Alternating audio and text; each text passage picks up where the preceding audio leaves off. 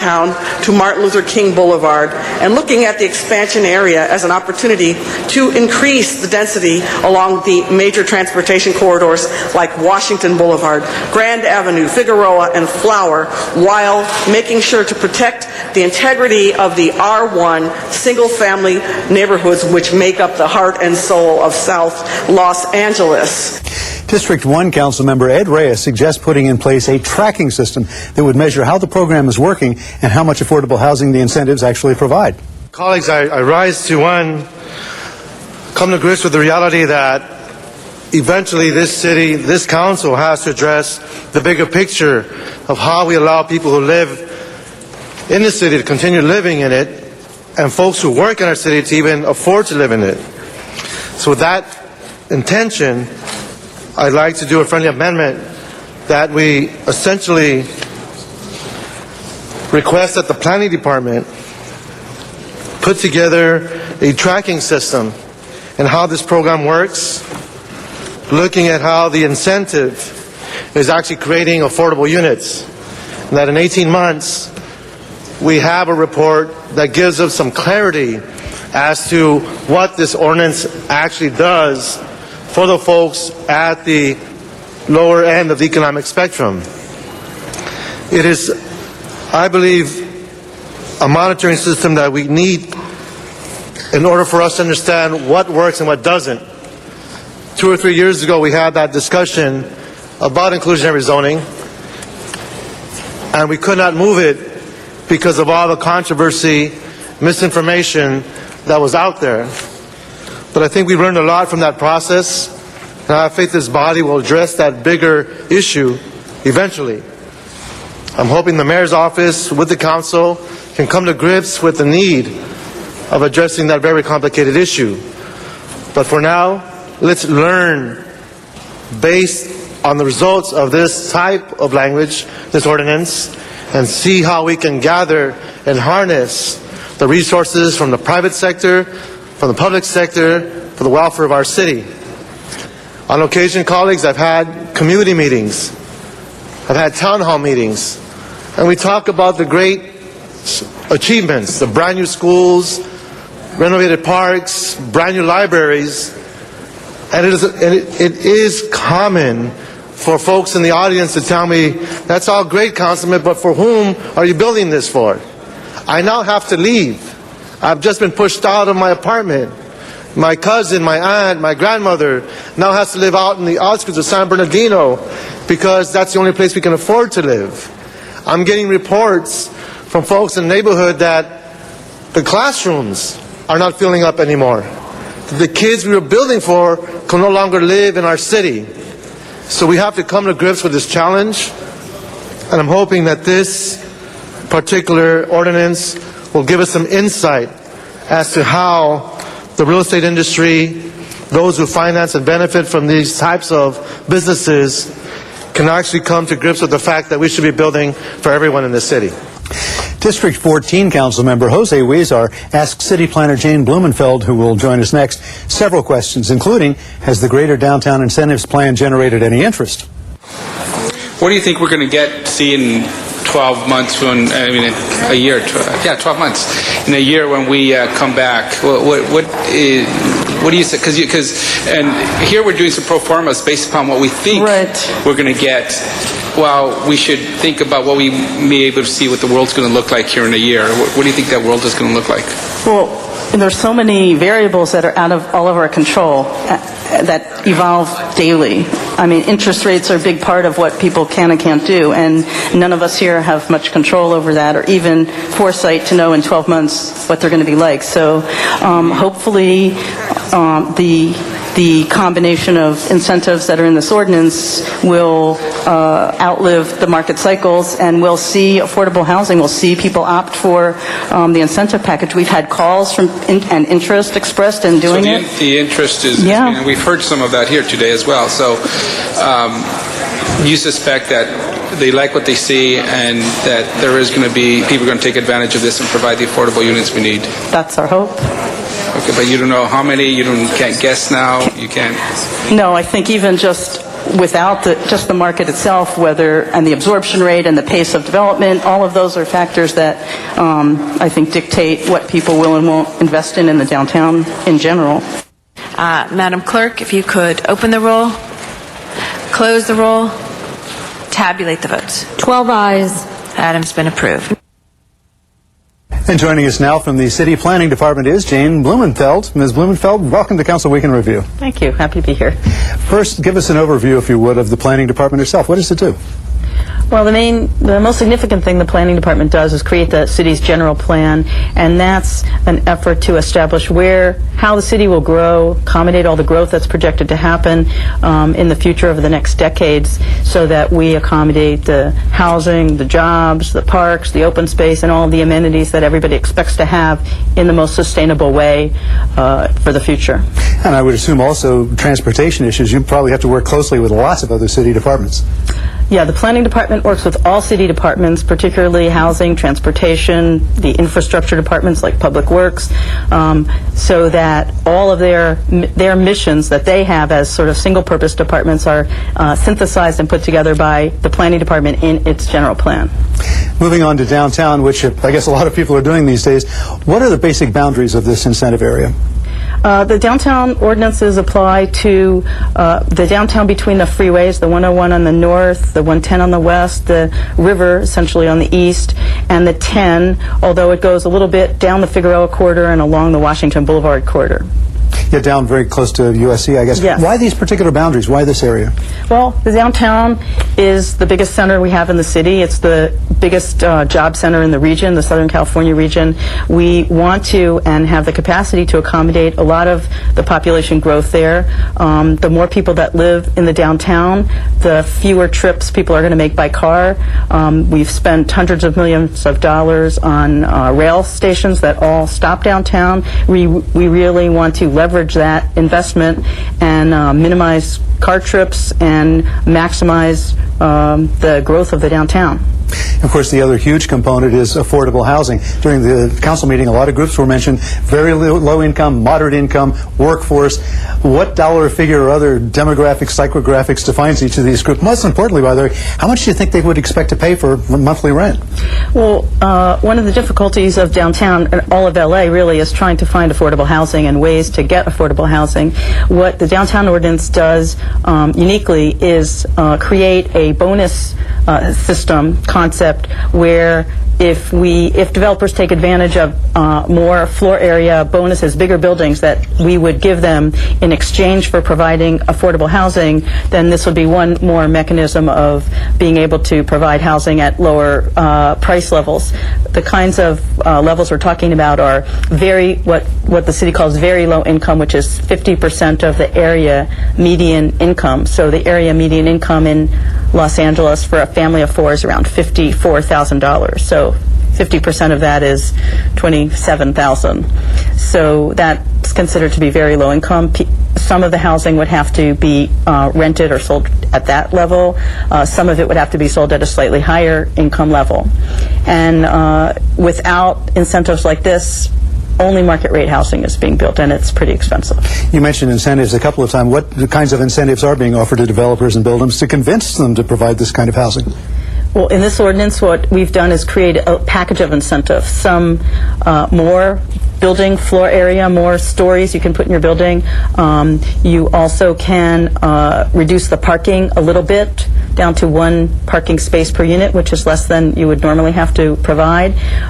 There's also the ability to provide some of the internal building open space that's required to be provided, such as balconies or lobbies or maybe fitness rooms, pools, some of those types of amenities.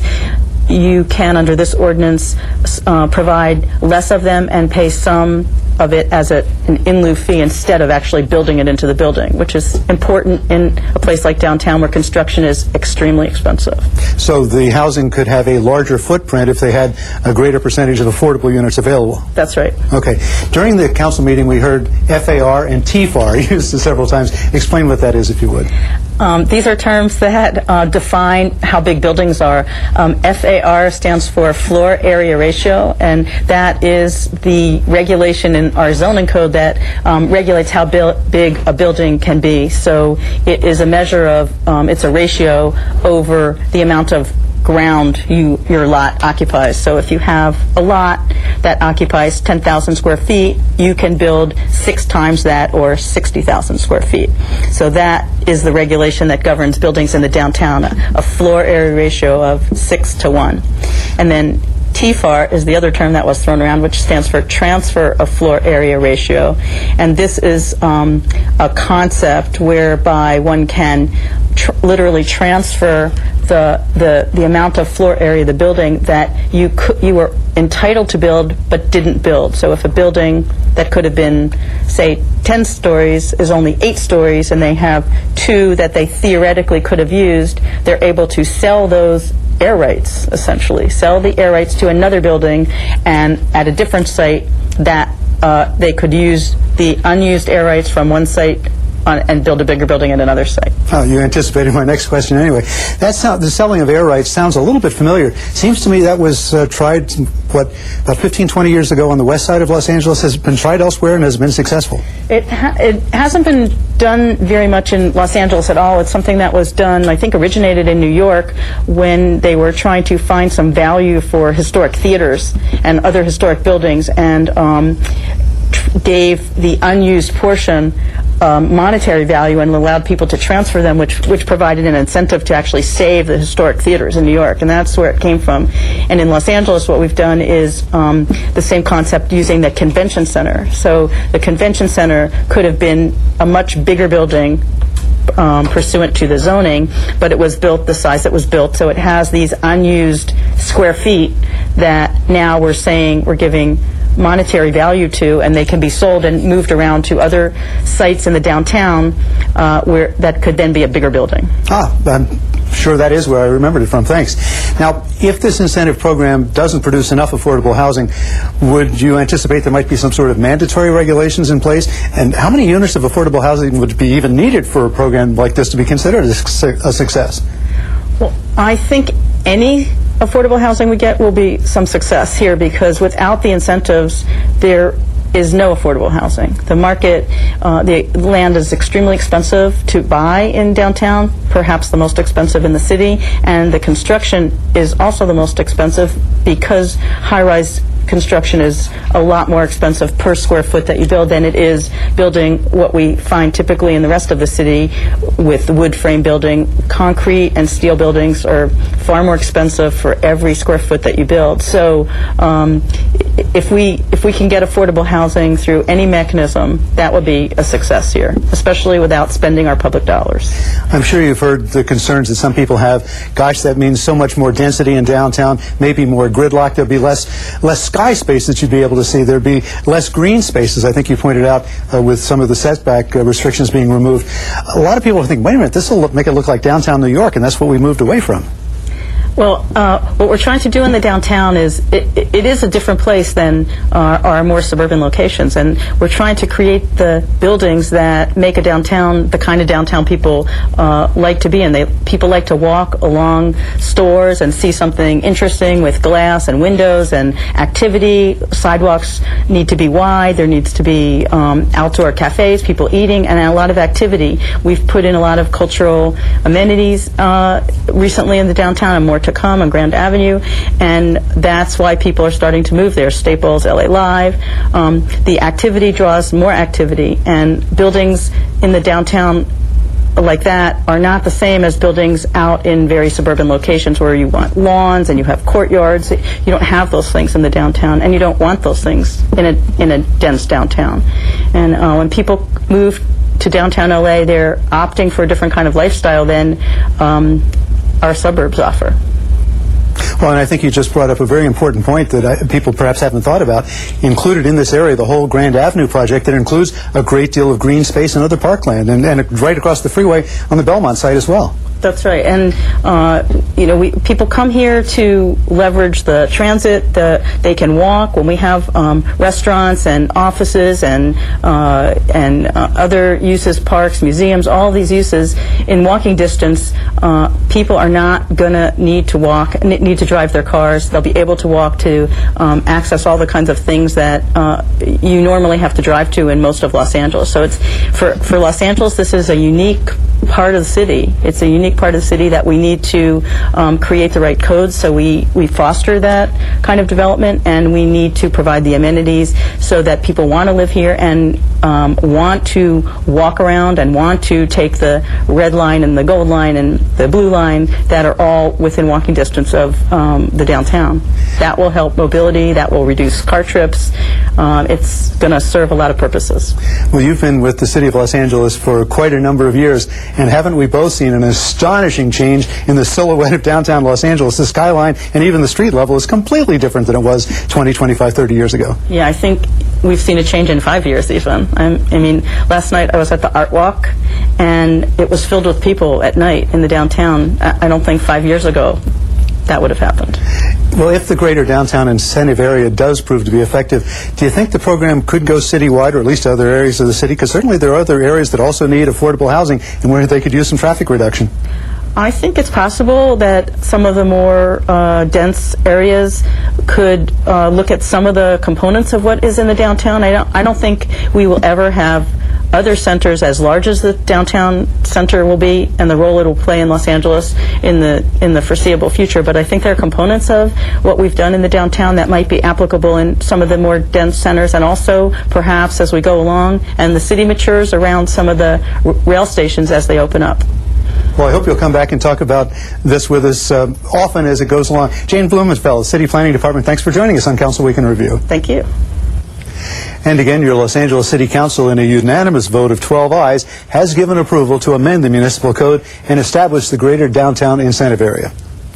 Watch Council Week in Review for highlights of the week's council meetings and listen for item numbers associated with those discussions you have an interest in. Then go to the World Wide Web and listen to those discussions in their entirety using the new City of Los Angeles Video on Demand feature. Visit the city's website at lacity.org and follow the instructions on the screen. Now, if you have suggestions or comments about any of the programs you see here on Channel 35 or would like to receive a free viewer guide, call our viewer hotline at 213-473-3978. And remember, you can watch all Los Angeles City Council meetings live in their entirety on Tuesdays, Wednesdays, and Fridays beginning at 10 a.m. On Sundays, you can watch the replay of all the week's meetings, also beginning at 10 a.m. Well, that concludes our program for the week ending August 10th, 2007. On behalf of Michael Flynn and everyone here at Channel 35, I'm Jack Popejoy. Thank you for watching, and please join us for the next Council Week in Review.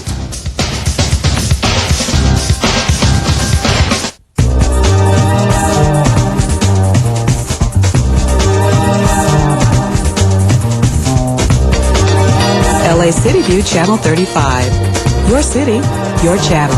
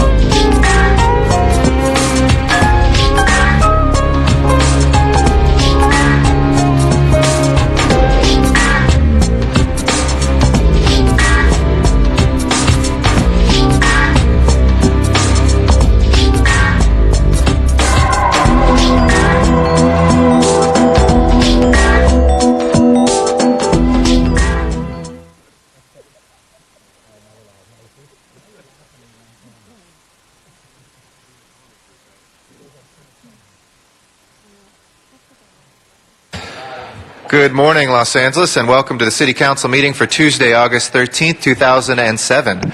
We're in the John Ferraro Memorial Council Chambers here in room 340 of City Hall, where we meet every Tuesday, Wednesday, and Friday at 10 a.m., except for the first Friday of the month, in which we meet in Van Nuys City Hall in our efforts to bring City Council closer to all Angelenos. I want to thank the council members who are here on time. Council members Tony Cardenas, Wendy Gruhl, Tom LaBonge, Bernard Parks, Jan Perry, Bill Rosendahl, Greg Smith, and Dennis Zine. I'm Council President Eric Garcetti, and we are awaiting one more council member. Council members Ed Reyes and Jack Weiss are excused today, which leaves us with Council Member Alarcon, Council Member Hahn, Council Member Huizar, and Council Member Wesson. If you'll please make your way down while we continue with these announcements. Our agendas are available online at lacity.org, or in the back here we have council agendas as well, and we have council ambassadors who can assist you, or our city clerks to answer any question here on the side. Our agendas are posted 72 hours in advance, special agendas 24 hours in advance. And you can also go to the lacity.org webpage to watch our city council meetings or to pull down old council meetings on video on demand. We're also broadcast live and rebroadcast on Channel 35, our city's cable channel, and we want to welcome our viewers on Channel 35 and thank them for watching. And finally, if you're not close to a computer or a television, you can always use your telephone and use City Phone, which is a service of the Information Technology Agency, at 213-621-CITY, and use the dial pad on your phone to listen to any of our council meetings or any of our full committee meetings as well. We invite members of the public to speak on items that have been put on the agenda for public hearings. All agendas will receive a public hearing either in committee or, if they haven't had one in committee, here in council. If you're interested in speaking on one of those items on the agenda, please fill out a speaker card in the back, and if you'll just hand it to one of our sergeants at arms, we'll make sure that we get you in the speaker queue. And lastly, if you have items of a general nature that are nevertheless under our jurisdiction, though not on our agenda for today, we're happy to hear those during general public comment. Each speaker is given 2 minutes, and we have a clock right here to help you guide your time in addressing the council.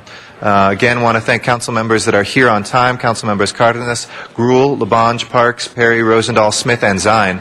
We are still awaiting one more council member, and the ones that we are expecting to come down are council members Alarcon, Councilwoman Hahn, Council Member Huizar, and Council Member Wesson. If they will please make their way down. One final note, if you live closer to Van Nuys, you can always go to our Van Nuys City Council chambers and testify remotely for any of our public comment.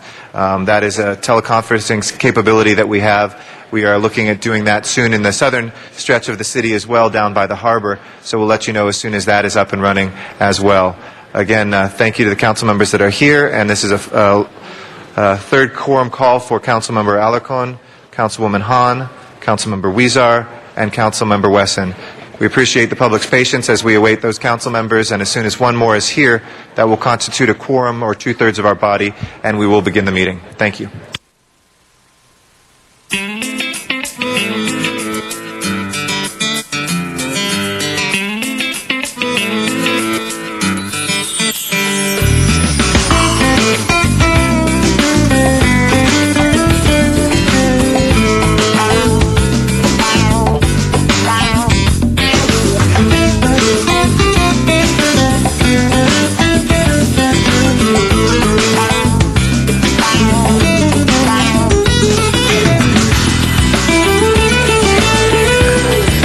A final quorum call for Council Members Alarcon, Council Members Hahn, Huizar, and Wesson. If you'll please make your way down.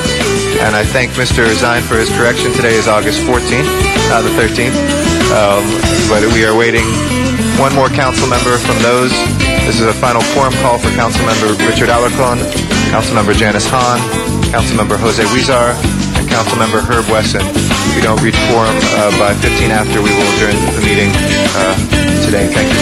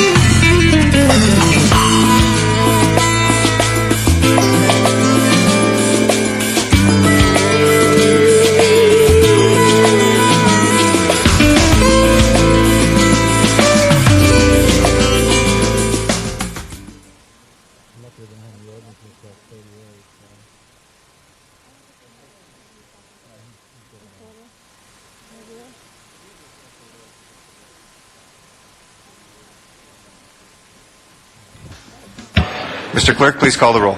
Alarcon, Cardenas, Gruel, Hahn, Weezer, Labange, Parks, Perry, Reyes, Rosendahl, Smith, Weiss, Westenstein, Garcetti. 10 members present and a quorum, Mr. President. We have a quorum before us. If we can please have the first item of business, or first order of business. Approval of the minutes. Mr. Rosendahl moves and Mr. Wesson seconds. There's no objection. Those will be unanimously approved. Next order of business, please. Commendatory resolutions for approval. Okay, Mr. Smith moves and Ms. Perry seconds without objection. Those two will be approved. Next order of business. Mr. President, this is Tuesday, and there is a flag salute for today. If I can please ask everybody in council chambers, at the beginning of the week, we have a salute to the flag, Pledge of Allegiance. And if I can ask Mr. Wesson, if you would be kind enough to lead us in the Pledge of Allegiance, Mr. Wesson. Pledge allegiance to the flag of the United States of America and to the republic for which it stands, one nation, under God, indivisible, with liberty and justice for all. Thank you, Mr. Wesson. Next order of business. Mr. President, do you wish to take a public comment at this time? Let's run through the agenda first, please. On the regular agenda, items 1 and 2 are the Brentwood Village property and the South Park Business Improvement District notice for public hearing.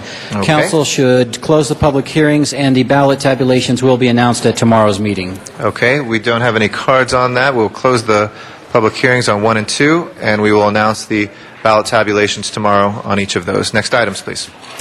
Items 3 through 6 are building and safety assessments notice for public hearing.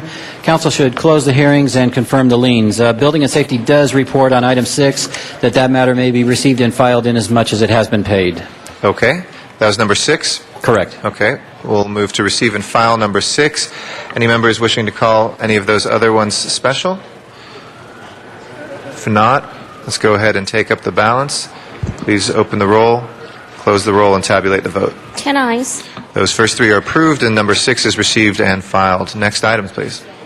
Item 7 is a public convenience or necessity item in Council District 2.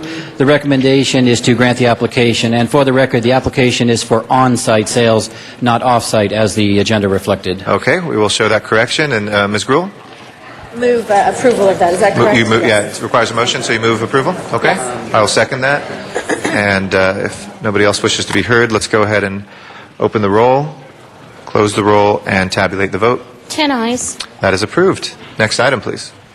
Item 8 is a public convenience or necessity item in Council District 14, and the recommendation is to deny the application. Mr. City Attorney? Excuse me, Mr. President. Can this matter be placed, called special, so that we could work some language out? Sure. We'll hold that on the desk. Number 8. If there's no objection, next item, please. Item 9 is a tentative track map appeal, and the applicant requests a continuance to tomorrow, August 15th. Okay. Is there any objection? We do have one card, which we would continue till tomorrow. There's no objection on continuing item 9. That will be continued one day till the 15th, and we will keep the speaker card on that on file. Next item, please. Items 10 through 35 are items for which public hearings have been held. Item 10 is confirmation of a commissioner. Do you wish to hold that on the desk? Yes, please. Let's hold the commissioner on the desk. Next items, please. That would leave items 11 through 35, and there is an amending motion that is being circulated on item 21. Okay. I'll call 19 special. And I'd like to also call 24 through 29 special as well, which, if we can take those up together later. Other specials, Mr. Zine? Mr. Zine, number 15. Mr. Rosendahl? Well, there's cards from the public as well on number 20. Okay, we've had public hearings on these, so would you Yeah. like to call it special yourself, and then Yes, you can open that? please. Okay. Thank you. No problem. Mr. Rosendahl on item number 20. Any other specials, Mr. Smith? I'm sorry. 34. 34 for Mr. Smith. And I know there's cards from the public, but 35 as well. 35 for Mr. Rosendahl. Okay. Other specials, colleagues? And are we still awaiting the amending motion on 21? Okay, let's hold that on the desk until we get the amending motion. And any other specials, colleagues? Last chance for specials. We're in 10 through 35. Okay, let's open the roll on the balance, close the roll, and tabulate the votes. 11 ayes. Those are approved. Next items, please. Items 36 through 51 are items for which public hearings have not been held. 10 votes are required for consideration. Item 36 is also confirmation of a commissioner. Do you wish to hold that on the desk? Please, let's hold 36 on the desk. And we have Let's hold 37 as well, special, because I know 2 members will need to recuse themselves on that one. Are there specials, colleagues? Mr. Cardenas? 43. 43 for Mr. Cardenas. Are there specials? We do have cards on a number of these. I will go through. We've got card on 41. We've got a card on 42. We've got cards on 43, 44, and 45. We've got cards on 50 and 51 as well. Let's hold 38. We do expect 12 members, so as an ordinance, why don't we hold that as well? And as soon as we're ready for the balance, just indicate. So we've got, specials 36, 37, and 38. Okay, please open the roll on the balance, close the roll, and tabulate the votes. 11 ayes. Those are approved. Next items, please. On the continuation agenda, item 52 is an item for which public hearing has been held. Okay. This is also an ordinance. Anybody wishing to call 52 special? 52, I'd like to continue till Friday, please. Okay. Is there any objection to continuing Thank that? you. Friday will be the 17th of August. Seeing none, that is moved by Mr. Zine, and that will be approved. Next item, please. Item 53 is an item for which public hearing has not been held. 10 votes are required for consideration. Okay. Is there any objection to consideration? Seeing none, 53 is before us. We do not have public speaker cards on that, so I will open and close the public hearing. Anybody wishing to call 53 special? Item 53? If not, let's go ahead and open the roll, close the roll, and tabulate the vote. 11 ayes. That is approved. And we've got some cards as well from Van Nuys. Let me just check and make sure these didn't trigger any items we just voted on.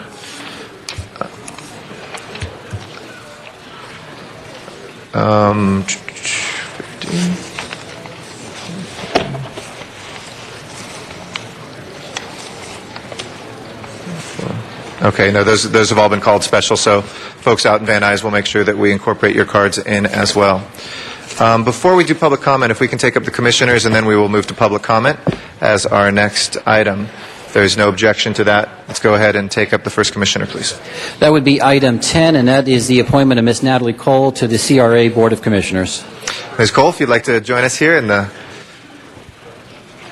horseshoe, and I'll recognize Mr. Wesson, the chair of our Housing, Community, and Economic Development Committee. Mr. Wesson. Thank you, Mr. President, and members. Many of us may remember we met Ms. Cole, I think, sometimes last year. I'm proud, though, that the mayor has suggesting to us that we appoint her to this very important commission in the city of Los Angeles. From a personal perspective, I'm very excited about the possibility of working with Ms. Cole on a regular basis. We started out in today's committee, we didn't have a quorum, but before you got here, we did, so it was a unanimous vote from the HCED committee that we support the appointment of Ms. Cole. Thank you. Thank you. Ms. Perry will be our next speaker. Thank you very much, Mr. President. And I am highly supportive of this appointment. And reviewing Ms. Cole's bio or CV, one can see how fiercely independent, how grounded in the community, how global her vision has been over nearly 30 years? Yes. Nearly 30 years. Nearly. And I would suspect that she will be a very strong female role model who is able to operate on the public record in a very deliberative and forthright manner. And so I look forward to confirming this appointment and having a long-standing relationship with this commissioner. Thank you. Thank you very much. And Ms. Cole, is there any words you'd like to share with the full council before we take a vote on your nomination? Well, I'd just like to share that I think that I would be an asset to the CRA, to the board in general, with a particular focus on South LA. I am a resident of South LA. I'm a business owner in South LA, and I also socialize in South LA. So I think I'm very well versed on what the community issues are as it relates to CRA, and I look forward to being a part of the board. Thank you very much. Any other members? Mr. Rosendahl. Thank you, Mr. President. Good morning. Good morning. I'm delighted you've stepped up to this, but there's one challenge that I would like to ask. There's 3 of us out of the 15 who have no redevelopment projects in them. I'm one, Mr. Smith is another one, and Mr. Weiss is another. So I always ask the question, will they ever sunset so we can put some of them back into the tax rolls to pay for basic services in the city? As you know, when you set up a redevelopment area, it doesn't go into the tax base. Obviously, it makes a lot of sense to have these redevelopment areas to deal with blight and to deal with the necessary tools to get development going. But one challenge I'd like to ask you, I think there's like 33 or 35 projects out there in various places. Is there ever a day will some of them sunset and go back into the tax rolls? So I'd love to know the status of absolutely everyone. And I know as a commissioner you oversee the whole thing. If we could have a report back somewhere during this next fiscal year as to the status of each one of them, and if there's any possibility of any of them coming back into the tax rolls. Well, I'd certainly like to be a part of that consideration, and it's a little premature for me to really give you any definitive answers as to how I would be able to be helpful in that regard. But I am actually interested in sitting with each of the council people to understand your concerns and to see where I can be helpful in terms of addressing any issues you might have. And that's about what I can share today. Yeah, and thank you so much for stepping to the plate. Look forward to your leadership on the committee. Thank you, sir.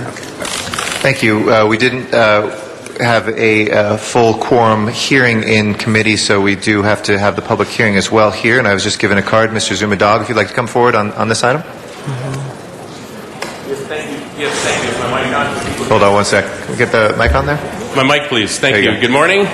The CRA, everybody knows, Zumadog feels the CRA is probably the most important agency that is discussing coming through here. It's a non-elected state agency, and here's what's happening with the CRA, and our new commissioner, I hope, will be looking out for some of these things. Public money is given to the CRA, okay, that is handed out for projects. It's supposed to only be for blight. Okay, the things the CRA goes after is only supposed to be for blight, not a reason to just gentrify the community. So watch out for that. Also, through the CRA money, a lot of it is given is front-end load a lot of front-end load management contracts are handed out. The money's being wasted and abused, and we're not getting our money's worth. And also, regarding certain state decisions that the CRA makes, I know that the Los Angeles City Council, a local agency, is making decisions on state things like public land with the CRA, so we need to watch for that because I would believe that that's illegal, and I would hate to see anything get tripped up.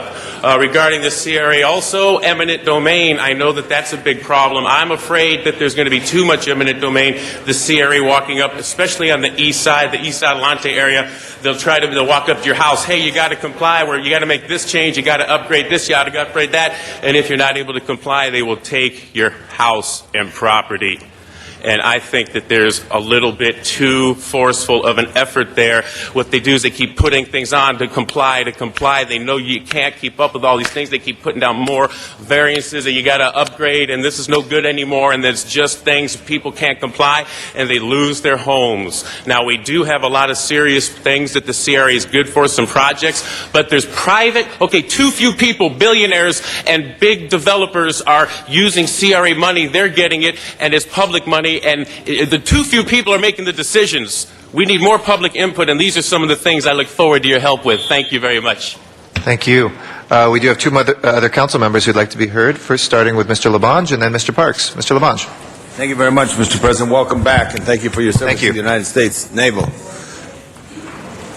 Ms. Cole, tell us a little about your life growing up, because I believe when you grow up, as you get on, you really get like you see things that you want to then take action on when you get in a position to take action. So your schooling, etc. Well, my life growing up, as I said, I have born in Brooklyn, but actually raised in Southern California in the South Central, what used to be called South Central Los Angeles, and actually was a student in the busing program. So was bussed out from the time I was in junior high school. And graduated actually from Hollywood High. and immediately got into the newspaper industry and worked for the Los Angeles Times for 20-some-odd years, and resigned from there and went on to be associate publisher for the LA Weekly, and left there and launched my own publication, Our Weekly, which I'm currently CEO and publisher of Our Weekly newspaper, and we happen to be the largest black newspaper circulating in Southern California. Well, good. Well, I'm glad. And Mr. City Attorney, if you were listening, you know this fine commissioner went to Hollywood High School. I was listening, yes. So there's no conflict here. When Mr. Garcetti and I pushed to get the CRA to fund the lights for the stadium at Hollywood High, there'll be no problem there, right? On my legal analysis, there's no conflict. Oh, yeah. Commissioner, thank you very much. I think what everybody has said, including the public comment, it stands that there's a factor called redevelopment that's so important. And the redevelopment is we all look at downtown. I think Mr. Rosendahl touched on it just a little bit there. Then Mayor Paulson in the 50s, which started the Bunker Hill Project, that now, 40-plus years, almost 50 years, you see a change and a difference. And it does take a long time, but hopefully people want a little faster. I touch around Mr. Garcetti's CRA area in Hollywood. I have all of the all of the North Hollywood CRA, which is now blossoming. I know. Do the right thing. Call on me if I can help you. Thank you. Thank you, Ms. Cole. I will. Thank you. Thank you. Mr. Parks is our next speaker. Okay. Thank you, Mr. President. Ms. Cole, I appreciate you putting yourself forward on this, and I would just like to, number one, thank you for coming when we had the reparations issue in council, and you spoke, and also you've covered that quite extensively in your newspaper. Thank you. We appreciate that. The one thing I would just like from the 8th District, and although we section it off in different districts, Jan Perry, to some degree on the south part of her district, is certainly addressing the same things, is looking at the CRA areas that are in many instances deficient in raising tax increment, and how can we continue looking at ways to either merge or redirect the current CRA areas to where they can become sufficient as relates to revenue, but also as we go forward on the community plans, how CRA can play a role in that so that we can correct decades and decades of non-planning, so that they are a part of both the CRA and the specific plan. And we just ask that you kind of look at those things so we have an opportunity to redo the specific plans coming up. And there's been instances in where we've dealt and we've somewhat sent a message to developers that the planning effort and the CRA effort often are mutually exclusive. They go through one process and then later find a surprise that they didn't go through the other. And so these are the kinds of things that cause developers to look elsewhere as it relates to finding a place to invest their money. And so those are a couple of things we'd ask that you concentrate on as you take over that responsibility. Your business is in South Los Angeles. I'm sure you see on a daily basis the need for development. And often we get asked the question, why don't we see more? The real issue is that although we have 6 CRA areas, none of them are even are in a cash flow positive side, and we just need to figure out a way how to address that so the community will get the benefit of that development, bring in things that have not been available in the past, but clearly give developers a signal that there is a united front, a clear process, and no surprises or shocks as they go through the development process. Thank you. I certainly would be interested in having immediately a briefing on not only the big policy issues that are facing CRA, but also a briefing on finance, a briefing on the economic development initiatives, and again, with a particular focus on what's happening in South LA. There's no big secret, the fact that South LA is suffering as it relates to economic development. And so having a keen sense of that and having a watchful eye on that is what I intend to do. Okay. And I appreciate also one other thing is the mayor sent out a letter maybe a year ago that gave some guidance to CRA commissioners as to what his expectations were, and really what I think if you labeled it, it was a no surprise letter that he wanted to make sure that there's consistency, that developers and community people would know what the rules are, And I just bring that to your attention in hopes that as you go through your gearing up process and your learning curve, that be a part of your reading and understanding of what the mayor's prior directives were. Okay, I'll see to that. Thank you. Thank you very much, Mr. Parks. If there are no other comments, let's make this official. If we can please open the roll, close the roll, and tabulate the vote. 13 ayes. Congratulations. A round of applause for our new commissioner at CRA. Congratulations. And we'll send that forthwith. Is everything forthwith this week? Colleagues, everything will be forthwith this week, so don't worry about calling anything forthwith. If we can take up the ordinances now that we have 13 members. We have number 38. I believe it's just 38, Mr. President. Okay. 52 was continued. All righty. Let's go ahead and open the roll on 38. Close the roll and tabulate the vote, please. 13 ayes. Okay, that is approved. We'll now take up the second commissioner if there's no objection and then return to public comment. If we can take up item number 36. And that is the reappointment of Ms. Carol Jacas to the El Pueblo de Los Angeles Historical Monument Authority. Ms. Jacas, if you'd like to come up to the table. Nice to see you, and I'd like to recognize some good applause from a good husband and friends. I'd like to recognize, this came through Arts Parks, Mr. So I'd like to recognize Mr. Labange. Thank you very much. We'll get comfortable right there in that chair. Commissioner, it's good to see you again. Good to see you reappointed. You have someone who has passion, who has skill, knowledge of the city, and contributes to the betterment of El Pueblo, which just is in the midst of completing a very good renovation. If all of us, including those in the audience, although it's a little warm to walk today up there, but if you walk up, you'll find a new environment based on the work that you've done. So, strong recommendation for this reappointment of Commissioner. Thank you. Mr. Huizar.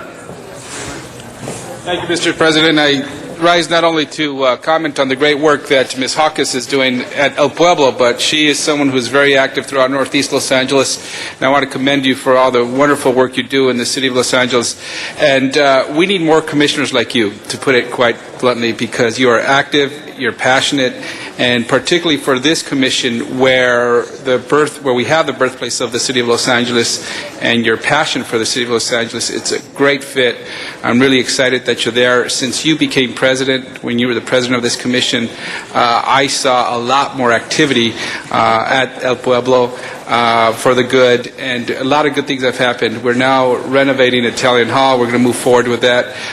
The Pico House has some plans that are going to be executed, and a number of other things. Things have been stalling for some time, are now moving forward. So I commend you. I thank you, and the city of Los Angeles thanks you for your service, and I look forward to continue working with you. Thank you. Thank you. Thank you very much, Mr. Huizar, and I would echo those sentiments as well. And I want to thank you, Carol, for your service to the city long before you joined El Pueblo, but continuing in the great work that you're doing for El Pueblo and the city's heritage. So you have my fullest support as well. So thank you for being here. Anything you'd like to tell the council before we vote on your nomination? Yes, I would. Last time I was before you, if some of you may recall, I was in a wheelchair. And first thing I did is I went to El Pueblo, and the wheelchair ramps were not working, the water fountains were not working. It was a daunting task. And I must admit that at times I felt like Sisyphus, the Greek god that was handed this great big huge ball and kept trying to climb out of it and then fell back in. However, thanks to the mayor, thanks to Councilman Huizar and all of the Council President Garcetti, this commission, the very excellent team of commissioners that we have, and the staff at El Pueblo, I think it's important that we look where we've been so that we can see where we're going. And I would just like to mention some of the accomplishments that we've done in the past 2 years. There was a completion of Placita de Dolores. We put out a RFP, and it was accepted. At the Simpson Jones building, we will have a coffee house. We have a joint security task force on security and the homeless, and we hope to come up with some resolutions there. We have operational drinking fountains. We have our tour bus issues have been resolved. The graffiti is now removed immediately. The streets are washed frequently. Museums are opened on time. The monument lighting has improved. The signage is updated. the landscaping is improved, and the monument has been painted. We've also been able to create collaborations that are very important to us. We have a collaboration going with the Santa Barbara Museum of Art, with the Autry National Center, with UCLA Remap Information Technology, and with the Los Angeles State Historic Park. In progress, Puesto renovations, merchant leases, Puesto utility upgrades, Siqueiros project, Italian Hall, website update, a Siqueiros documentary, the scope out of the monument plumbing. This is very important because unless we know what we have, we can't fix it. We've got an upgrade of security. El Pueblo General Plan, Master Plan, is being looked at again. The employees and the security guards are now getting training in history, so that if someone walks up and says, "Where am I?" they'll be able to answer those questions. They're not just city employees. We will be installing historical plaques in the puestos, so that when we look at the puestos, we'll know why they're important and what the history was in the 1930s when Christine Sterling put that together. We now have an El Pueblo directory. We have completed an El Pueblo curriculum. We have El Pueblo brochures. An El Pueblo film is being updated, and we will soon have a security bike patrol. It's very important that we look at what's been done, and it's more than once this commission has been referred to as an activist commission, and indeed that is what we are, because indeed that's what's needed if we're going to make the birthplace of Los Angeles the vibrant, historic public destination that celebrates the founding fathers, who of course were of African descent, Italian descent, Chinese descent, and all of us have been there at one time and another, and this city belongs to all of us. So keeping this activism and keeping this vibrancy and keeping all of you engaged in what we're doing is very important, because we have to celebrate this diversity, and we have to preserve and restore this birthplace so it can be the center of the revitalization of downtown and the city of Los Angeles. Thank you. Thank you very much, Commissioner Hawkes. And as you've been speaking, two other council members would like to also ask some questions or make some comments. Ms. Gruhl and then Mr. Labange. Thank you very much, Mr. Garcetti. And I just wanted to stand in support of Carol's reappointment. Clearly, as you went through all of the amazing changes that have happened at El Pueblo, you were really the leader in trying to make that happen with the rest of your commissioners. And it's more than, I think, just being on the commission. It's a commitment and a passion of yours that I have seen.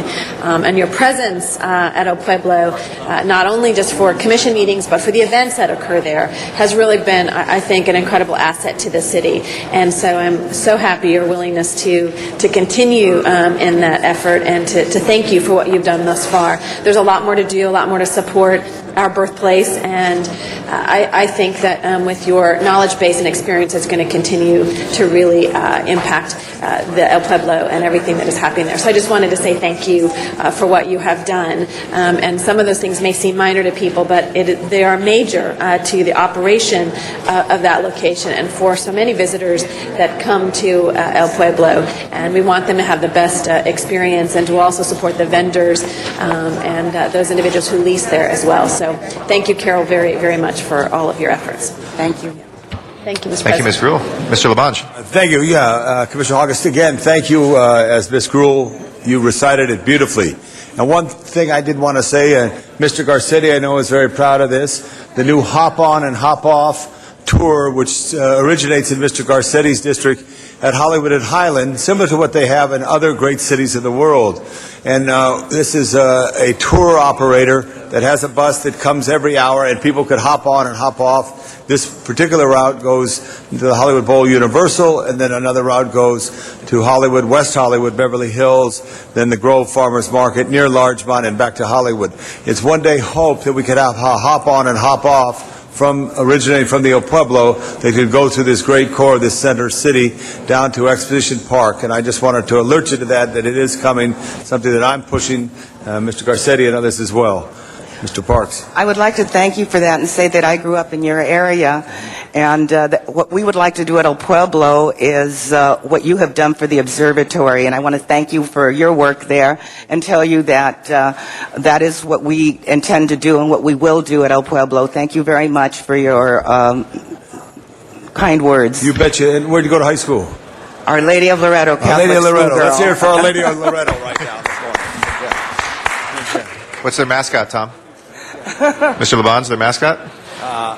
Bless me, Father, for I have sinned. I don't remember what it is. Ms. Hawkins? But my grammar school was St. Francis of Assisi, which I know we share. Right on Golden Gate, right there. There we go. All right, good. Good recovery. All right, with that, let's go ahead and open the roll, close the roll, and tabulate the vote. 13 ayes. That is approved. Congratulations. Please, a round of applause for our reaffirmed commissioner. Thank you, Ms. Hawkins. And it's wonderful to see you walk up here today. It's wonderful.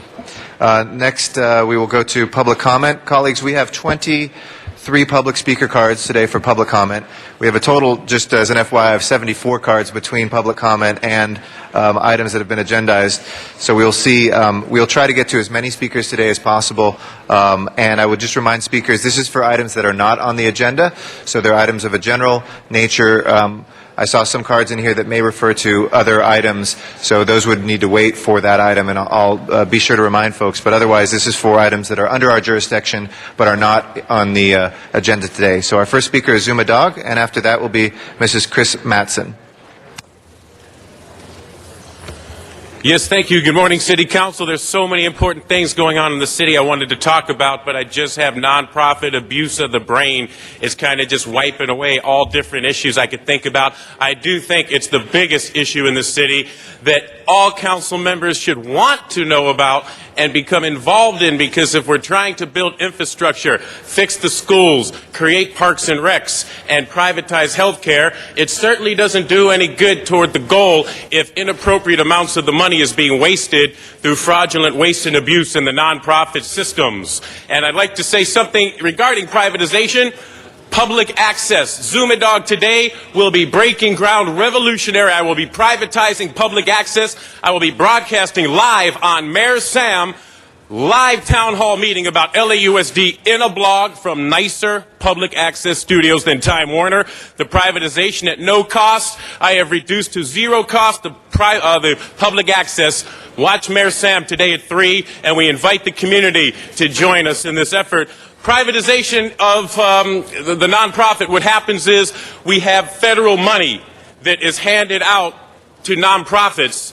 However, there's too much cronyism, friends, family members. Front-end load management is the problem, where an inappropriate amount of the money makes it into the managers and people's hands that are running the projects, and then we don't have enough money to finish the projects because too much of it's been wasted. Regarding affordable housing, not enough affordable housing in the city. We have affordable housing, nonprofit affordable housing developers. However, they can make more profit than the market rate housing if they play the system right. And I'll be talking about that on mayorsam.blogspot.com as I bring public access live to the internet today at 3 p.m. And we'll be talking about all these things.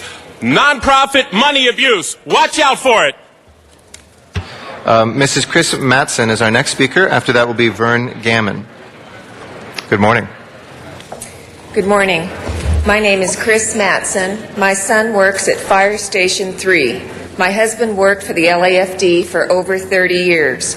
Fire department supervisors need to be held accountable for their discriminatory and retaliatory practices, but this needs to include deputy chiefs. A jury recently unanimously awarded Captain Frank Lima $3.75 million.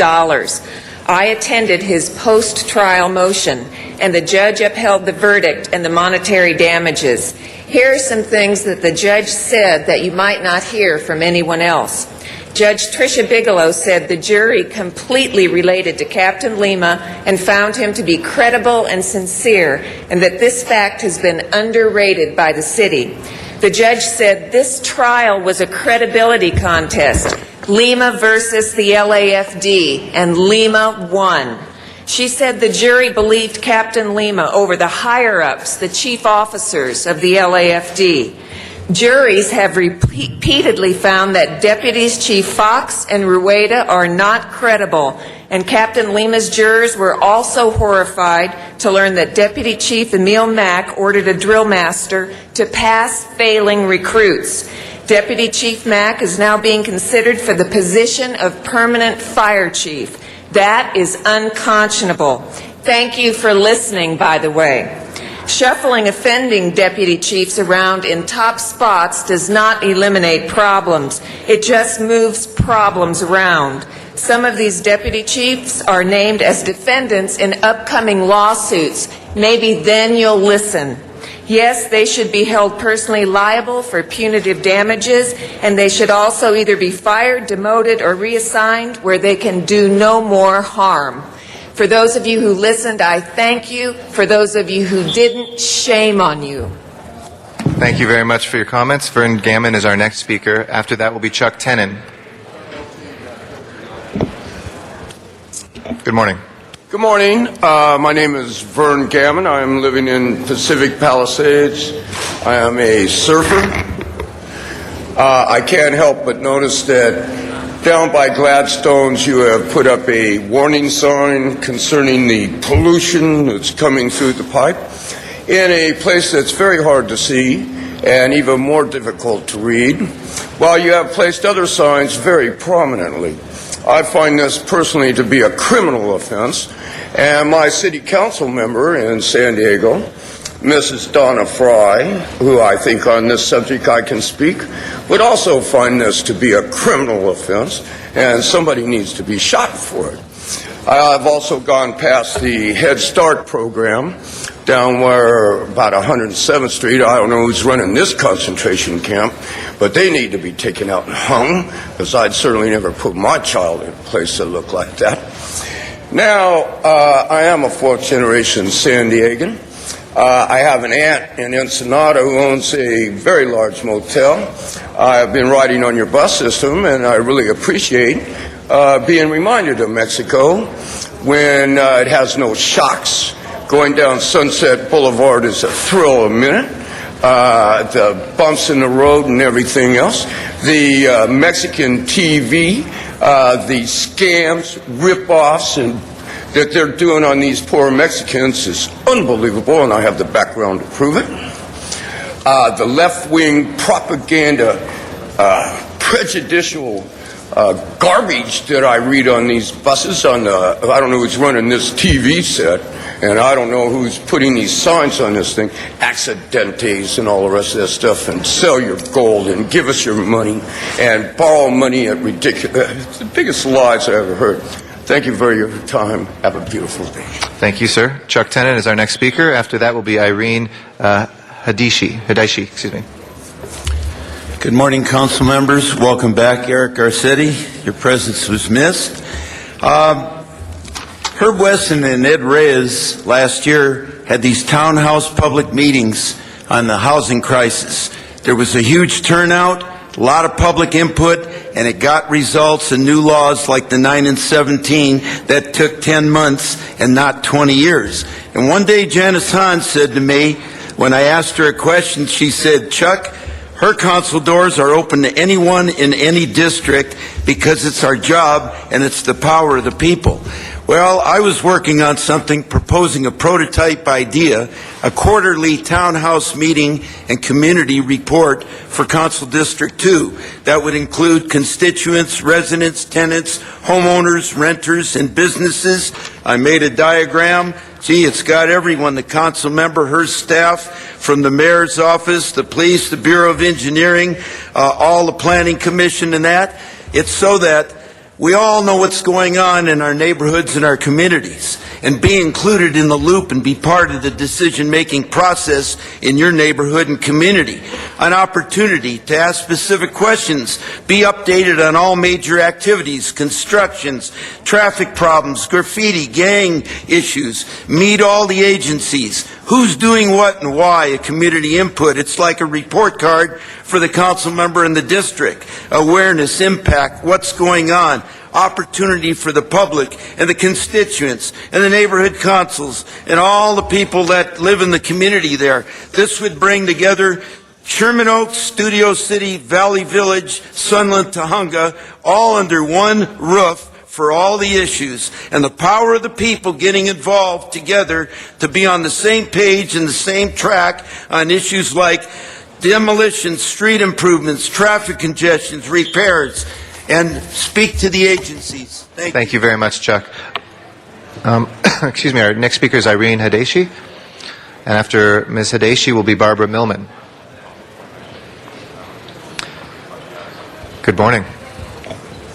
I wish to decline at this time. Okay, thank you. Barbara Millman, and after that is Lydia Castagna.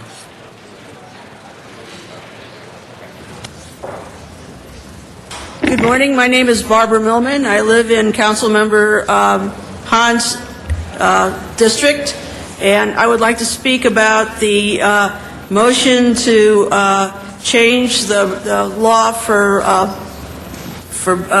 having dogs spayed and neutered at 4 months. If I can hold you there, that's actually on the agenda, so I'll put your card in the item. This is for general public comment for items that aren't on the agenda, so Okay, I'll make sure you're put there as well. Okay. Lydia Castagna is next, and after that will be Susan Jensen. I'd like to decline as well, please. Okay. Lydia Castagna. Thank you. Okay, it's there also. Okay. Susan Jensen, and then Celeste Mills. I wish to decline at this time. Okay. Thank you. All right. Celeste Mills. After that will be Nob Hadeshi. I'll wait to comment until item 43. Okay, item 43. The same for me. I decline to comment. Did the other folks who declined want to be on 43 or just decline? Okay. If I don't hear otherwise, I'll assume decline and that you have a card in for 43 or don't want to speak on those. Florence Bletcher? 43? Okay. Karen Dombrowski? 43, okay. Beverly Stryker? Same thing, okay.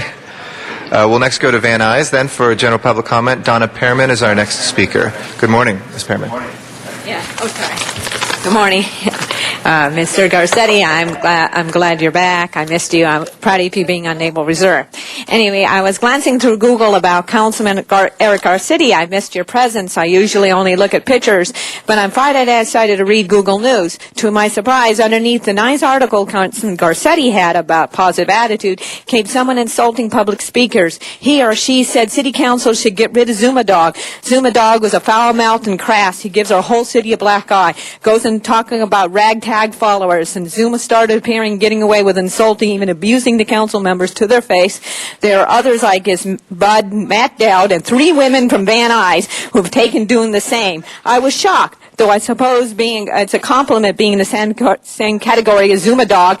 I'm only telling the truth. I guess truth hurts. Apparently this person doesn't believe in free speech. He or she doesn't believe that anyone should fight City Hall. I have the right to say what I believe about the CRA, about big development, about our awful transit system, but how our city's council is misusing city money, how the CRA is misusing city money. I even feel, even though the council members don't agree with me, that's fine. They would agree I have the right to voice my opinion. I will continue voicing my concerns and complaints. This is not Nazi Germany. It's not Russia. And he's a coward, not trying to change. He's not trying to change what he feels is wrong. I'm not abusing council members, and neither are the 2 women in Van Nuys, and I've not insulted council members or called them names or of 2 other women. My name is Donna Pearman, by the way, coward. And I even complimented city council members at the time. And I feel Zuma Dog and Matt Dowd also have the right to their opinion. And fortunately, we have the right to free speech, don't we? And later on, I'll come back about the buses. Okay, thank you. Thank you very much, Ms. Pearman. Thank you for your kind words. Welcoming me back. Miriam Fogler is next, and then Marlene Goodman will follow. Oh, no, I'm sorry. Marlene is for item 43, excuse me. Then we'll come back to Council Chambers for Don Garza after Miriam Fogler. Go ahead. Hello. Good morning. Welcome back. Just letting you know that the CRA is not only taking public money, but it also takes our property taxes. So when it creates blight, which it does by people, they somehow or another, the people who work for it or something, I can't say, supposedly they like to make blight so they can bring in the agency and then they can create a project and freeze like North Hollywood. That's now in a project area for 40 years. 40 years, folks. No money coming to this county, no money going to the city. It's all going to the CRA's pocket. All that money that they collect. So they, when they mind you, not only developers make money, they also get the property taxes. So it's a killer agency, and it's destroying all our infrastructure from the police all the way down. And of course, they're asking for disposal fee. They didn't even have a hearing for that. That was illegal what you did on last week. I wasn't here. I was out of town, and that wasn't right to put that on for a final public hearing. That should be like the what you had with the ITA, the technology for Channel 35. You should have the public hearings in the community so that people can come out and voice their opposition to this disposal fee, because it's illegal what you did and illegal what you're doing, because we're already paying it on our bill. Our DWP bill. Folks, if you see it, they're all undermining Prop 13, which I always worked on. And people out there, come on out. Prop 13 must stand forever. And they're trying to get rid of the 2/3 vote. And of course, we need people like Howard Watts, Paul Gann, and who? Howard Jarvis, too. We need people very bad, because these people need to be watched. And Thank you very much, Ms. Fogler. Thank you for your comments. Don Garza is our next speaker here in Council Chambers. After that will be Michael Gardley. 1 minute is not long enough to be able to speak on the subject of the downtown density ordinance that we had back when we had it. So I want to reiterate some things that I wasn't able to speak on. From my perspective, my name is Don Garza, and I live in Central City East, which is Skid Row, and I live in downtown. And from my perspective, what I see is totally different from what some of these low-income advocates claim is going on in downtown. All of this downtown development, these non-profit developers are benefiting from these developers putting up. The TFAR, the Skid Row Housing Trust, was there to support it at the press conference because they're benefiting from that. I was walking with a writer from Amsterdam yesterday, and it was made impressionable on me walking by one of the new developments, another one the Skid Row Housing Trust is putting up on San Pedro Street. So what I see, it doesn't seem like people are pushing me out of Skid Row anytime soon. They just keep building and building and building low-income housing for the homeless in Central City East. On another note, I'm going to continue to tell people my perspective on my blog. You can go to at www.centralcitye.blogspot.com, and I will let people know that there is another side to what some of these low-income advocates are saying, because, how can the mayor be a fraud? How can Jose Huizar be a fraud? How can Jan Perry be a fraud? When SRO Housing Corporation, we were losing some money, they were losing money, and we got our money, $1.5 million through the CRA. And some more money from the $40 million that the mayor set up. So I'm just going to continue to reiterate and say thanks to the City Council. And for the prime lending problem, I've got $5 in my pocket. If you need it, it's here. I'll help. I don't have a problem with that. Michael Gardley is next, and then Maida Masresha will be after that. Hi, my name is Michael Gardley. I'm from Van Nuys. I fear for my life from LAPD, the County of Los Angeles, and the Sheriff Department. When we can have children within our city being taken from the county and we cannot get a police report, a proper police report from our LAPD to protect us and our children, then what are we using our police department for the people? We can't.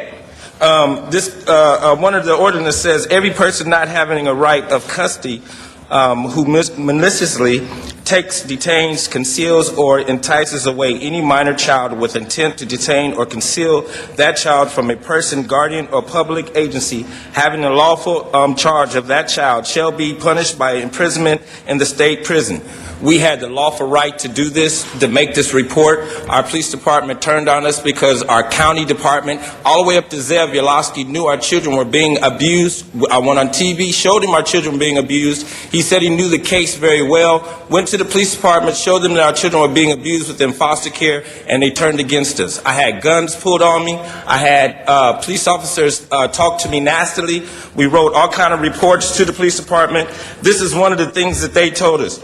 And write fraudulent reports to the city attorney, and said that we wrote them. Because if we wrote it, they would have known our children were actually being abused, because the district attorney later on finds out our children were being abused, but all our reports were failed to be taken. Thank you, sir. Maida Masresha. And then after that, we'll go back to Van Nuys. Sharon Brewer will be next after that, and then Ellen Little. Morning. Morning. My name is Maida Masresha. I live in Van Nuys. I'm speaking on the LAPD misconduct. The LAPD's mission statement, from what I understand, is to protect and serve the people, and to enforce laws that are put in place to protect the people.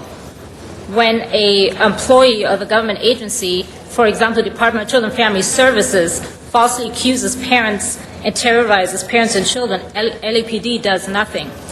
But when DCFS employees ask LAPD to take actions against the people, the LAPD obliges. Why is that? That means the people have no protection. The people have reason to be scared of anyone working for the government, or including LAPD. LAPD officers shamelessly insult, degrade, and threaten people to discourage them to fight for their rights. A few weeks ago, an officer pointed a gun just because he was at us, just because he was annoyed. What happened to protecting and serving the people? Thank you. We'll go to Van Nuys next. Sharon Brewer will be our next speaker. And then after that, Ellen Little. Morning, Ms. Brewer. Morning. Glad that you're back. Sharon Brewer, Encino Neighborhood Council, June 28, 2007, 9 election challenges update. Yesterday, August 13th, I had to send email number 3 to Gary De La Rosa, Human Relations Commission, asking about the time frame for him to make his decisions about the 9 ENC challenges. I believe he has 30 days to come to a decision, with option of 2 additional 15-day extensions. ENC challenge deadline was July 7, 2007. Why is it that a department is allowed to ignore emails from the public? I filed 5 challenges to ENC's election, and I have been denied current information about the challenges because of the failure to receive a response from the Human Relations Commission, who is handling the challenge. I have also not received anything from Dunn, who sent the challenges to the HRC. Lake Balboa, safety issues, endangering public safety, Saturday, August 11th. They're still having problems with illegally parked cars, parking on the wrong side of the road, the wrong way. 2, there was a pocket bike on the walk path, and driving on the bike path and the park road, lifeguards told the male riding the pocket bike to leave. He stayed all day riding in the park. Numerous bikes, skateboards, scooters, and roller skates on the walk path. I witnessed 2 cars driving on the walk path to deliver supplies to one of the pavilions for a picnic. You end up seeing the people that are delivering the moon bounces double parking to go and deliver these moon bounces, and say they don't realize they're not supposed to do it. They also drive on the grass and deliver the moon bounces. We had 9 at the park. The park gets no money for these moon bounces. They have no names on them. We don't even know if they're legal, that they have the insurance that they're supposed to have with the parks. There are safety issues that need to be addressed. Please, CD6. Thank you.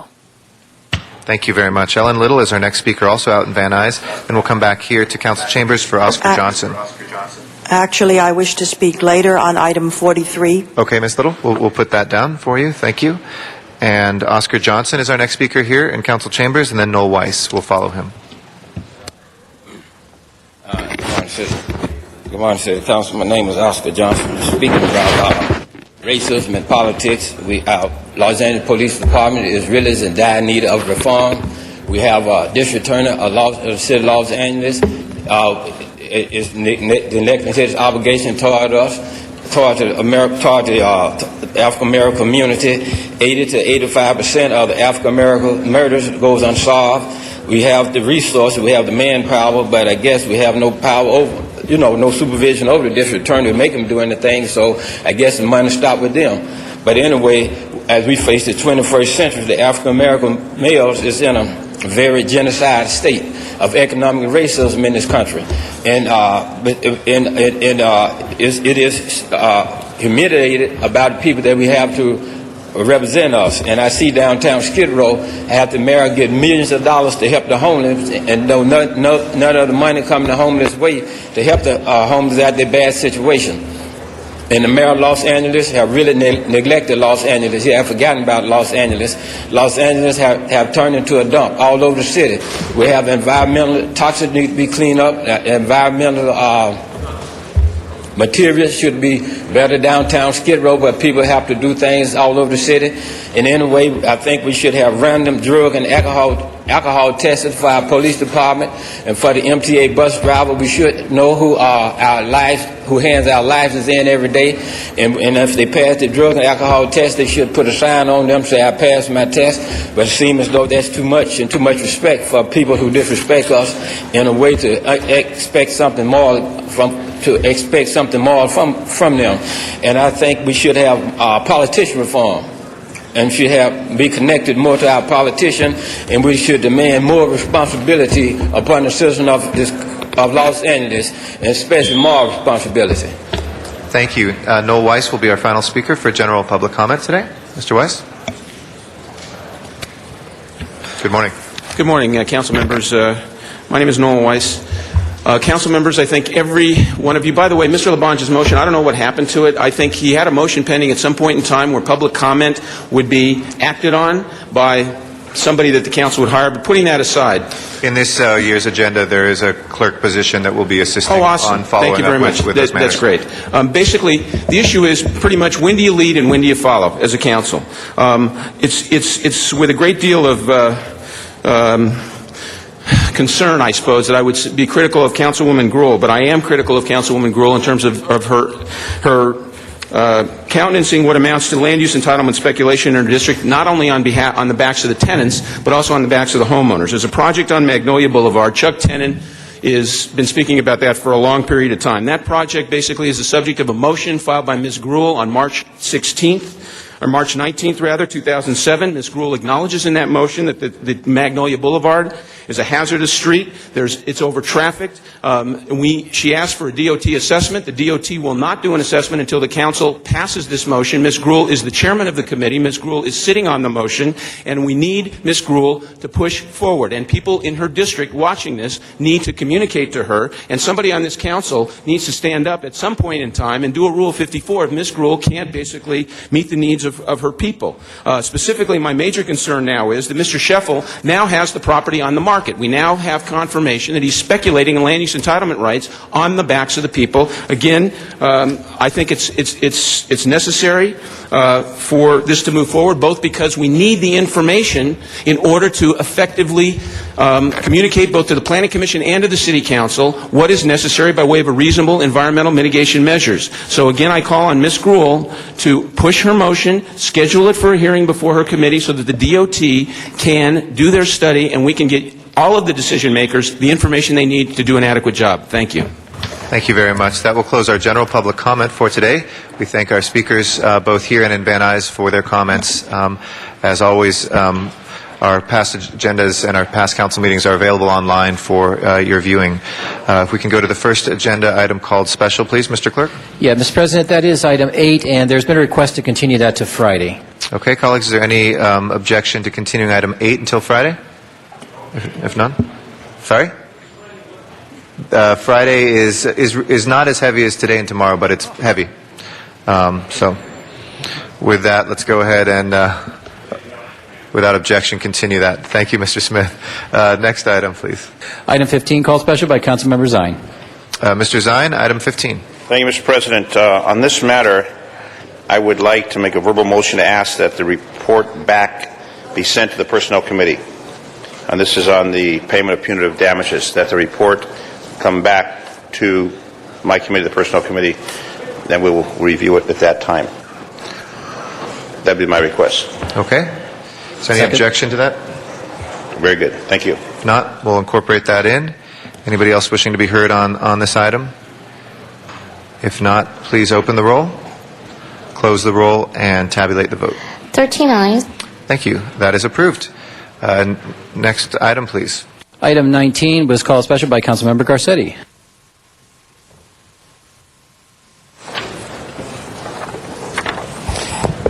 Thank you, Ms. Rule. Thank you, Madam President. Colleagues, this today, I know I just mentioned after public comment that our hearings are available online. One of the innovations that Mr. Parks and I have been working on was to be able to allow us to have video on demand. So not only do we have live access online to our council meetings now through our internet page at lacity.org, but you can go back to past meetings and find the comments from the public, from council members on specific items. And you can actually click directly on the old agendas, and it'll take you directly to that point in the hours of video where that item is. Now today we're looking at committee on demand. This was a motion that Mr. Parks and I introduced in May, asking for the audio of committee meetings be made available on demand and live a la council on demand. And Mr. Cardenas was the kind seconder on this. This allows our committee meetings, just like our full council meetings, to be archived and made available on the city's website and also via podcast. So I want to thank Mr. Cardenas especially for agendizing this matter in the committee so quickly. And I really truly appreciate your support, Mr. Cardenas, on this, as well as Mr. Parks, who really led the way on the council on demand stuff and co-introduced this motion with me.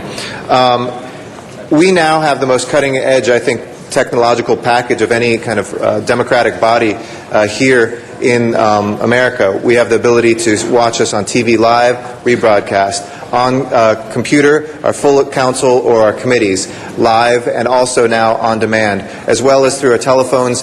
2 locations, thanks to Mr. Smith in Van Nuys, remote testimony from Van Nuys soon, thanks to Ms. Hahn, remote testimony from the harbor area as well. As we do that, we really expand the reach and I think the core mission of this body. So I just wanted to thank everybody for being a part of that, because I think at our most fundamental, we are about access. We're about the people that come here. We're about the folks that are able to take control of their destiny by knowing what we have debated on, having our supporting documents, which are now online as well. So if you go to any of our agendas, you can click and see all the committee reports that we read as council members. They're not just special for us or for our staff, but for the general public as well. So I ask you for your support today. Our duty is to break down these barriers, and with this vote, we will be able to do that. And thanks again to Mr. Cardenas as chair of our ITGS committee for helping move that along.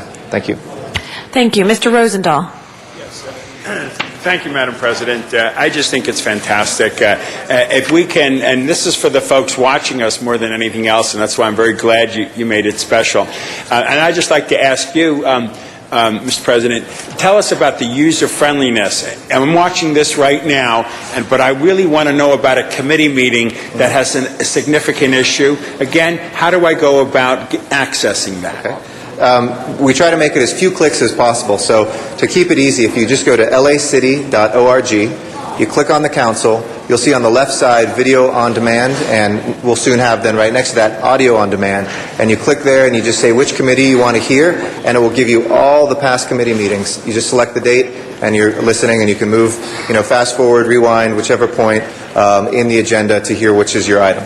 Yeah, and I just want to say, Madam President, it's a fantastic new addition to the new age that we live in, and it's more user-friendly than it was before. And democracy at its best is to empower the people with information from committee meetings. They can understand it. A lot of them don't need to schlep down in our gridlock all the time to be at a meeting, and they can access that easily. So hats off to you all for your leadership on this. Thank you, Mr. Parks, as well, and Mr. Cardenas, too. For doing it, too. Thank you, Madam President. Thank you very much, Mr. Rosendahl. Thank you, Mr. Garcetti. That item is now before us. Madam Clerk, open the roll, close the roll, tabulate the votes. 13 ayes. Item's been approved. We'd like to take item 21 next, Mr. Clerk, if that is okay. Yes, there was an amending motion, and that has been circulated. Okay. Thank you. Mr. Garcetti. If I know we had our public hearing on this, but if we could, I did see a card there from my friend Bob Noodleman. If you'd like to come forward, I'll reopen the public hearing on this item. If we can have him come forward and direct your attention, and then I'll say a few words as well. Thank you. Thank you. The two speakers, Robert Noodleman, actually. I think it's two cards, but same speaker. Yes.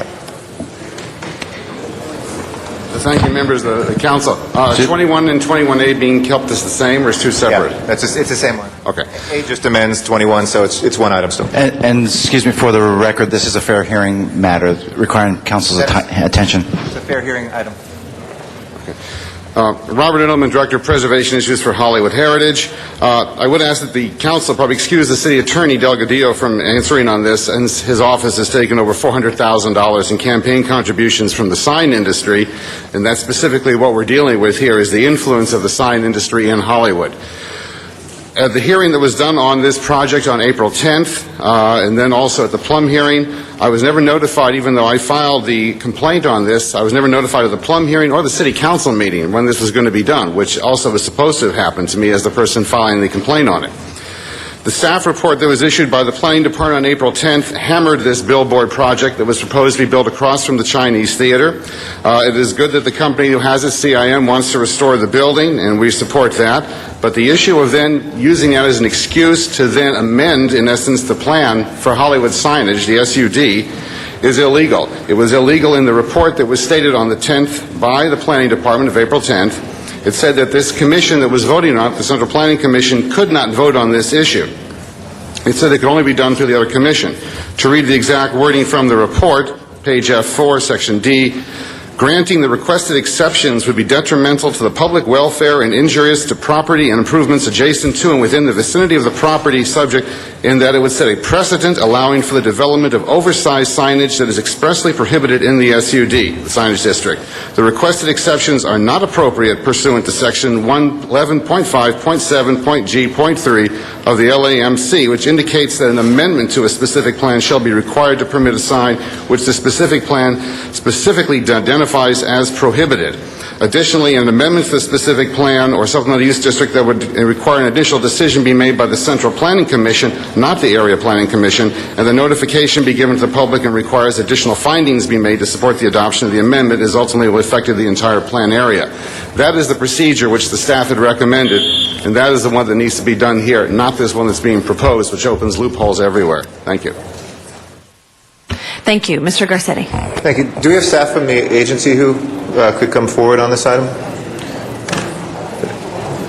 Staff from the agency maybe come forward just to look at a couple of questions. And while they're coming forward, I see Kip Rudd coming forward from the Hollywood Community Redevelopment Agency. I want to thank Mr. Noodleman, first of all. He's been a very important part of the renaissance of Hollywood and the restoration of our heritage. You can come all the way to the table. And we're working together on a number of different items, but I want to thank him in particular he and a number of people have approached me in bringing to my attention something that really didn't need to be brought to my attention, but the proliferation of illegal signs that we've seen throughout the city. This city has good laws finally for our signage, but we've failed to enforce them.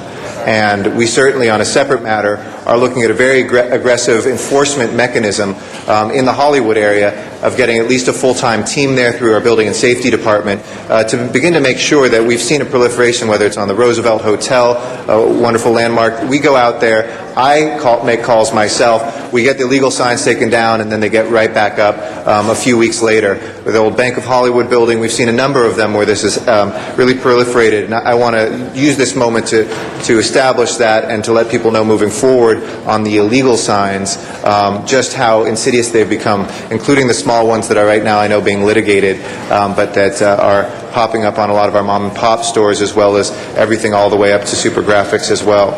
We did look in Hollywood a few years back at a signage district which would allow some flexibility and some dynamism in an area that is an entertainment area to be able to do that. And I think whether it's Mr. Noodleman or others from Hollywood Heritage or other parties, everybody agrees and is excited to see this building, which a felon, basically had for years and was not selling to anybody, finally be wrested out of his hands and be sold, and we commend CIM Group for actually making that purchase, because it's a critical part right across from the Chinese Theater of what millions of tourists and visitors to our city see, and we want to make sure that we see that. It sits directly facing one of the most important public-private investments we've made in the city as well, at Hollywood and Highland as well. Could you walk us through, Mr. Rudd, a little bit of the approval process for this sign? And I want to kind of dig down a little bit about some of the allegations that have been made, or whether or not this violates our Hollywood sign ordinance, or whether it's in conformance with the city planning process, the CRA planning process, and that. This sign was subject to a sign agreement that was approved by our Board of Commissioners a number of months ago. It did require a number of variations based on the location of the sign and the condition of the building. The signage needed to be economically viable and to allow for revenues to be generated that would help restore the building. The City Planning Commission also considered a number of variations for the sign. They held public hearings, and the Area Planning Commission and now the City Council is considering that signage and the variations. In an ideal world, I think we would like to have signage where it is dynamic and where it makes sense. Certainly this corridor, there is quite a bit of signage that we've seen, and it's part of the entertainment district. Here, do you feel that we have violated any process in how we have gone about it with those variations on this sign? Well, the Board of Commissioners and the Area Planning Commission did look at the property itself, the unique conditions of the property. It's a very important building to the boulevard. It contributes to the significance of the National Register Historic District, but it's probably the most blighted building in Hollywood. It's also across the street from the Kodak Theater and the Chinese Theater, and it's the backdrop for a lot of the interviews that you see on entertainment programs. It doesn't show Hollywood, the amount of work that the city and the agencies put into restoring Hollywood. And the sign is bracketed between two taller buildings. It's very limited visibility by motorists along the boulevard, so it needed to be big and bold. They do have elements of an open panel roof sign. You can see open framework. There's a decorative neon tower that will fit in with the neighborhood quite nicely, and is similar to a tower that's on the El Capitan building down the street. So we think in the city planning department had thought that it fit in with the neighborhood well, and it was a unique enough location that warranted approving some of the variances that were requested. Great. And obviously with its location as that backdrop, we may see entertainment themed art, billboards, whatever we want to call them, that are part of that. We don't have any control over that content, but I think that may be something that we see. If I had that billboard, it would be something that would go very well with the premieres and other things that we have at El Capitan. Absolutely. And over at the Chinese. It is not a standard size for a billboard, so whatever graphic or campaign would be on that sign would be custom made for that location. Okay. Thank you for that. If I could ask the city attorney to address and just report back, not today, on the notification that did or did not occur, so I can make sure that the concern that was brought up as well. I'd like to know what the notification process is for somebody who is an appellant, and make sure that we've reached that threshold, and if not, I'd like to correct that, if we can have a report back on that. And you know, again, I think this is one that I'm comfortable enough supporting. I understand some of the hesitation of the Hollywood Heritage, of some folks from Hollywood Heritage, and the possible appeal. I would hope that because this is a unique building that we have for so long, I've seen it sit vacant, not just for the 6 years I've been council member, but for a long time, that we can move forward with this. So I would ask for your support today on this, at the same time that we're looking at the overall macro issue of the proliferation of illegal signs. I'm comfortable that this has been done legally, so this is a different category of signs, but I look forward to everybody's help in helping us do that crackdown, as well as the CRA as assistant too, because I know you've turned into billboard monitors, and that's not what you were invented to be made for, so we appreciate your work too. Thank you. I believe I was handed a note. Yes, we do have two other speaker two cards. other cards that came in after we had done the public comment, so we'll Dale Goldsmith and Mark Brown.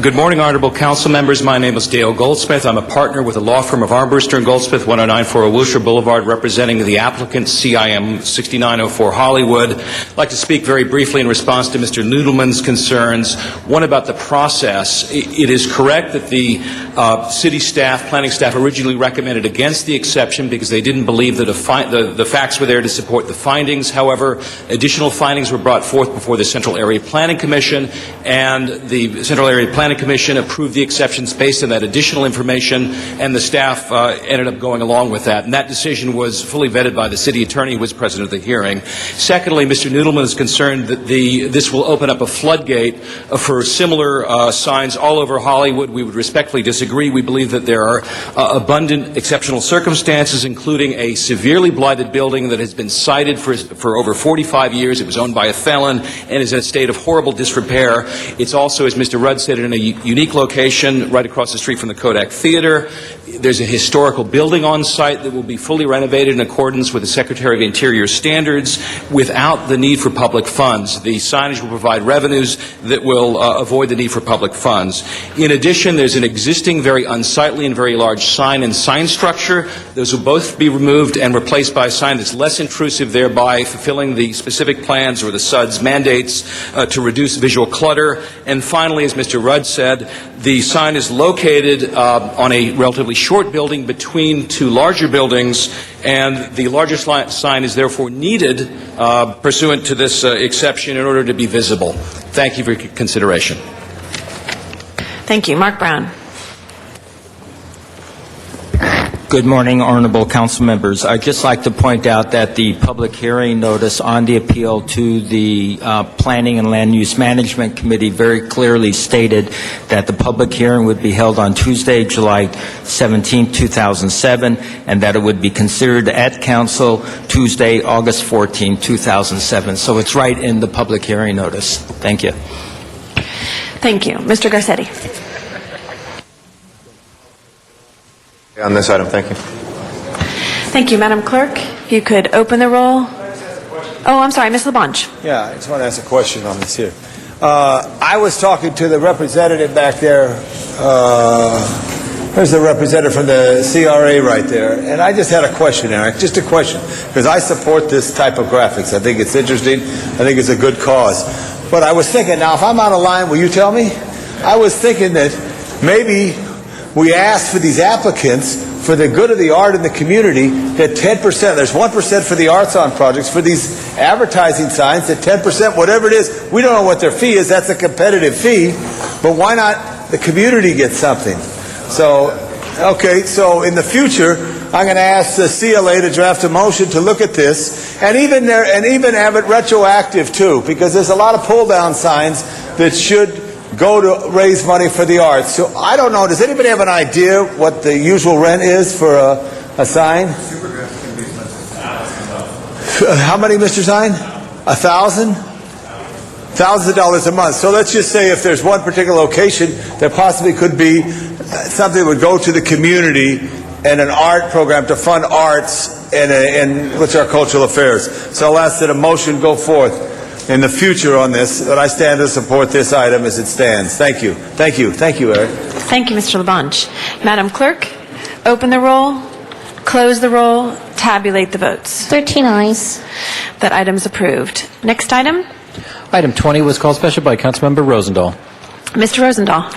Thank you, Madam President. There are several folks from the community who would like to come up and speak, and I'd like to have them come up. This is about the Santa Monica Airport and the emissions coming from the jets. When fractional jet ownership came into place, we have seen the number of jets going out of Santa Monica Airport in the last 12 years skyrocket to 10,000 takeoffs and 10,000 landings. Now remember, Santa Monica Airport is a little postage stamp airport in a densely urbanized community. And the worst aspect we now have is there's no buffer zone between the airport and my constituents. And with the westerly winds blowing that toxicity right into their faces. This is totally unacceptable. So my colleague Ted Lieu has put in AB 700, which is a strategy to take some analysis of this toxic air and to be able to discuss this and go forward with a plan with hopefully Julia Brownlee and Sheila Kuehl and other leadership in Sacramento that appreciate the fact that this is a health and safety issue. And I will ask when the community finishes speaking for unanimous support. Thank you, Madam President. Thank you. I'd like to ask Martin Rubin, Gwen Reinhardt, Oliver Gruteman, and Joan Rubin. Thank you, Council President and Council members. I'd like to particular thanks to Councilman Rosendahl for his attention to this crucial issue. I'm Martin Rubin, Director of Concerned Residents Against Airport Pollution. And one only need to look at the video that our next speaker posted via the YouTube on our homepage of the website, www.jetairpollution.com, to understand the extent of the pollution that Councilman Rosendahl was just talking about. This heavily used general aviation airport has jets blasting just across the street from residences, and the odor alone impacts a huge area out up to a mile or more, and the strong kerosene odors alone, just the odors themselves, are intolerable, and we haven't any idea of the health impacts. So we Ted Lieu, Assemblyman Lieu, put in legislation to address this issue, and it is developed now to forming a technical advisory group in order to analyze studies that have been done or ongoing and to move forward to address this issue, this crucial environmental issue. I would ask for the Council to support this legislation. The Los Angeles, our constituents in Los Angeles are very grateful to you for your support as this moves forward in the California legislation. Thank you. Thank you. Next speaker, is it Gwen? Yes. Followed by Oliver, followed by Joan. Madam President, Council members, and our special champion, Councilman Rosendahl. Is this right? My name is Gwen Reinhardt. I'm an Angelino by birth. I'm a member of the Mar Vista Community Council District, a member of the Concerned Residents Against Airport Pollution. I've lived in West LA, a half a mile east of the airport, for almost 30 years. My husband's an original owner at 2 years of age when his parents moved in, still there. He's almost 60 now. So we've seen a lot of change and a lot of growth at Santa Monica Airport. And I'm not against growth, but the jets are a cancerous growth on a lot of levels, well, at least 2 levels.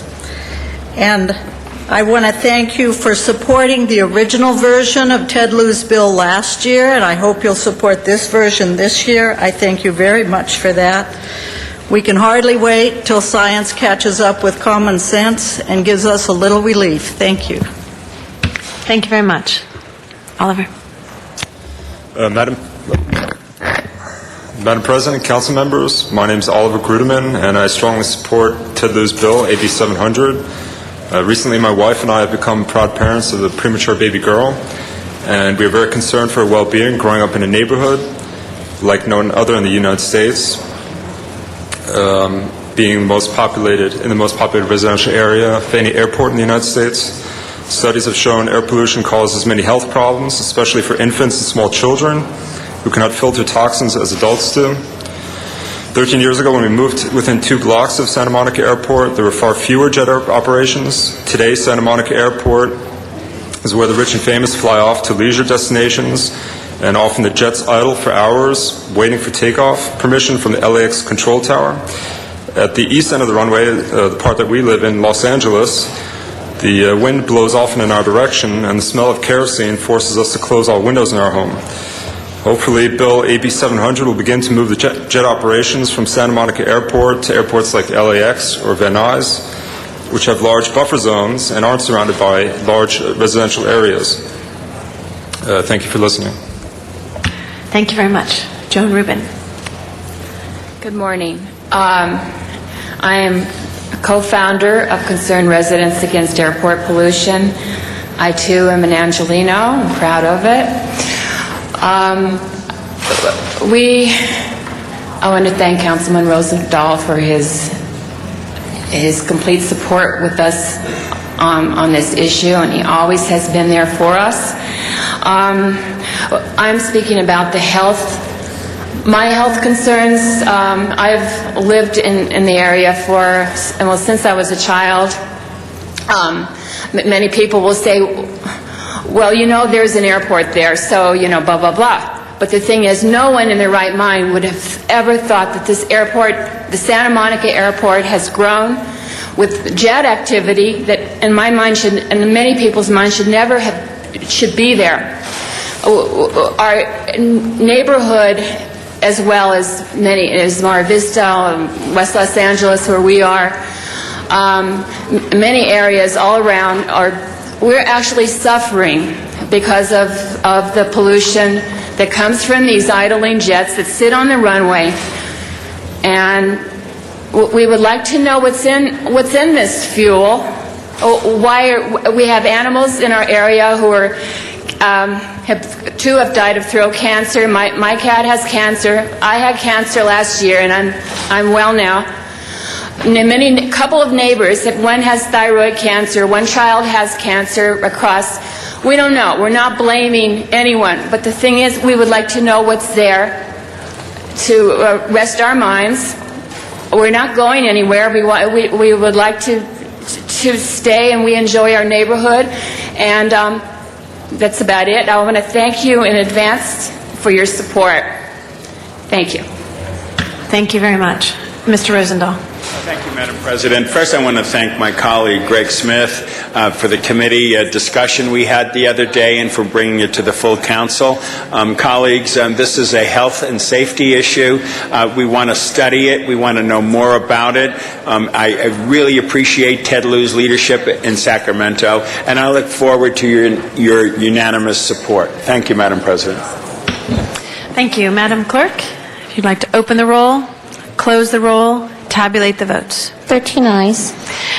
Next items, I believe we're going to take together, Mr. Garcetti, items 24 through 27. Thank you very much, Madam President. Colleagues, we put this off a couple times because we didn't have everything quite ready, and we had very busy agendas a couple weeks ago.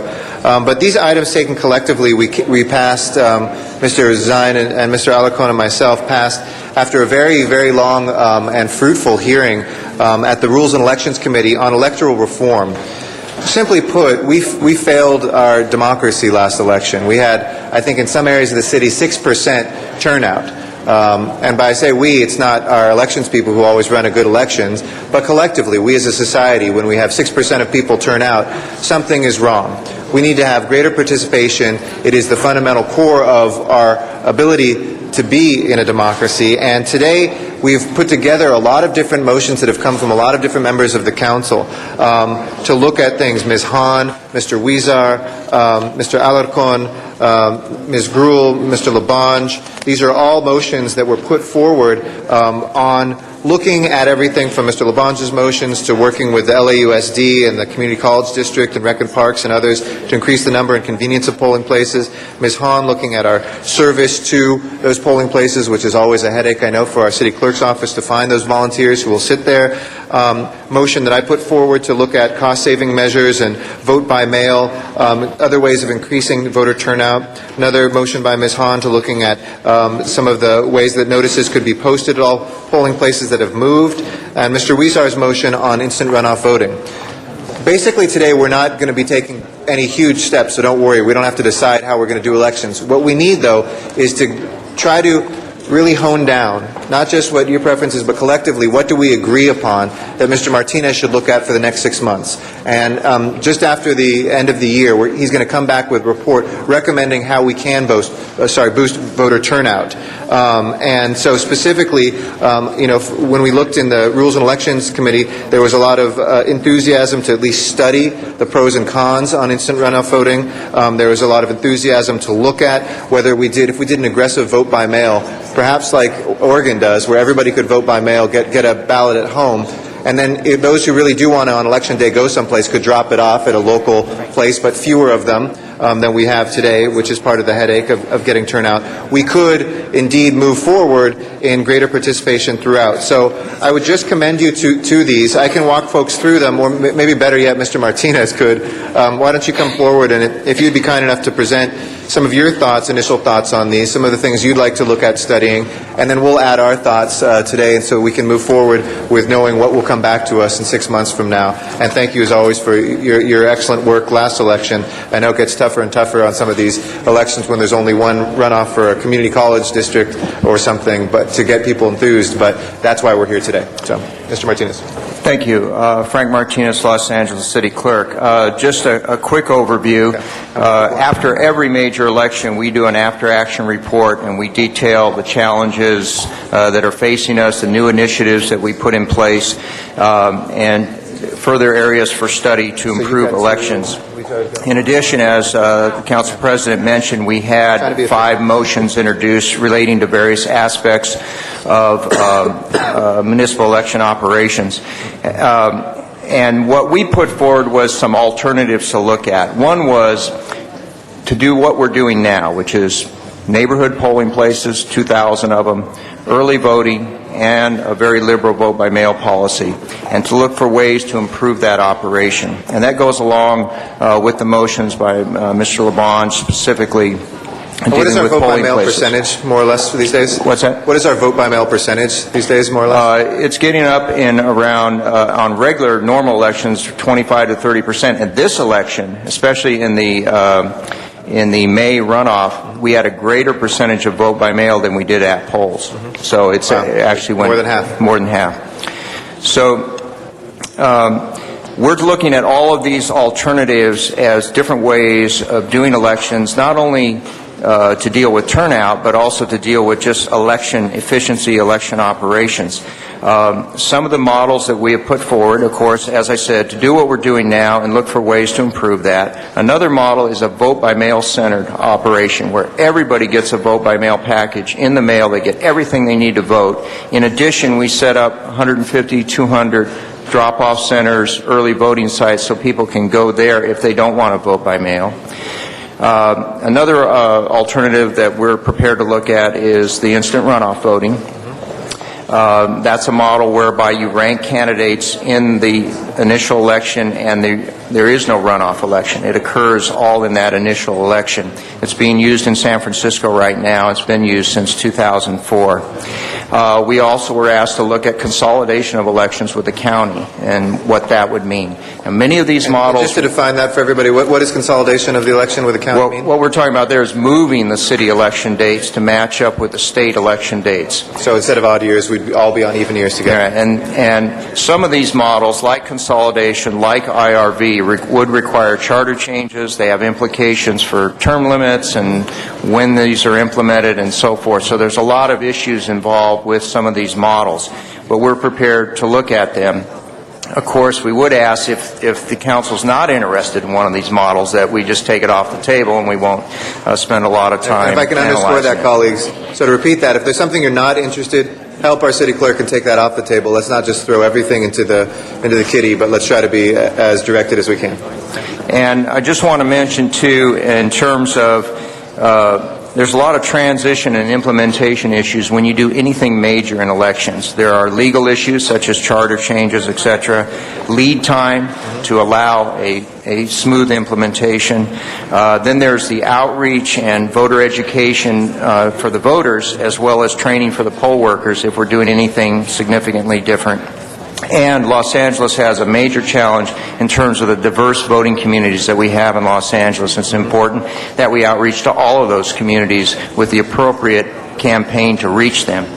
And then finally, we need to make sure we have the adequate infrastructure in place for any change that we make: staff, equipment, materials, vendor support, training, and so forth. I should mention also that since we wrote this report, since we had that major committee meeting, the Secretary of State has taken several actions that has created quite a bit of turmoil in the whole election administration arena, and that is she has decertified certain voting systems and then recertified them with many conditions attached to using them. And some of those systems that have been decertified do impact Los Angeles County and Los Angeles City, and that is the IncoVote Plus portion, as well as some of the touch Our screen. early vote machines are not affected by that? They are. The early vote on ones are as well? Yeah. So basically, just a very quick overview. The City of Los Angeles and County of Los Angeles have a blended voting system, meaning we have a central tally system. We have the high-speed card readers that feed that tally system. We have the IncoVote ballot itself and the device at the poll. And then we have the IncoVote Plus equipment, which is the gray computer that checks the ballot for errors, and the audio booth for the blind and visually impaired voters. The IncoVote Plus portion is being reviewed right now by the Secretary of State, and that was what she decertified without reviewing it because they hadn't submitted it on time. Now it's up there. She's reviewing it. She's also reviewing a new tally system that the county and the city have jointly developed and have put forward to her for review. So once those are done and her review is completed, we will know whether in fact the blended system that the county and the city have developed will in fact be available for the February 5th election, which the county is administering. So there's still a bit of uncertainty depending on her final rulings that may impact some of the options that we have going forward. So with that, I'm prepared to answer questions or talk in further detail about any of these particular options that people would like to explore. Okay, thank you. And I also commend to my colleagues the report that you did for this initially is actually very detailed and very insightful and is a good kind of primer for looking at these issues. I would ask before we open it up that there were 3 public speaker cards. If we can hear that, we had a number of folks who came out really from every voter organization of note in the county and many from around the country that were invited by various members of the committee. We have 3 folks that have filled out cards today. If we could first listen to them and then we could open up to wider conversation if there's no objection. Okay. Thank you. We do have a few public speaker cards on 27 and 29. Liza White, followed by Gautman Duda, David Holtzman, and Emily Roosh. Liza, please. Good morning still, I hope. I'm Liza White. I'm president of the League of Women Voters of Los Angeles. I have a very brief statement. I'd just like to say, as you all know, the League is dedicated to promoting informed and active participation in all government. And the recommendations made by the City Clerk's 2007 Municipal Elections After Action Report were discussed and moved forward to the Council from the Rules and Elections Committee. The recommendations suggest review of a significant set of electoral reforms, some or a combination of which would promote efficiency, economy, and voter encouragement in elections. There is a growing need for better and more effective ways for voters to understand and select the issues and candidates that connect personal lives to city services and city's future. Los Angeles is in a position to be a leader in responding to the need for change through these election procedures.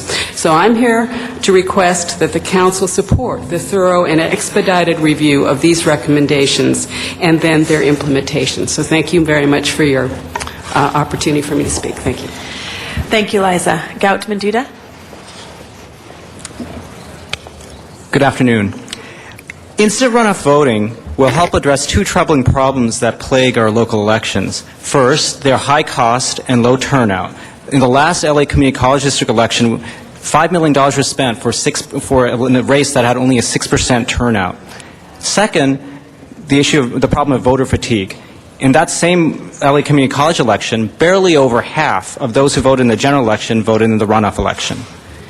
As Deputy Director of Political Reform at the New America Foundation, I'm here to support the Huizar-Garcetti motion to study instant runoff voting. We ask that a report on instant runoff voting and other matters be completed as soon as practicable. Basically, instant runoff voting gives you two elections for the price of one. It combines a general election and the runoff into a single election. Instant runoff voting is supported by a diverse coalition, including the National Latino Congreso, the William C. Velasquez Institute, SCOPE, the African American Voter Registration, Education, and Participation Project, California Common Cause, the Asian Pacific American Legal Center, CalPIRG, the LA Community College District. And I've also submitted letters of support from these organizations in a packet for staff as well as council members. Instant runoff voting works very simply, and I've given one very simple example on the last page of our literature here. And we don't take much pride for originality, so we have three candidates for running for mayor here, and they are Darth Vader, Luke Skywalker, and Princess Leia. Voters rank their top two choices, that is their first and second choices, and then 100 people vote in that election. So when we count all their first choice rankings, we have the following result. Darth Vader gets 40 votes, Luke Skywalker gets 25 votes, and Princess Leia gets 35 votes. No one's received a majority here, so the tallying process will continue. Since Luke received the fewest first choice preferences, he will be eliminated. And now we'll look at the second choice rankings of his voters. After tallying the second choices of his voters, we have the following results. Darth Vader gets 40 votes. He doesn't get any more votes. But Princess Leia is elected because in addition to her 35 original votes, she'll get the 25 second choice ranking votes from all of Luke's voters. So that kind of is how it works. And we ask that the city clerk study the feasibility of instant runoff voting for city elections. Thank you so much for your time. Thank you very much. David Holtzman. Madam President, members of the council, my name is David Holtzman. I'm the founder of Los Angeles Voters for Instant Runoff Elections, lavotefire.org. We organize on email. Since this is my first time speaking to the full council, I wanted to briefly introduce myself. I'm a graduate of UCLA Law School and its program in public interest law and policy, which is now called the Epstein Program due to a donation.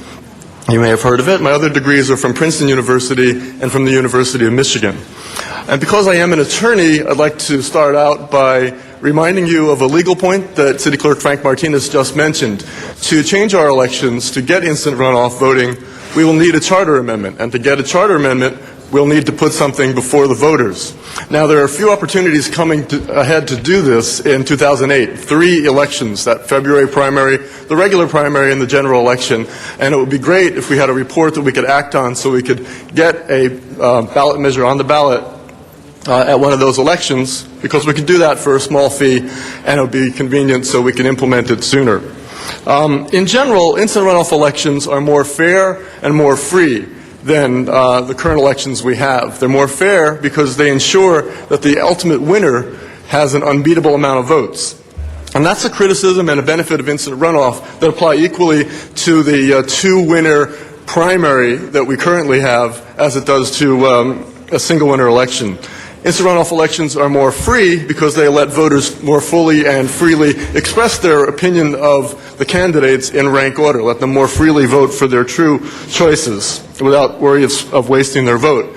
And you all know that there's considerable savings involved with instant runoffs, not just for the taxpayer, but for donors who feel imposed upon, volunteers, and the voters themselves who need to save the time.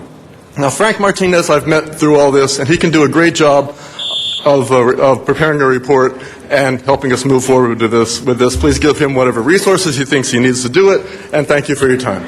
Thank you very much. Emily. Thanks.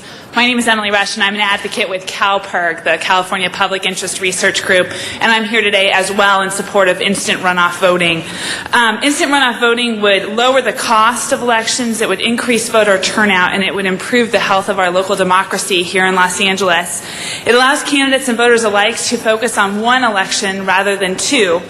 CalPIRG has a long history of working to successfully increase youth voter turnout at the local and national level, most recently with our national project, the New Voters Project, which registered more than 75,000 college-age students to vote in 2006. So we have a lot of experience working with, in particular, 18 to 24-year-old voters who traditionally don't turn out. We need these youth voters to be turning out in the coming elections to help our democracy for future generations. And instant runoff voting is one way to encourage more people to vote. And we've seen it in San Francisco now, where minority populations in many areas the turnout increased by 300 to 400%. So we have examples to look at. And I want to just encourage this City Council to support instant runoff voting. I want to thank Council members Garcetti and Huizar for their leadership on this issue thus far. And CalPERC looks forward to participating in the study in coming months ahead. So thank you very much. Thank you. Mr. Garcetti, you want to add anything before we go to our next council members? Okay. Mr. Alarcon, followed by Ms. Hahn and Mr. Huizar.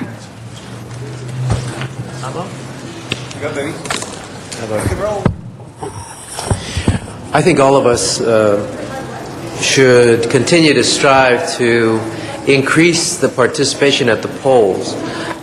It's a very sad statement that less than 10% of the people are voting in most of the council districts throughout Los Angeles, at least in the last election. People should take it as their bare minimum requirement to participate in a democracy to vote. So I applaud any effort that seeks to increase their participation. This effort for instant runoff voting, I have no problem with the motion and I'll vote for it. At the same time, I do have a concern about it because a primary campaign is very distinctly different than a runoff campaign. A primary campaign is much more general in terms of the information that the voters have to consider. The general election is typically very specific, much more specific at least than in the primary. And so I don't believe that this will always capture what somebody would do if they had the opportunity to consider more details in the general. I grant you it is cheaper, but democracy is not supposed to be cheap. You have to pay for democracy. You have to struggle for democracy. You have to work hard to achieve democracy. And I also am not sure this is the best way to get people to vote. I'm not sure that there aren't other things, and I've even suggested almost facetiously, but not necessarily facetiously, that we pay voters to vote, as they do in many countries and even in the United States, by giving them some kind of tax credit or some other benefit that would encourage them to go vote. That would be a lot cheaper than the $3 million we spent in elections anyway. Finally, I'm concerned about the potential negative implications on disenfranchised communities, and in that spirit, given that I will move this forward so that we can have a better understanding of how this process works, I would introduce a friendly amendment to make sure that everything we do is couched against the Voting Rights Act, to make sure that all interested individuals who are protected by the Voting Rights Act will be protected in this process. And so my motion is very simple: to ensure that any and all recommended changes are consistent with Federal and State Voting Rights Act and any applicable state or federal voting rights case laws. With that, I think we should continue this discussion. As I said, I think everybody's goal is to increase voter participation. I'm not convinced that this will accomplish that, but I am convinced that the discussion will hopefully bring it to everybody's attention, and in doing so, we will find other solutions. And so I do want to support this and move it forward. Thank you, Ms. Hahn. Thank you, Madam President.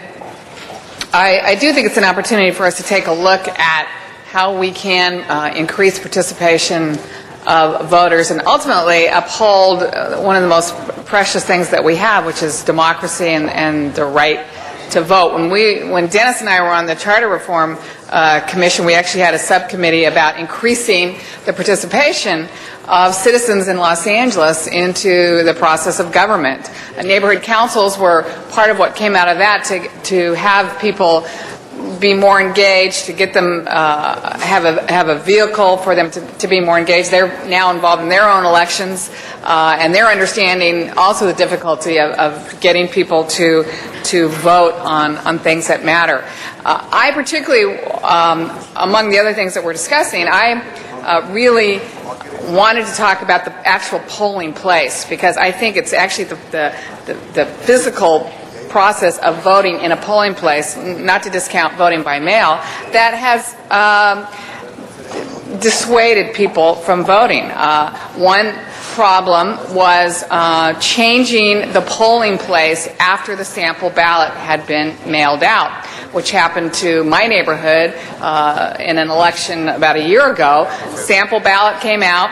On the back of the sample ballot was the polling place. And then, come to Election Day, it had been moved. And while postcards were supposed to have been mailed out, many on my block either didn't receive them or didn't remember getting them.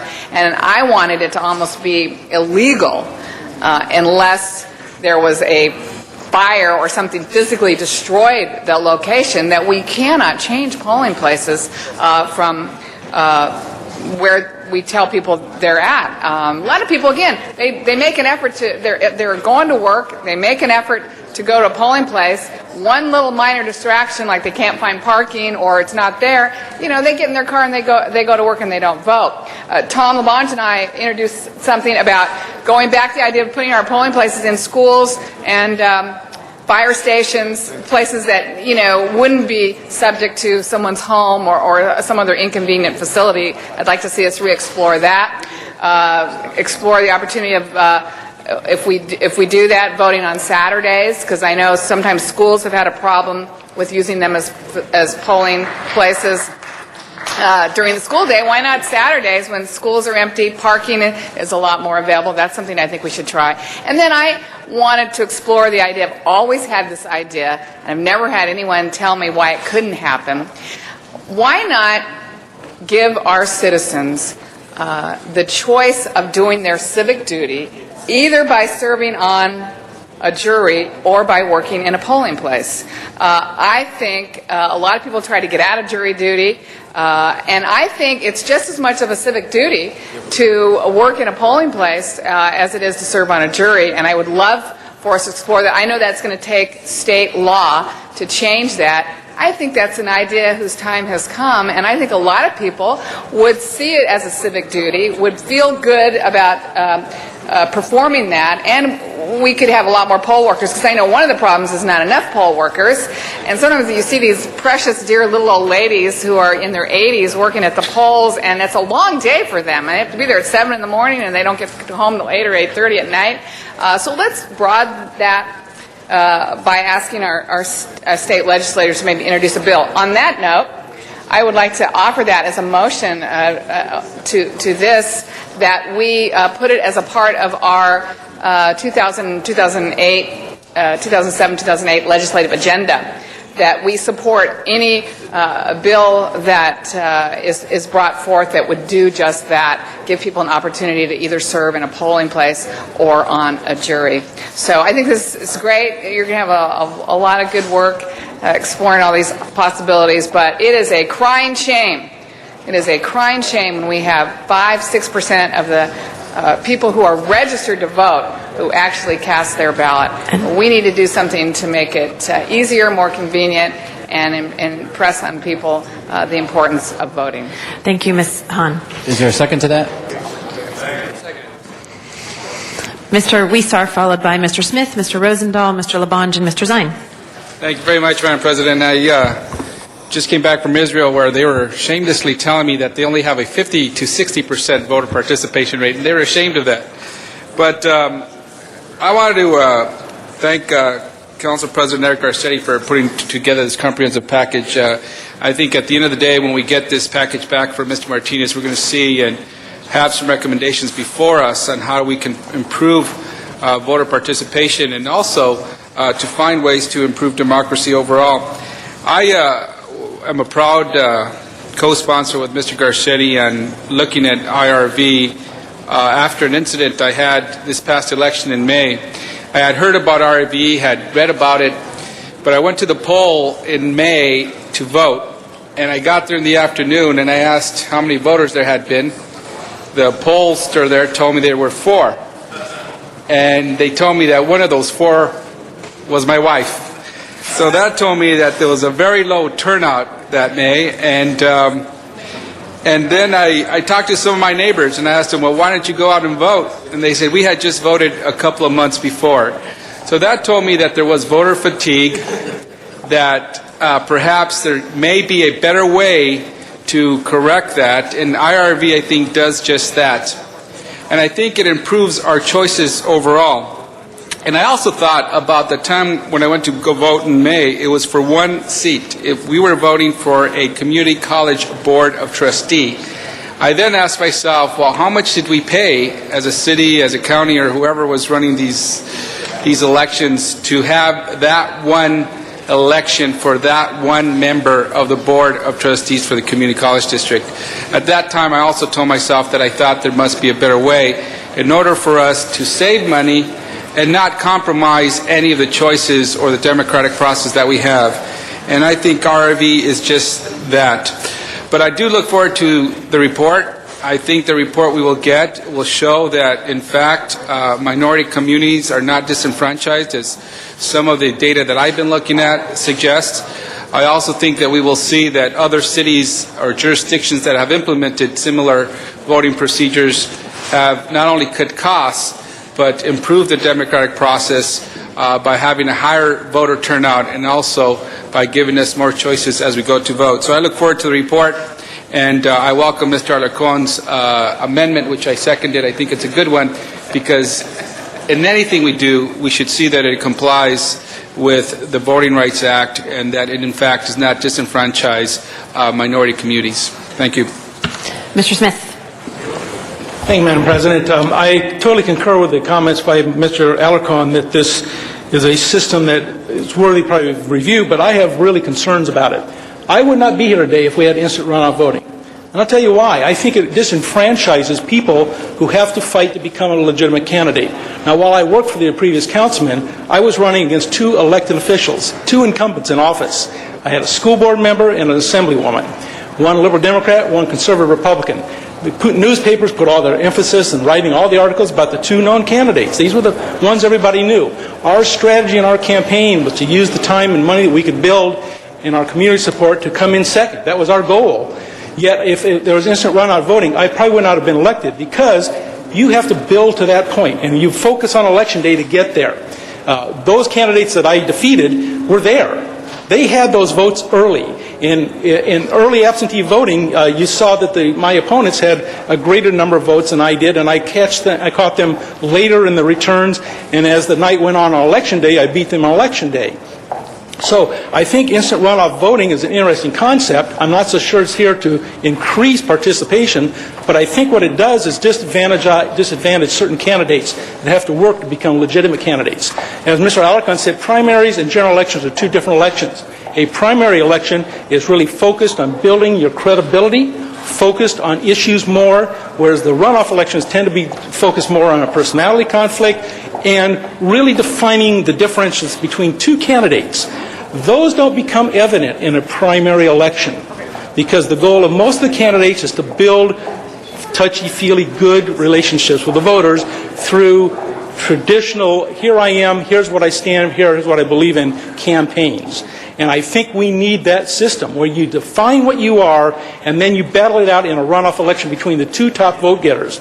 And again, I would tell you, I wouldn't be here today in an instant runoff voting system. And so I'm going to be very critical of this. I want you to look at, when you come back with your report, what the differentiation, as Mr. Alarcon pointed out, is in campaigns. And it's not just primary versus runoff are different, but also the phases of the campaign are different. Early election, I think if you will look, early election returns in AB voting will be different than late election returns in AB voting, because the voters are making up their minds differently by election day, and it changes drastically. And then look at what it does versus election day returns. And you'll find frequently that AB voting switches drastically on Election Day. And I think those need to be taken into account, that an instant runoff voting system will negate the voters changing their minds and really defining what they want out of their elected officials. And so I'm going to ask you to bring that back when you do. I'm going to be very critical of this because I'm not sure it's the answer we want. Thank you very much, Mr. Smith. Mr. Rosendahl. Thank you, Madam President. It's very interesting because I think Greg Smith is an incredible public servant and a great council member. But there are three issues I want to make sure we understand. First is instant runoff voting is in place in San Francisco. That's correct. And how has it been going?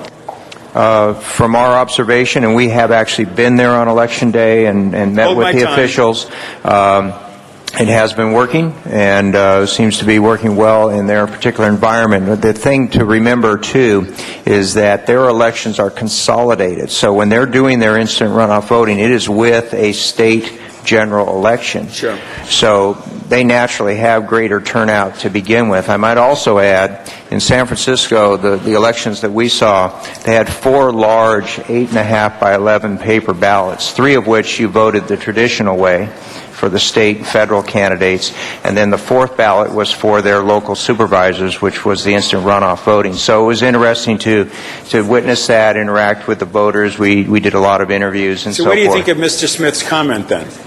Well, I think that's the fundamental question for instant runoff voting is, do you fundamentally believe that the runoff period is an important period in an election? You know, we start out sometimes with 15, 16, 17 candidates for mayor. And then we end up with 2 in a runoff, and then there's a great deal of focus on those 2 individuals. For me, the fundamental question is not cost, not can it be done technically. I mean, clearly it can be done. And eventually it will be a cost savings once you cover your initial outlay. But the fundamental thing that we need to ask ourselves, and this is a policy choice, is that runoff period important to give people a chance to focus on those 2 top candidates, to give those candidates a chance to connect with the voters. And that's the fundamental policy choice. I think that's a very good issue, and we need to explore it further. There are 2 other points I want to make. One is same-day registration and voting. What about that? Same-day registration, assuming you're talking about doing it at the polling place, provides another opportunity for people who suddenly realize they want to vote and haven't been registered. But we would only offer this. If you want to do same-day registration, then we would say that we should make sure those people vote provisionally when they vote, so that we don't have a situation of going to several different polls and registering to vote and voting multiple times. And that was our criticism of the last state legislation involving same-day, because it didn't have that feature. Right. But I think we should explore that too, because I think we should make it as user-friendly, as citizen-friendly as we can. And same-day registration and voting is a good strategy in that direction. What about weekend voting? Well, weekend voting has some advantages in terms of facilities and so forth. It also creates some other hurdles. Clearly, Saturday voting, then you have the issue of the Orthodox Jewish community. There might be a problem there. Of course, there's the vote by mail option and so forth. And they can vote on Sunday. Well, if you have weekend voting, Saturday and Sunday. Well, then you just greatly increase the cost of your election, you know, because you'd be running 2 days' worth of people and getting a commitment of poll workers and facilities for twice as many days. So that's an issue to look at. Fundamentally, I believe that, you know, we can only do so much with the administration of elections. Fundamentally, people turn out to vote when there's something on the ballot that interests them. I mean, let's be honest here. What was on the ballot in May when we had 6% turnout? A community college race for Okay, well, let me go to that second point, which is this. Why are we not consolidating our election process with the federal and state election process? Okay. This is a very interesting issue. There is no doubt in my mind that were we to consolidate our elections, we would have greater turnout. because people would be going to a major election like presidential election or governor, and of course they would already be there voting, so even with some drop-off in terms of people leaving before they finish, there'd be greater turnout. But here are the issues to deal with. Number one, the County of Los Angeles would have to agree to conduct that election, okay? And they have said on numerous occasions they basically have a standing policy to not consolidate major candidate elections onto their elections because of the issue of ballot space. The current system that the county uses, the Inca-Vote ballot, if they were to add an election of our size to their election, would require them to go to a second ballot. It means 2 vote recorders, 2 ballots, instead of 3 million ballots processing 4, 5, 6 million ballots on election night. It would mean, in terms of the voter education and so forth, much larger pamphlet, a lot more things on the ballot. Think about the mayor of Los Angeles, our top of the ticket, being down in the middle or lower middle of the ballot, right? After federal judges, let's say. So these are the issues that have to be looked at. Then there's the issue of the impact on your terms, term limits, being able to run for other offices while you're still an incumbent. All of those issues need to be considered. There's no question, though, that turnout would increase, but I think fundamentally right now, given the instability in the overall voting system arena because of the Secretary of State's reviews and so forth, and the county's avowed position to not want to go to a second ballot with their current voting system, I think it would be very problematic that they would support that. Okay, I want us to look into that, officially look into it. I frankly think there should be one ballot system, and we should be voting, be it the president or the governor or the mayor, all on one ballot. I don't buy this off-year election business at all, and we need to find a way to consolidate them all. Frank, you know, 1/3 of the people don't even register. And of the 2/3 that do register, less than half normally vote. The democracy is dysfunctional and broken. You can go all over the world and you see huge turnouts. They make it friendlier. First of all, the media, which is soundbite journalism in America, is switched to we own the airwaves, as people say all over the world, and around elections they're given an opportunity to hear robust debates, candidate forums, discussions, to plug people into the political process. We do a great job in our city. If you go for matching funds, you have to go through a process of public discussion. But we need to free our airways. We need to get the FCC. We need to get the Congress to allow our airwaves to be used more effectively during a political process stance. And I would like our city to go on record and say, we the people own the airwaves, and we the people around elections should let that be a convenient way of getting messages out. And I'd like to see us take that leadership. But I'd like to see you report back about how the county and the city and the state can work together to come up with a cooperative strategy where we all vote together. And frankly, weekend voting, let's make Sunday the day. You sit around the family table, you have an opportunity to go to church, and if you're Jewish, you've gone to temple the day before, and we can be more friendly to people within the democracy. And last, of course, about instant runoff voting, I'd like to find out where Steve Hill, I know you've been talking to him at the project up in San Francisco, and you can come up with something that meets Mr. Smith's needs, but at the same time allows a process that's more effective. Thank you, Mr. Rosendahl. Thank you. Mr. Labange. Thank you. Mr. Martinez, how are you? Just fine. Good, thank you. Is there a United States Association of Clerks? There's a Municipal Clerks Association, yeah. And do you guys ever meet and discuss this? We meet. And we also meet with the county registrars as well. And what do you discuss? I mean, what is there citing our clerk meetings? Right, your clerk meeting, yeah, right.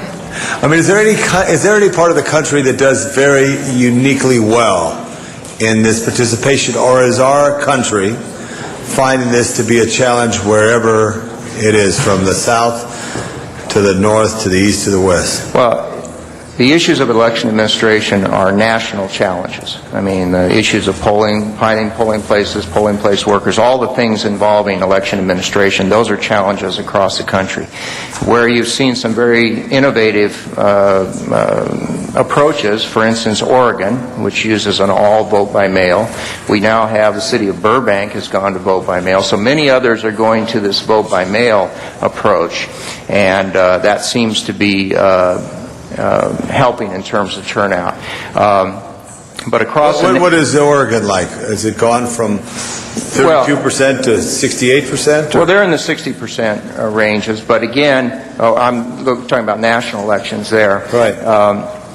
But they're also a very different environment than we are. You know, a lot less diverse, a lot less urbanized, and so Rural forth. Route 12. So, you know, you need to look at all of those issues. Other states have gone to a lot more early voting and mobile early voting operations where they move them around from place to place. Right. That seems to have been effective in Nevada, for instance, in Clark County, and where Las Vegas is. Something like 40-50% of the people vote early. They don't vote on election day. They vote at these early voting centers and they have some of them are mobile, and they move around to various population centers. So I think there's a lot of things to look at in different approaches, but fundamentally, it is quite easy to vote in California. We have one of the most liberal vote-by-mail policies of any state, you know, where you don't need to sign an affidavit you're going to be away or anything like that. You can be a permanent vote-by-mail voter if you want.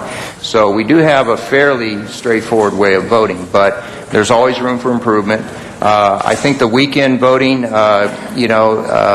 I think they've tried that. We'll take a look at that in some places. I don't know that it's appreciably improved turnout, but it's something we can look at. Was it 1973, the race between Tom Bradley and then Mayor Sam Yorty, the last highest percentage vote? And do you have that track back? Well, I wasn't here then, actually. But you were at Poly High School. Where were you? San Fernando? Where were you? Poly High. Poly. We actually had over close to 40% turnout when Mayor Reardon ran. One of First his time? races, yeah. 40%. Yeah. Still that's in that not range. 50%. Yeah. So it fluctuates, and we're not alone as far as municipalities in terms of municipalities that conduct their elections separate from state elections. Or the county board of supervisors, if you looked at the whole picture there. The problem with consolidation, we get lost on the ballot. We get way down to the end, maybe a bond issue that we may want to see thoroughly reviewed and discussed. They get into they've had so many bonds before them, they erase them. What if, let me ask you a question, what if we simplify the ballot more? And I know sometimes we have a lot of, and I hope I don't have to see them ever, only just to say hello in the street, but judges. We sometimes have ballots that have pages of judges. Most people don't know they're judges. What would make sense there, if anything? Well, of course, that's out of our purview, but obviously, the more you have on the ballot where the races are not, the candidates are not known to the voters, you have a lot of people that just skip those races. They make the ballot a lot longer. And you could even make the same argument about the community college district. I mean, they're elected at large, not even by district, which means if even one of them go to a runoff, the entire system has to vote. Right. What if we made the district, community college district, ask that the state, because I believe it's a state-created district, run by district, would that help us? Because I know you just had this same example.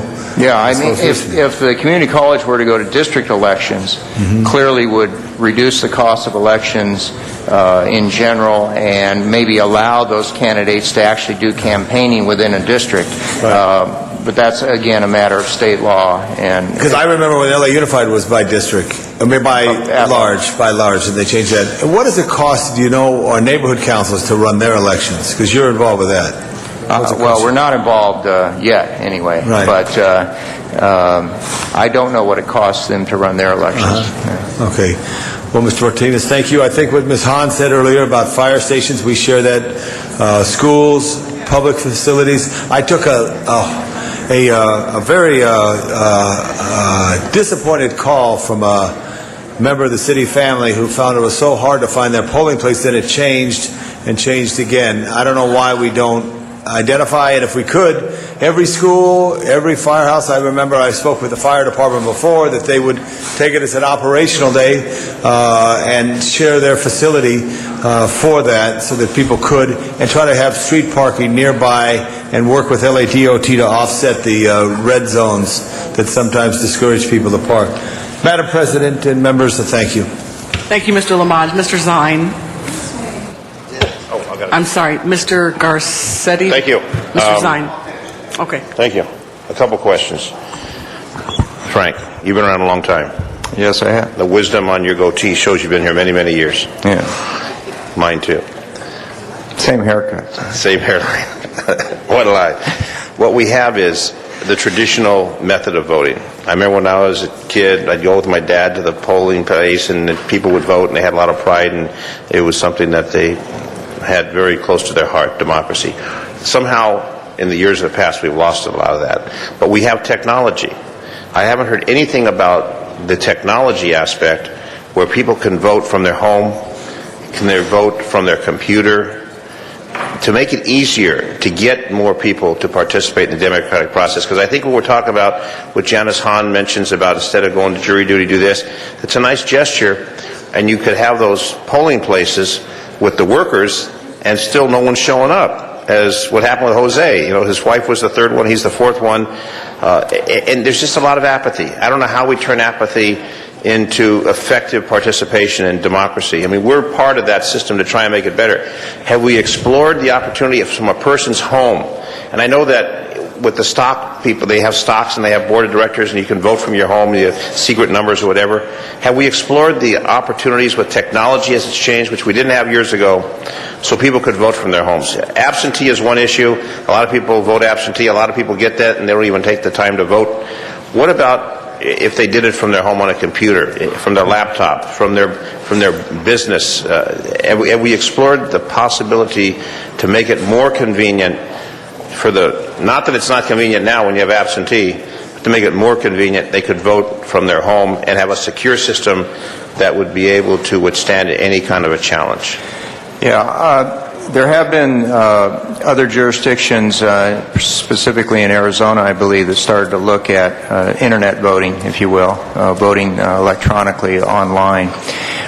There are great concerns about security. How was their response, though?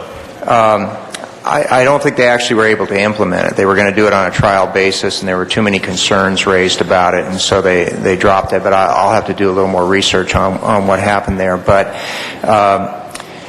given the current state of suspicion and distrust just on electronic voting in a poll, where you have a lot of control on the machine and the actual access to it, there's a great deal of concern about internet, if you will, or online voting, and the fears of security breaches and so forth.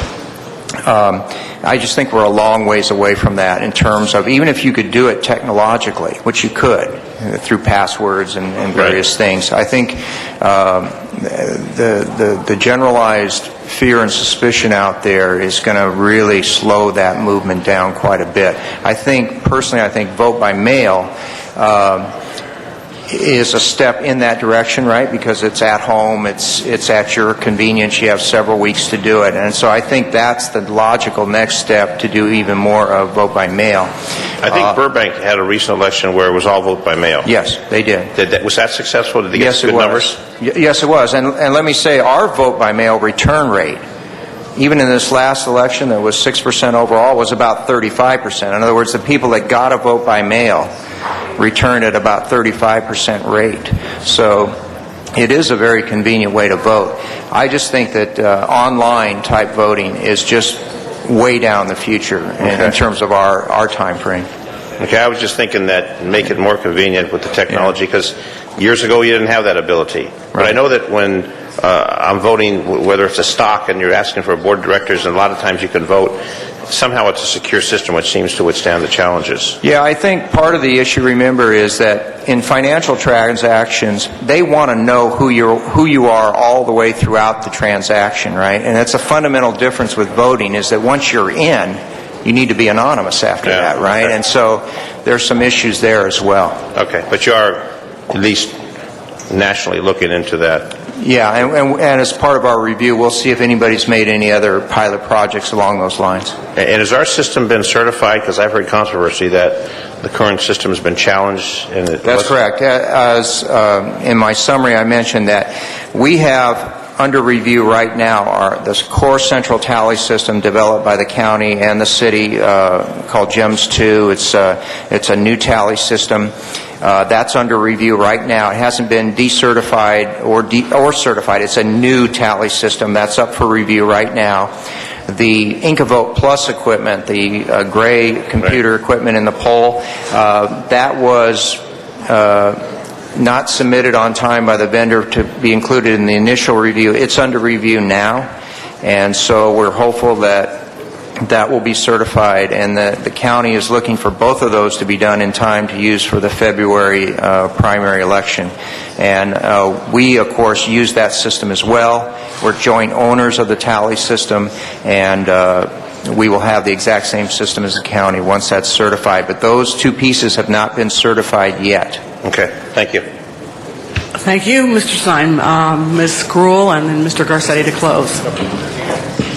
Thank you very much, Ms. Perry, and a lot has been said, and I think I had my own experience, Mr. Wiesar, when I voted recently, and the workers, poll workers, came to me and said, you have to do something, and they had been poll workers for years.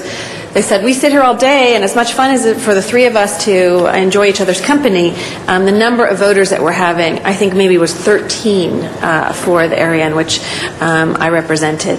And, we need to look at all variety of ways, and I don't think anyone can say today they know exactly what's going to be the best way, but I think a lot has been spoken about your credibility and your ability to take all of this and come back with a recommendation on the best way when you look at all of the items 24 through 29 to increase voter participation, which is we have so many examples of how one vote can make a difference, and trying to make it easier for people, and with young people who are used to not necessarily physically going there, but how do we instill upon them the importance of voting and make it easier for them, and to ensure that we are cost efficient. I think that's one of the other items, is we're spending a lot of money in all of these locations, and the relationship with the county as to how we can better serve the population. And so I stand in support of all of the items that are before us today, but particularly looking at sustained voter turnout, how we can, you mentioned, Mr. Wiesar, the 50, they were embarrassed by the 50 or 60%. I don't know the last time we've had 50 to 60%. Not in a municipal election. Yeah. Do you remember when? No, I'm not sure that we have. Were you alive then? I'm sorry, kidding you. Probably not. But I think that, to be able to both look at cost efficiency and voter turnout, and to be able to get individuals who are interested in running for office as well, and not be daunted by this task of trying to get people to the voting booth. And so I stand in support and thank all my colleagues for their leadership in making sure that this is not just something put on the wayside, because I think people look at elected officials are already in office. What do they care? We do care. And we do care for the future of the city, is to have people who are going to vote, and that it represents the diversity of our city, and that this council can represent the diversity of the city. So we're putting a lot of faith in you to come back with some recommendations on all of these items that is going to help us go into this 21st century in a way that we can increase the numbers, and it not only be during presidential elections. Because we know, and I think Mr. Smith's comments are depending upon when the election is. It's a special election. Is it a contested gubernatorial election?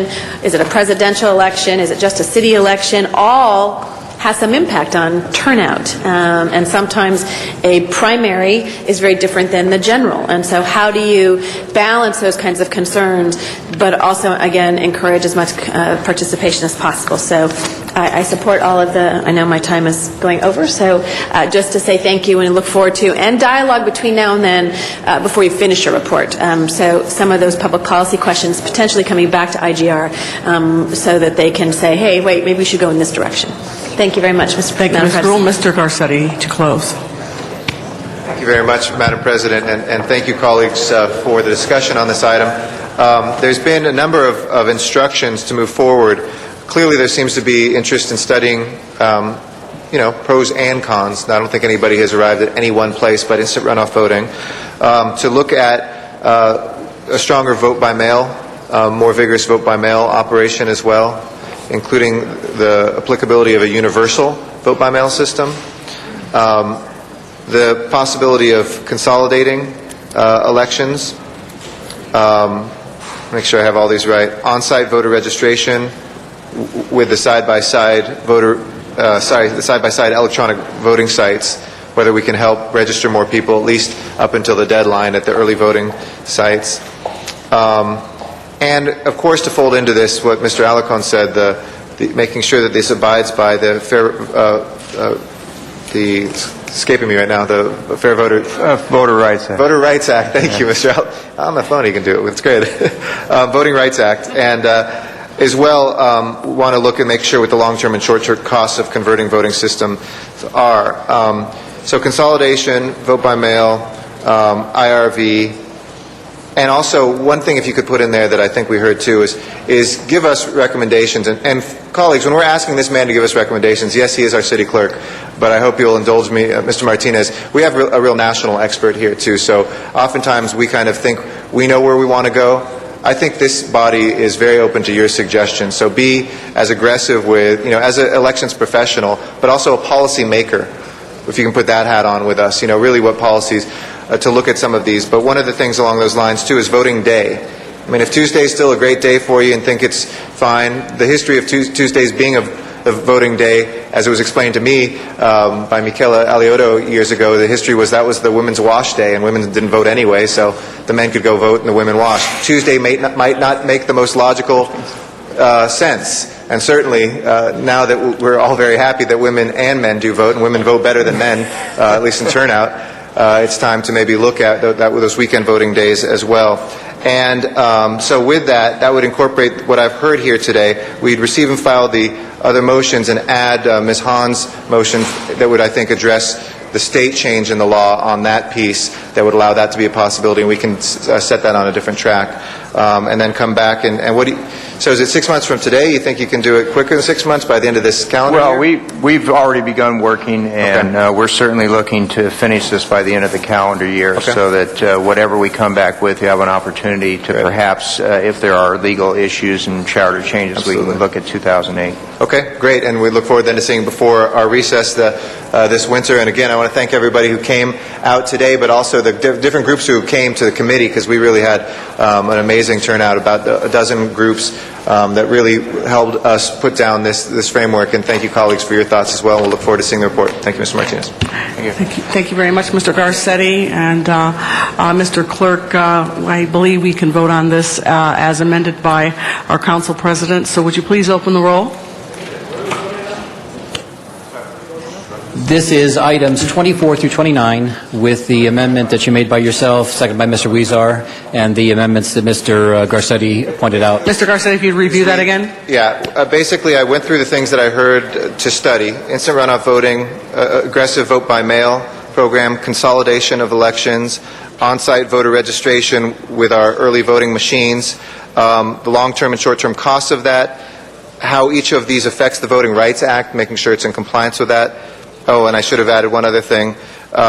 If you can, it doesn't have to necessarily be in this report, but I think we are all curious and more information on the decertification issue, if that can come back to our committee, because with the Secretary of State's recent decertification of our voting equipment, I think we need to make sure we're well put forward. Ms. Hahn's motion as well to incorporate into the state legislative program the changes necessary for her motion, and then the others, which are the same, which talk about the same ones, but they have more specificity, and we want to give him more leeway. We'd receive and file those others.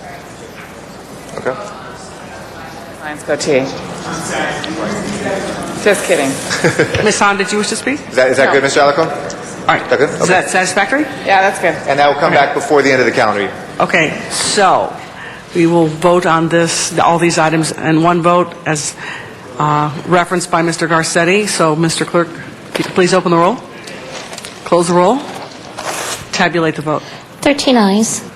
Thank you very much. Next item. Item 34 was called special by Councilmember Smith. Greg, you're up. Thank you, Madam President. If I could have a CLA, or is Ms. Sisson still here, CAO? So, no, good. On this item came forward prior to yesterday's Budget and Finance Committee meeting, which is going to be bringing forward some real tough love recommendations for this council in the next few days on how we go forward over the next few months in dealing with our budget crisis or situation. And so there are some recommendations that are coming out of Budget and Finance that have not been approved by the council yet, but I think will be, I hopefully will be. But this proposal was coming forward on a separate track, and now I think they come together here today. We want to support the police department. We want to move those things along. The question I ask of you today is, in light of what we did yesterday in Budget and Finance, the recommendation come forward, is there anything we should be doing with this recommendation before us today on providing some additional needs of the police department in the way of phasing, timing?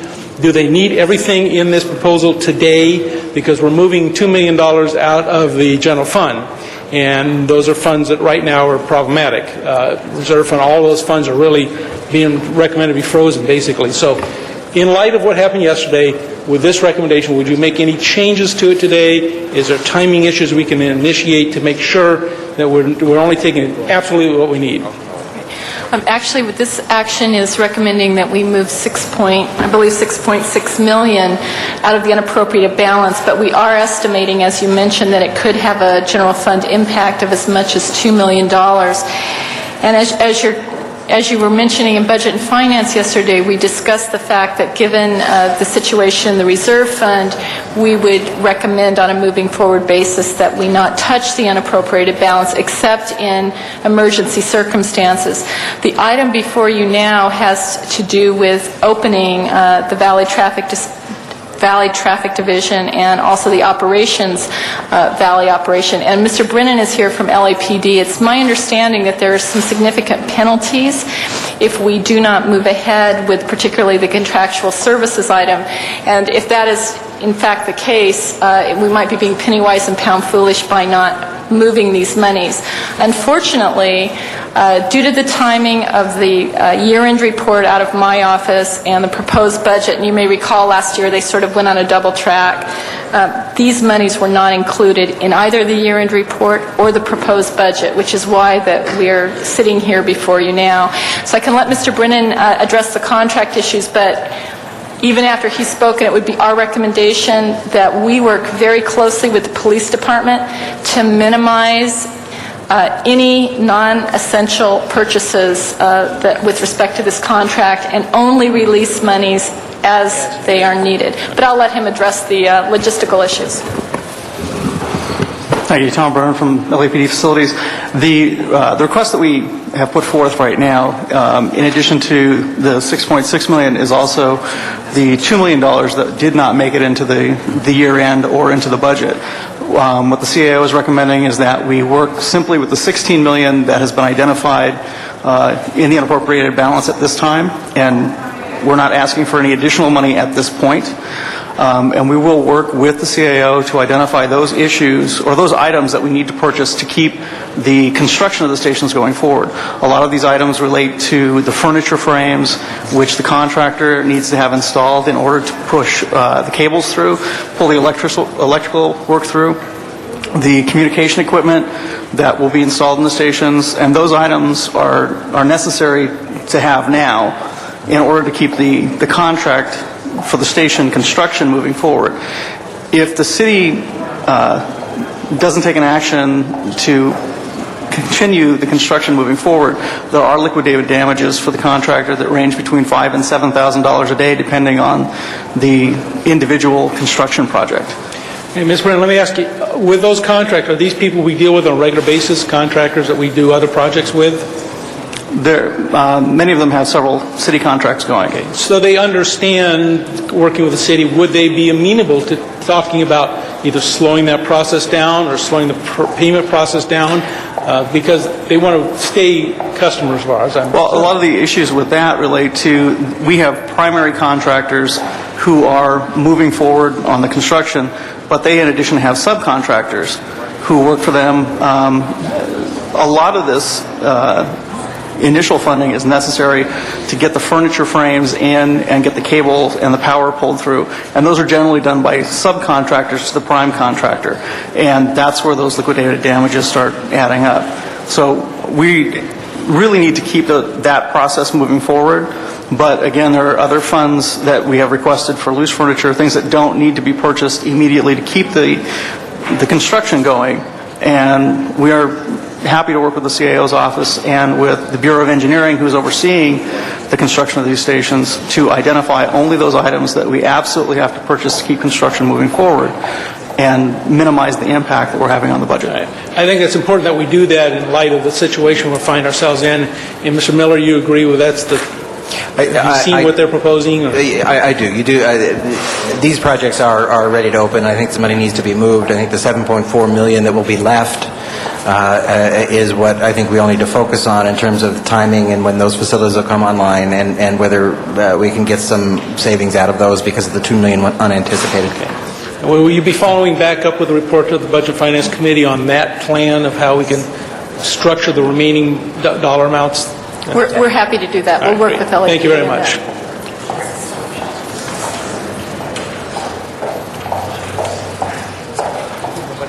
Okay, I'm sorry. Mr. Labange. Who's in charge of police facilities? I am, sir.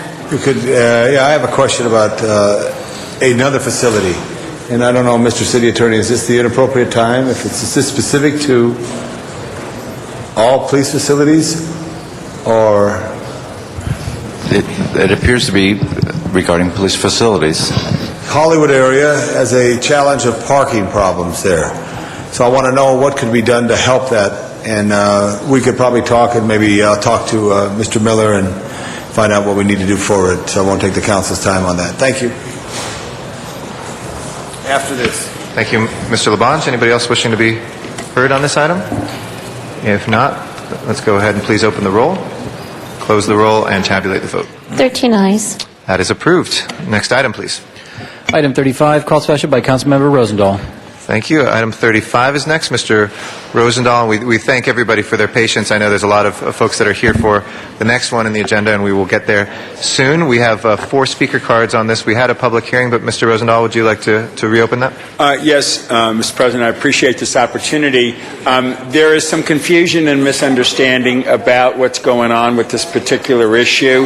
Folks who are part of the Sierra Club and part of the community are concerned about the animals and their rite of passage. The 4 cards, if I could ask the city DOT fellow to come on up for one quick second and share with us what is item 35 and give us some clarity. And we'd like also the citizens who will be the cards called to respond right after they hear what he has to say.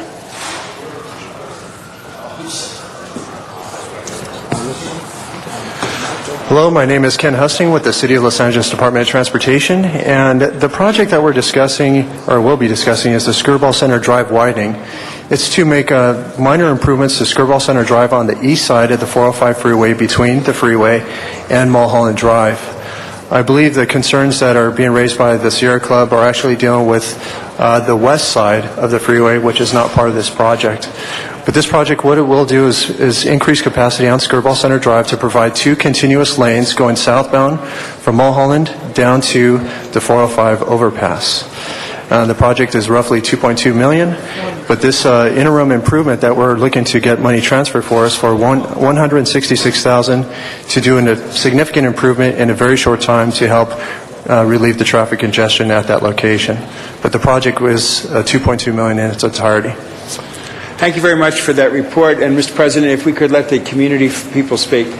Thank you. Our first, for 5 minutes, would you want to do total? For That'd 4 be great. cards? Okay. Total. We'll set the clock at 5 minutes total, so that's about a minute each, and we appreciate folks being brief today. We understand that's not a long time to speak, but we hopefully can get some comments in there. Dr. Rosemary White will be first, and then Cheryl Mann will be second after that, and Sharon Ford will be third. Hello. Thank you very much.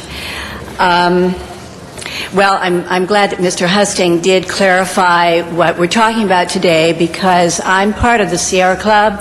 I'm the chair of the Wildlife and Endangered Species Committee, and we just passed a statement to the effect that we will support DOT and Caltrans on the overpass to the Skirball Center, where Mr. Ron Kozinski of Caltrans has proposed a wildlife corridor. However, there's a big problem with that, and that is that this corridor, which will be on the Skirball Center overpass, goes to the west side of the Sepulveda Pass, and stops right at Sepulveda Boulevard. Consequently, the wildlife that are going to be using this wildlife corridor are going to be encouraged to go over the 405 and then try to cross Sepulveda Boulevard. That's the problem. That's why we're here. And Thank you. You can take Cheryl Mann is our next speaker. After that is Sharon Ford. Hi, I'm Cheryl Mann. I live in Granada Hills, but I care about this. I also have to thank Councilman Smith and the rest of the council for the memoriam for Peter Mann on June 13th. I appreciate that very much. I don't know how city council can vote on things because you're talking everywhere. I mean, it's like, I don't know how you must have double hearing. Maybe you should hear conversations beside you, and the conversations out here, you're really good. We try. Traffic and safety are always of major concern to communities and constituents. I suggest that additional funds be proposed for item 35 to adequately complete the Skirball overpass on the 405. Caltrans has had the vision for the east side to accommodate. Ooh, that was it? Go ahead. Take a few more seconds if you'd like to wrap up. Go ahead. We have 5 minutes total. Go ahead. Department of Transportation has an opportunity to complete that vision, and I'd hope to see it. Oh, thank you. Thank you very much. And you're right, it is an exercise in multitasking, being a council member. My father, who fractured his skull Yes. because he ran into a deer. You could save both the people and the animal if you had a wildlife. Thank you very much. We appreciate your comments. Sharon Ford is our final speaker. Good afternoon, Ms. Yes. Ford. In addition to what both my colleagues have said, this is a necessity. It isn't something that we can do in the future. We all know that once we start work on this widening project, nothing will be done in the Sepulveda Pass for decades to come. So now is the time. We are doing, as we are doing highway and freeway projects, we need to do this. Our land has been fragmented so that the animals cannot move from one natural landscape to another. With climate change, this has become a big issue because the animals are trapped into areas that can no longer sustain them. The experts predict by 2050, 1/3 of our wildlife will be extinct. So we need to act, and we need to act now. The safety issue is a problem. LADOT has stated, they have stated that they would put up signs. Unfortunately, people do not pay attention to signs, and the animals can't read them. Thank you, Ms. Ford. Mr. Rosendahl. Thank you, Mr. President. And Ken Hustings, thank you for clarifying the issue that we were dealing with today. But it does show that there is community focus and sensitivity to the animals in the animal corridor. I especially want to thank Rosemarie White. Dr. White, I met you over the weekend, and I'm happy you came down. And as those discussions go forward to deal with the corridor itself, I want you to be an integral part of those discussions so we come up with a plan that saves the animals as well as the people as we go forward with the process. Thank you for coming down to City Hall today. Thank you, Mr. President. Thank you, Mr. Rosendahl. Appreciate it very much. Okay. We can open the roll, close the roll, and tabulate the vote. 13 ayes. That is approved. Next item, please.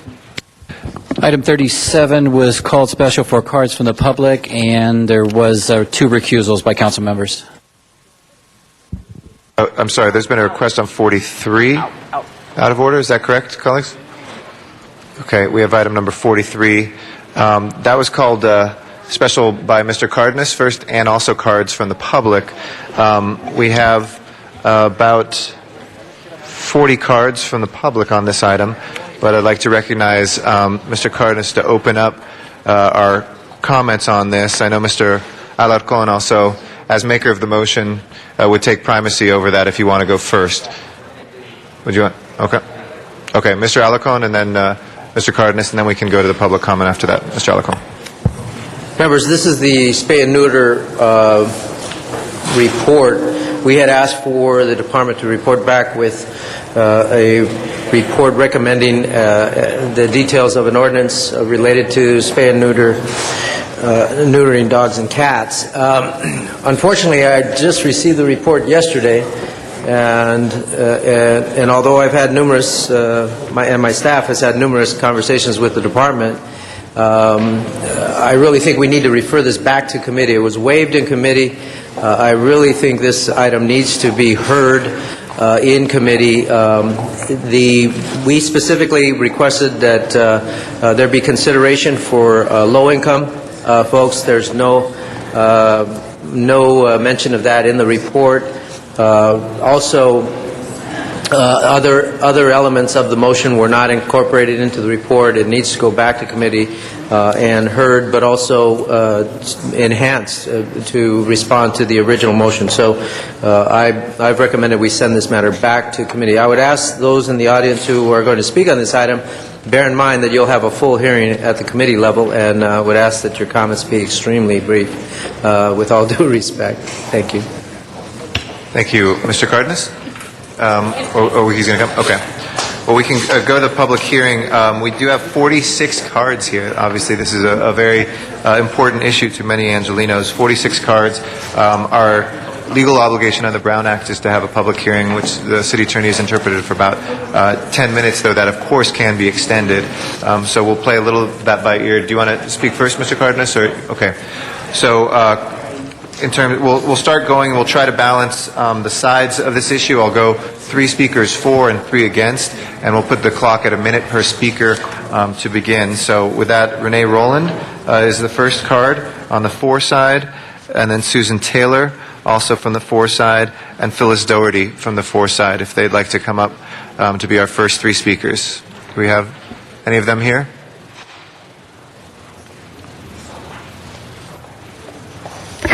Hi, I'm Susan Taylor. I'm the Executive Director of Actors and Others for Animals, and we are one of the oldest spay-neuter organizations in the city. To let you know, since 2000, we have done almost 90,000 spay-neuters, and we do cater to the low and fixed-income individual, and 10,000 of those were pit bulls. I come to you today because the word you're going to hear over and over is responsible. Everyone here is going to say that they are a responsible animal guardian or a responsible breeder. The calls to our office contradict that. But that really doesn't matter. What's important today is that we, as a group, do a responsible ordinance to help the city's animals. And I've been privileged to be working with Ed Boakes on this ordinance along with the city attorney, and I've been instructed by the Department of Animal Services Commission to also work on that. So let's all get together and do something that's good for the animals of Los Angeles. Thank you. Phyllis Doherty? Phyllis Doherty with the Animal Issues Movement. I also have been working with Mr. Boakes, the Commission, and Sue Taylor on this ordinance, and it's been a pleasure to work on it. I think it's very important that you understand that we're working on something only for the city. This is not AB 1634. We're concerned with our local efforts here. It certainly is not mandatory spay-neuter. No one intends to grab someone's animals and perform surgery on them against their will, nor to put them in the shelter and kill them because they're not altered. We do need a cooperative effort with the breeders that are responsible and have said that they are willing to work with us to try to stop the backyard breeding where animals are being sold for $50 out into the streets by people who don't care about the dog packs, about the fact that we, right at this moment, have up to 12 dogs per kennel in our South LA shelter, and also do not care about the fact that there are people that do want to spay and neuter and that they are not receiving the proper promotion for that. So we need to address all of those issues. We also need to address just one more thing. We need to address the dogs that are being bred for fighting. That's one of our primary concerns. Okay, thank you. Was Renee Rowland not here? We'll enter that name into the record. Sherry Schenker is our next speaker on the for side. And then as she's coming up, just so I can properly label this, is Bill Dyer, are you for or against the proposal? For, okay. So we'll go to 3 against speakers after that. Hello. Hi, Hi, thank you. My name is Sharice Shankar. I'm with Shelter Animals of Los Angeles. So when demand equals supply, then maybe we can rethink mandatory spay-neuter. However, today, let's talk about good old-fashioned common sense. We should have the common sense to buckle up, to not drink and drive, to wear helmets when driving motorcycles. But there were enough of us getting killed so that a mandate, a law, had to be passed to protect ourselves from, well, ourselves. Who is going to protect the unwanted animals? We must exercise common sense on behalf of the voiceless, the helpless, the thousands that are being killed every year in LA. Our pets are victimized every day through neglect, abuse, and abandonment. We must do right by them. To those of us on the front line, shelter workers and rescuers, we witness the unnecessary suffering daily. Our only interest is the welfare and well-being of these gentle creatures, our companions, our family members, our four-legged friends. Please pass this motion. Thank you. Thank you. Now turning to the against side, Kathy Turner will be our first speaker. If I could ask a couple speakers who are next in the pile, is Christy Metropole for or against? For, okay. And Julia Pennington for or against? For, okay. Go ahead, please. My name is Kathy Turner. I am the Executive Director of Concerned Dog Owners of California, and I am actually one of Mr. Alarcon's constituents, and I have had the letter from the Department of Animal Services for a couple of weeks, so if you fall behind again, give me a holler. I'm not actually here to be against anything because we really don't have anything to consider at this point. I want to thank Animal Services for limiting the scope of what they put out initially. I want to thank Mr. Alarcon for giving us the opportunity to participate in a hearing. And I would ask that this time, when we look at legislation, could we please limit the legislation to the stakeholders in the city of Los Angeles?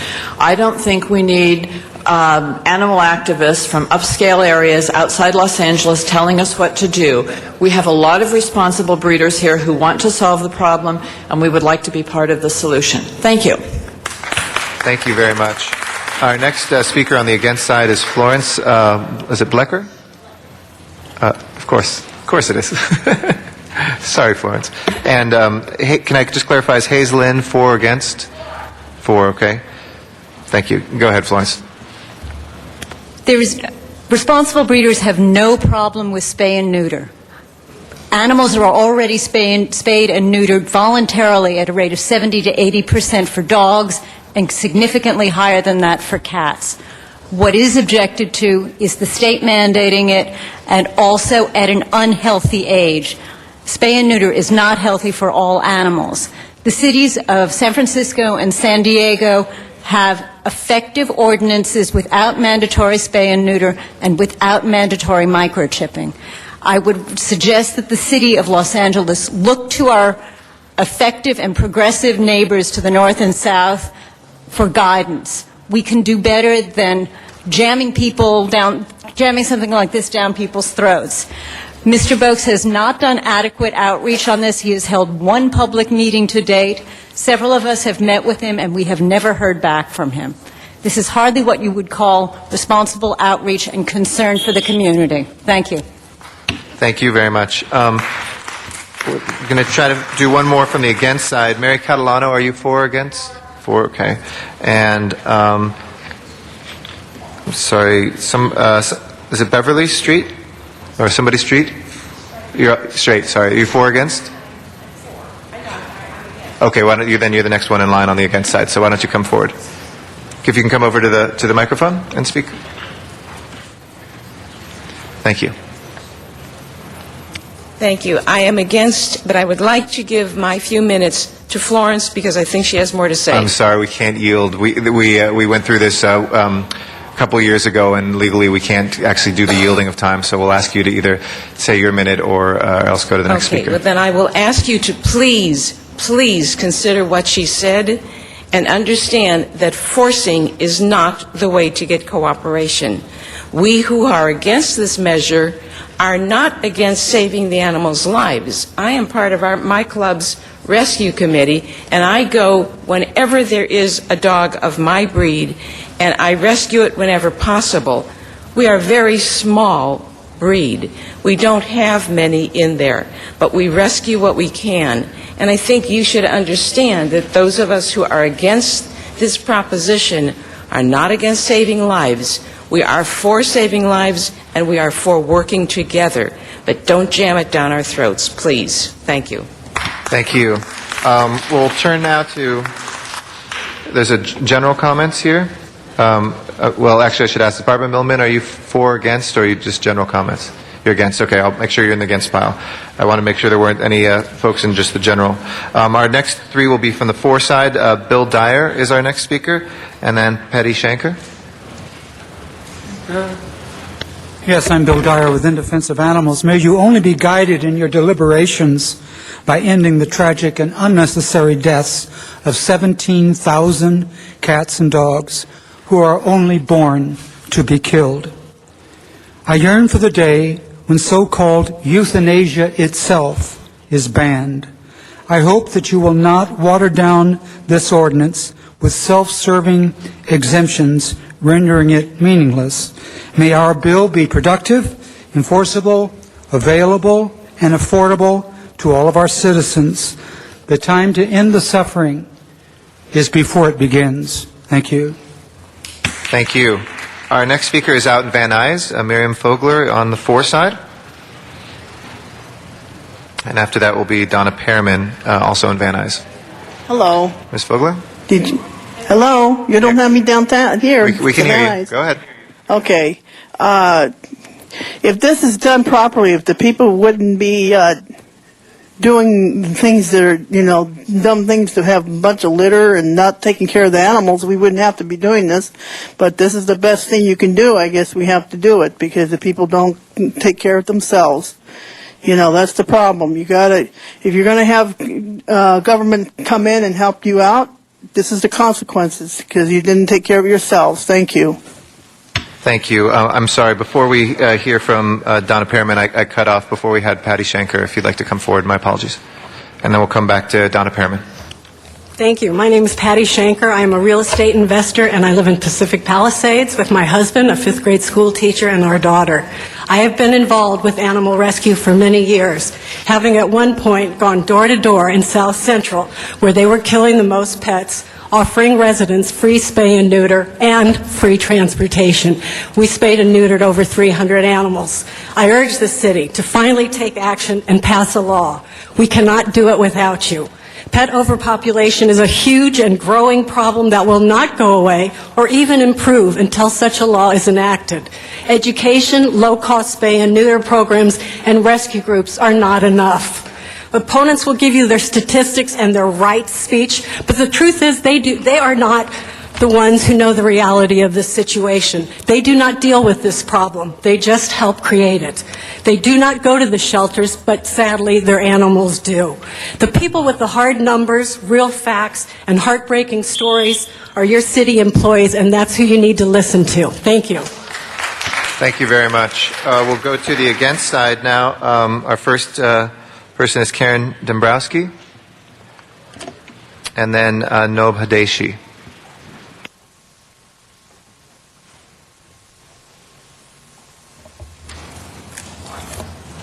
My name's Karen Dombrowski, and I'm against any form of mandatory spay and neutering.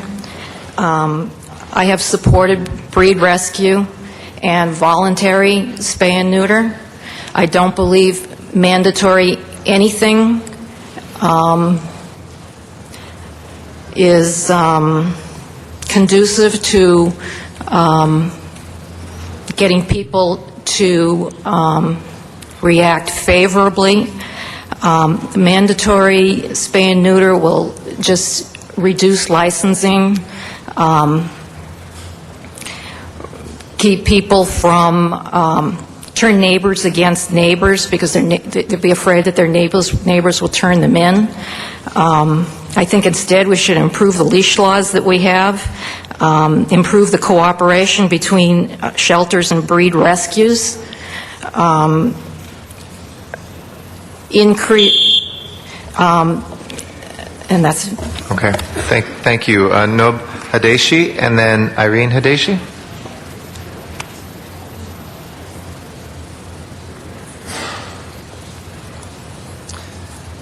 Hi, my name is Nob Hadeshi. I live in Gardena in the Janice House district. I am not in favor of mandatory spaying or neutering of dogs. Dogs been with us for many very long time, and they are invaluable asset to us. They have been useful in many ways, hunting, working, and so forth, especially companionship. And to neuter mandatorily all dogs at 4 months old is sort of tantamount to getting rid of the problem by destroying them and so forth, and I have a real problem with that. I think most of the dog people are responsible breeders, and what we need is the education to educate people about proper care and usefulness of dogs. Thank you. Thank you. Irene Hideshi. And then we'll come back to the fore side where Donna Pearman has been patiently waiting. Ellen Little will be after that. Thank you for allowing me this opportunity to speak. I believe that mandatory spay-neutering is at the 4 months of age and is unhealthy for pets, and I understand that the California State Veterinary Association is weighed in against this concept at such a young age, and I also understand that this law, as now reported, will possibly allow for even younger age spay-neutering. I think you're going to get a lot more cooperation by trying to educate and offering low-cost spay-neuter. And I'd like to also echo the comments made by Concerned Dog Owners Group. I hope you'll consider all these comments. Thank you. Thank you. Out in Van Nuys, we'll go next. Donna Pearman was our next speaker on the fore side. Ellen Little to be following her. And then we have Ina Valikov after that. Okay. I think it's a good thing to neuter cats and dogs and rabbits because it means animals won't need to go to shelters. Shelters are good, but are overwhelmed with animals. We need better accommodations for cats, though. Cats can't live in the accommodations they are now. Neutering dogs and cats will stop destruction of poor, innocent animals. But people need to know about the places to neuter them and how to do it so people can do it properly neuter their pets. Please make it affordable so it shouldn't cost a lot for a simple procedures. Animals are under our jurisdiction and need to be protected. So I'm happy for anything that helps our faithful cats, dogs, and rabbits. And Forget about the cats having the kennel. yeah, the cats need the new kennel over there. What place was that? East Valley. And I just want to say, though, you may want to do a friendly amendment by not making it a little older than 4 months. Okay, bye. Thank you. Ellen Little is our next speaker. Thank you. I'm a resident of Studio City. Hundreds and thousands of years ago, when human beings domesticated dogs and cats, they consequently became our responsibility. Today, that heavy responsibility has landed squarely on the shoulders of the city of Los Angeles. Sadly, every year, thousands of innocent pets are killed in city shelters. Instead, it should be the city's responsibility to prevent those unwanted pets from being born.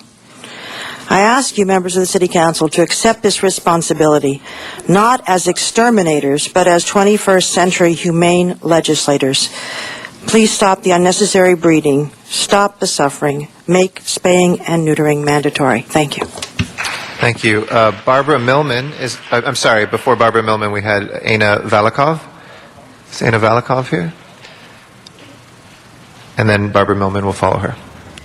Good afternoon. My name is Dr. Ina Valikov. I'm a private practice veterinarian, and I've been practicing in LA County for over 17 years. Nothing is as demoralizing to a veterinarian as euthanasia of convenience. Our veterinary ethics, and the first principle of veterinary ethics is consideration of the needs of our patients and the need to relieve suffering while minimizing pain or fear. I am powerless to do so in the face of overpopulation. Every patient whose heart we restart by implanting a pacemaker has thousands of healthy cousins who are killed for lack of a home. Every cancer patient I help with surgery and chemotherapy has thousands of siblings who are killed because they're surplus pets. It's been argued that we can educate our way out of this overpopulation, and it's true that education has resulted in an increase in voluntary spay and neuter. The majority of my clients are already responsible, but this is not the case with all of them. I have learned that I cannot educate those who do not want to learn. Thank you.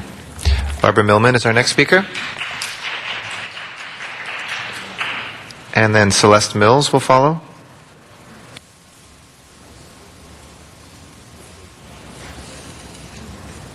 My name is Barbara Millman. I live in San Pedro, and I have 2 points to make. One is there is a law that if you want to breed a cat or a dog, you need to pay a $100 breeder's license. Now, a year after this law was passed, I applied for that, and my license number was 70. So in 1 year, only 70 people followed the law. The harder you make the laws, the less people are going to follow them. The other thing I would like to say is that after I read the 1634, I talked to veterinarians, and none of them felt that 4 months of age was a proper age to spay or neuter a dog. I don't know about cats, but they said 6 months to a year, and when the law was revised, that's what they said. So the city of Los Angeles is making a mistake if they want to spay and neuter 4-month-old dogs. Thank you. Thank you. And Catherine Greenbaum is our next speaker. I'm sorry, yeah. Good afternoon. I'm Celeste Mills, and I live in Van Nuys. I've heard a lot of talk from most all speakers about the mandatory spay and neuter. And although I don't agree with mandatory spay and neuter, and I do agree with public education, I wonder what can be done about laws regarding the dog fighting, laws regarding the importation of animals from Mexico that are filling all of the streets in South Central LA, and it appears that nothing is being done to control it. We have a limited number of animal control officers that are able to enforce the laws that are already on the books. I think that if there is a little more political cooperation in public education, for public awareness about responsible mandatory or responsible spay and neuter, there's no need for mandatory. We have already found out through all of the studies that have been done, 80% of the pet owners voluntarily spay and neuter their pets. We're dealing with a small percentage, and most of those people are still the same offenders that are dumping dogs on the street and fighting with using their dogs for fighting. And these are the things that need to be addressed, not harder, harsher laws on law-abiding citizens. Thank you. I'm sorry. We are clarifying issue with another speaker. Our next speaker, please. My name is Catherine Greenbaum, and I'm going to talk a little bit just about my own situation. I live with and show Siberians. They're my family. I have an intact male and intact female living in my house, and a spayed female. There has never been an unplanned pregnancy in my household. I've had 1 litter, although I've bred 2 dogs. And the 2 puppies that I sold were sold after very careful screening. They were sold with limited registration, which means that their puppies couldn't be sold registered. The purpose of that was that their owners would neuter or spay them. The contract says that I must be informed if my animals are to be given up, and I have the right to take them back. I should be not found guilty and punished by oppressive permits when I have had a litter in the last 15 years. Please do not call me a cottage industry that makes money. I lost money, maybe $1,000 to $2,000 with that litter that I sold 2 puppies. I care for the mother. My puppies had healthy puppy checks. Okay. I'm an active member of my... Thank you. Our last speaker is Marlene Goodman in Van Nuys. Ms. Goodman, our apologies about the time that was on the card. Yeah, I stayed through the whole. Anyway, I stayed through the whole thing, so I wanted a chance to speak. My name is Marlene Goodman. I am a member of the Sherman Oaks Neighborhood Council. I sit on their board. They heartily endorsed AB 1634. I also work with Stray Cat Alliance, who takes care of all the irresponsible people who do not take care of their cats and leave them on the street when they move around. What happens after that, as it just happened in Councilman Labange's district, he gets an emergency telephone call that 22 cats or 32 cats are on somebody's property. Come and take them away now. I can't have them near me. They're going to pollute my air. And what happens? The poor people at the East Valley Shelter have to come, take away these cats. They're all not tame, and they're killed. This happens every day of the week, of the year, of the month, always. Cats are taken away, animals are taken away, and they're put down just because there is no room. It's got to stop. Thank you. All of us cannot be involved anymore. Thank you. That we have gone to 22 and a half minutes now, so more than double of what we put forward. We have 20 other cards remaining. Unless there's a motion to move, I will read them into the record. But if there's a motion to extend, seeing none, I'd like to read these names into the record and reiterate what Mr. Alarcon said, which is that in committee there will be the opportunity for a full public hearing on this as well. Kenneth Burton was here on the against side, Patty Burton on the against side, Jessica Frederick on the for side, Scott Sorrentino on the for side, Teresa Sanford on the for side, Christy Metropole on the for side, Julia Pennington on the for side, Elizabeth Orrick on the for side, Hayes Lynn on the for side, Whitney H. Smith on the for side, Judy Mancuso on the for side, Denise Alexander Cola on the for side, Jackie de Havilland on the for side, Mary Catalano on the for side, Ed Buck on the for side, Joyce Forrest on the for side, Sarah Cozzolino on the for side, Srinivasan Awe Lakshmanan, excuse me for mispronouncing that, was not sure. Maybe it was for or against, but they weren't sure, but was also here. Periel Stanfield and Dr. Daniel Wiseman. With that, I'd like to return to Mr. Cardenas and then Mr. Rosendahl to follow. Mr. Cardenas. As you heard earlier, those of you who are interested in this matter, and thank you for coming to speak on this matter, whatever side of it you're on.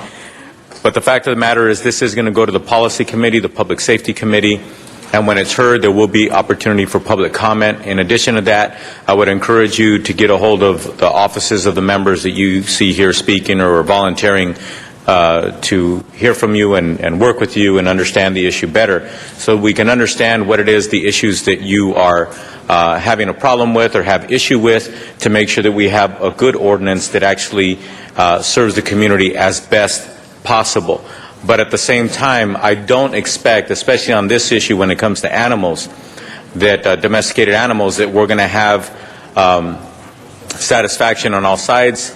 I suspect that we will always have people who are going to disagree on this matter. I've been working on matters that have to do with domesticated animals for quite a few years now, and I've had the most insults thrown my way. I've had the most emails thrown my way. I've had the most phone calls thrown my way, but I'm engaging in this, and again, my name is Tony Cardenas. You're more than welcome to contact my office and try to dialogue with me and my staff to try to figure out how we can better this situation. But I can promise you this. I feel like this council is determined to make sure that we have a policy for the city of Los Angeles that reduces the amount of euthanization that we have to dogs and cats and other animals in this city. Tens of thousands of animals a year.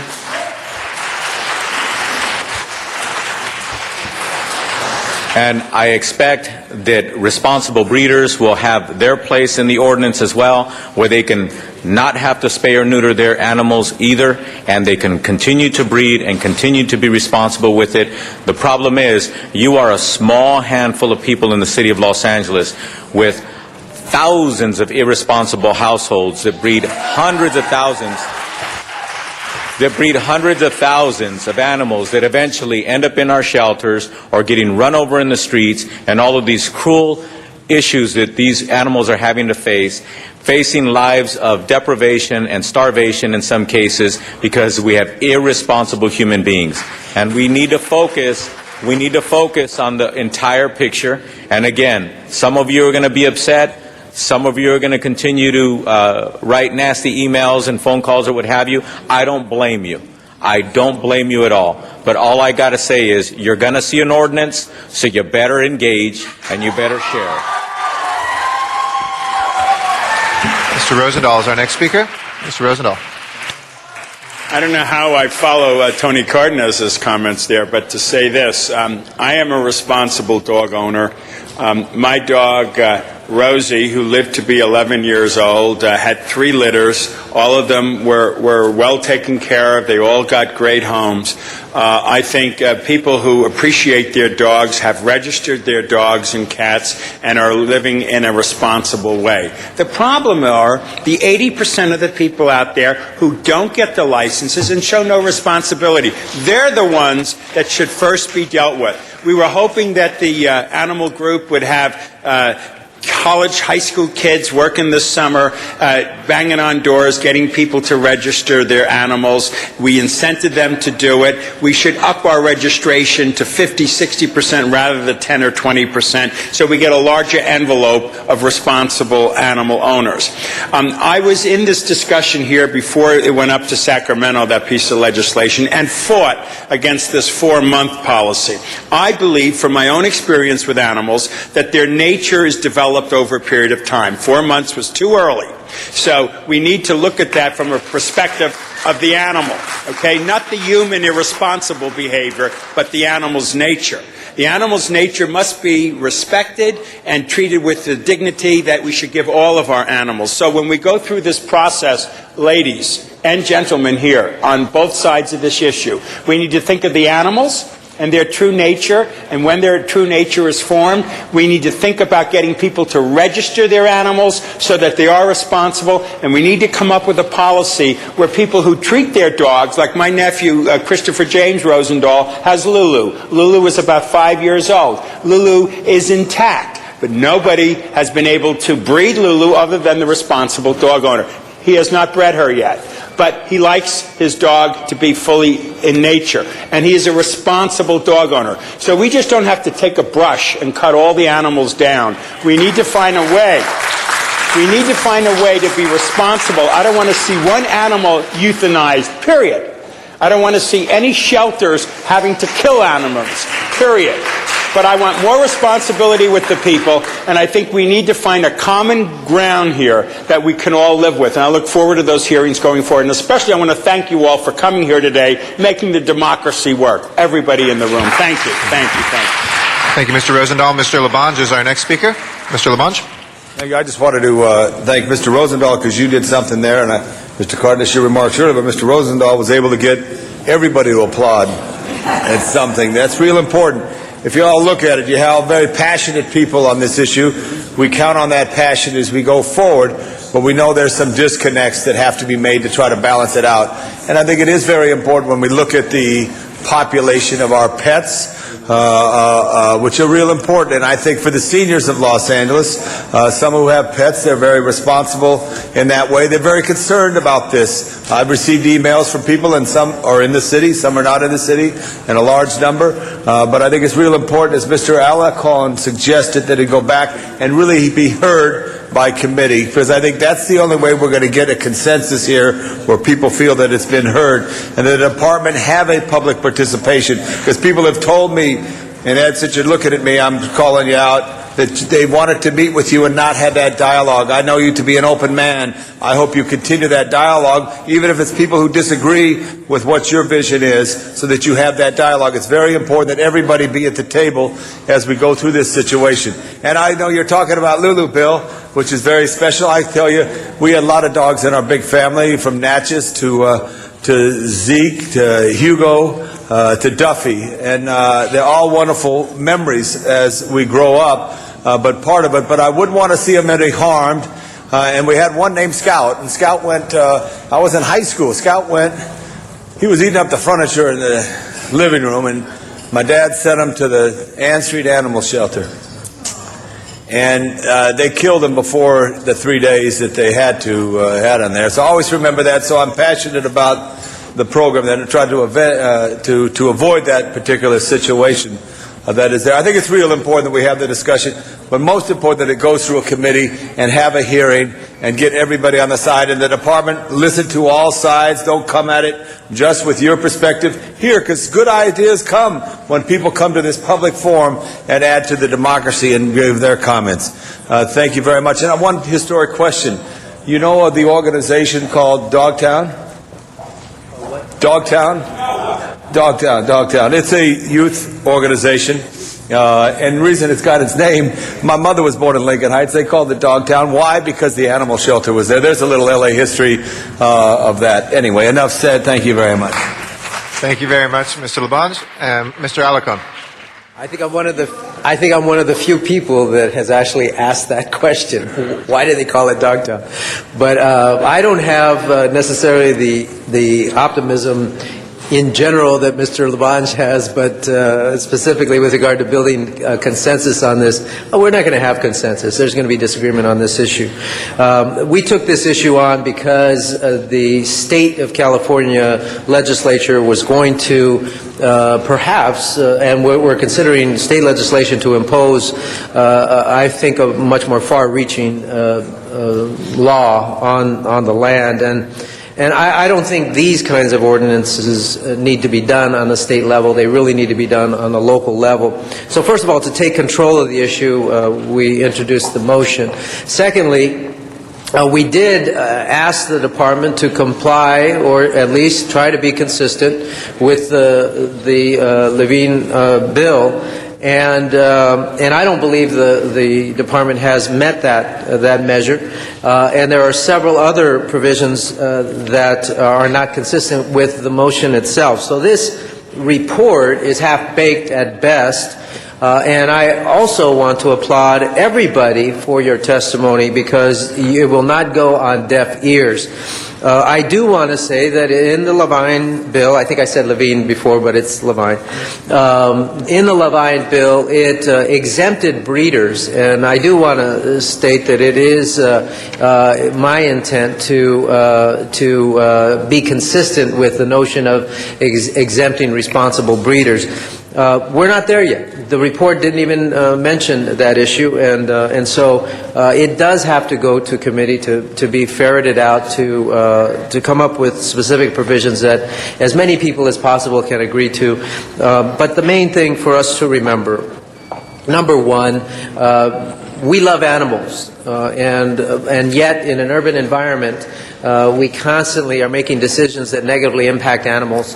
And when we do that, we have an equal responsibility to take measures to mitigate that negative impact on animals. We also know that animals have been trained to harm, not just harm other animals, but even people.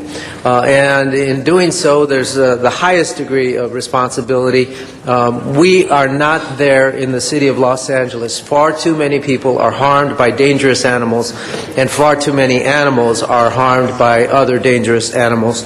And so we have to take this by the horns and deal with it. We can't run and hide and expect that we're not going to see more maimings occur in the streets and more injuries and damage caused.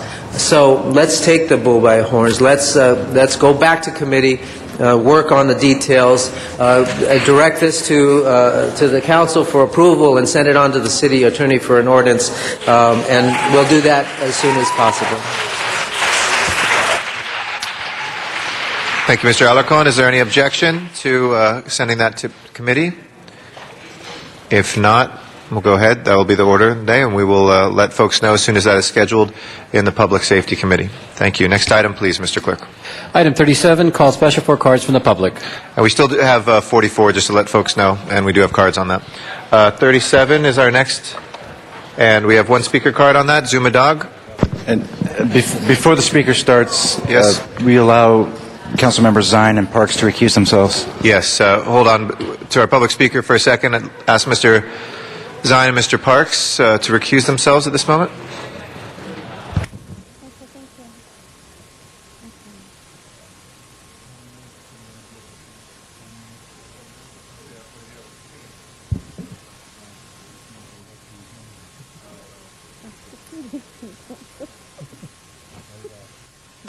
Are we cleared? Those two? Okay. Mr. Dodd, if you'd like to address us on this one. Can I combine? I got everything in a row's mind. Should I just combine them and do them all now, or go back and forth? Because I might even just pass on this one if you want, or just combine. We can't combine them right now, so why don't you, if you want to... Okay, I'll just briefly say that this is about LACER pension money, and I'm concerned because there's some projects around town where the LACER pension money is being invested into speculative, risky investments downtown and development, and also with a lot of environmental projects, speculative technologies LACER is being invested in, and I say we need to watch the LACER fund money and make sure it's in prudent investments that aren't risky in speculative things and some of the downtown development. And quickly here, I will... Let's see, I want to talk about other things, so just watch out, because there are problems with this LACER thing, and also I'll talk about it more at Zoom at Times at 3 o'clock. I'm going live with the TV show, and we'll follow up there, and please tune in. Thank you. That closes our public comment on this one. If nobody that wishes to be heard, let's go ahead and open the roll on 37, please. Close the roll and tabulate the vote. 11 ayes. That is approved. Next item, please. Item 41, called special for cards from the public.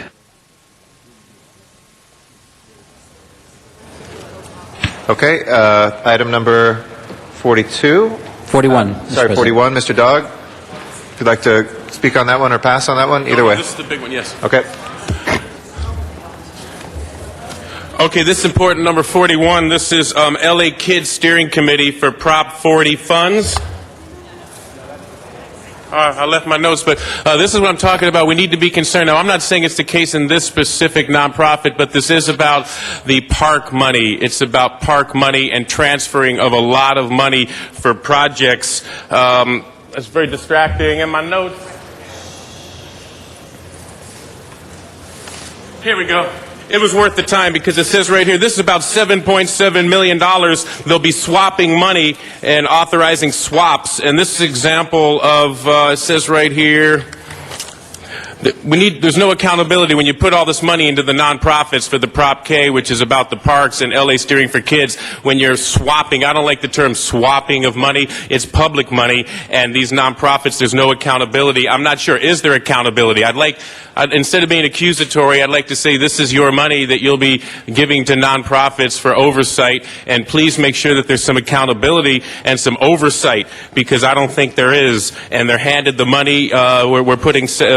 We're taking public money and handing it over to people to develop the projects, and there's a lot of fraud, waste, and abuse that could be built into that project, and then we don't get what we paid for. And when you see things like, I know I was concerned about some of this right here, it says renovation including but not limited to. You got to look for things like but not limited to, and a lot of the things that this is for, oh my goodness, should be going to other things like, if you're spending $700,000 to replace an existing swimming pool, well, maybe there's some other priorities in the city besides that much for swimming pool.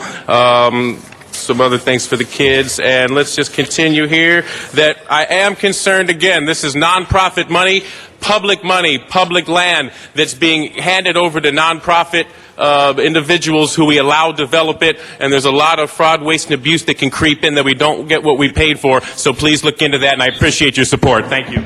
Thank you. That closes our public comment on this item. Anybody wishing to be heard from the council? Seeing none, let's go ahead, open the roll, close the roll, and tabulate the vote. 13 ayes. That is approved. Next item, please. Item 42, called special for cards from the public. Okay. Mr. Dog, on item 42, I think we have, is it 2 minutes or 1 minute left? 1 minute left, sir? Can I hit briefly on all the three the rest I have? You can speak on 42. Sorry. Okay, 42. This is the World Leadership. Or you can pass this one and go to a different, but just one. Yeah. We'll just do this one. Okay. World Leadership Awards. I say that here's the problem here. We're going to be spending money on sending people to England for an award show, and there's no limit as far as the expenses, okay? It's like maybe $17,000, but I don't think now's the time to be sending people on leadership award shows. Any leadership awards would tell you that awards are bad against leadership because it creates divisive combativeness for competition for those awards. Okay, plus travel expenses, that's the thing right here.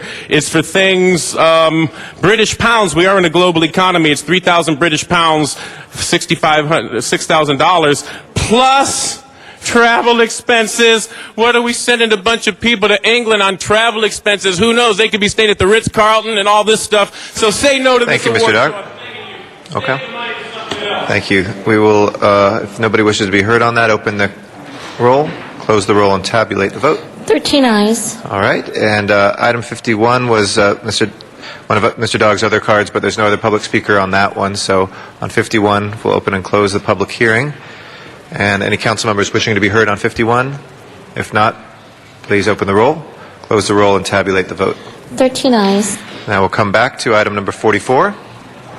And we do have cards from the public on item 44. So we'll go ahead and hear those first.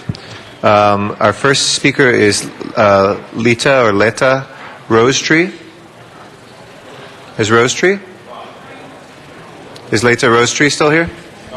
She's left. Okay. Scott Sorrentino? Still here? Mr. Sorrentino? Florence? Florence, do you want to speak on 44? Here's some more.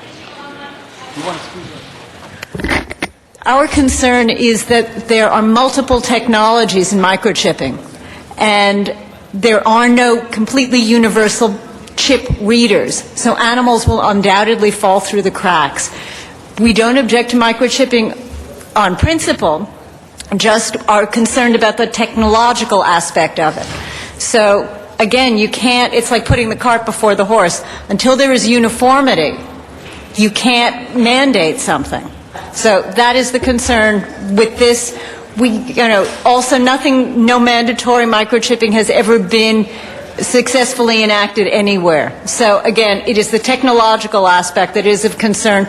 Also, there is a health aspect because chips migrate and become ineffective. So thank you. All right. We'll next go to Van Nuys, Miriam Fogler on item 44, and then Donna Pearman. And we'll come back here after that for Kenneth Burton. Ms. Fogler on 44. I think it's a very good system because this way you get your pet back. But I don't let my cats out.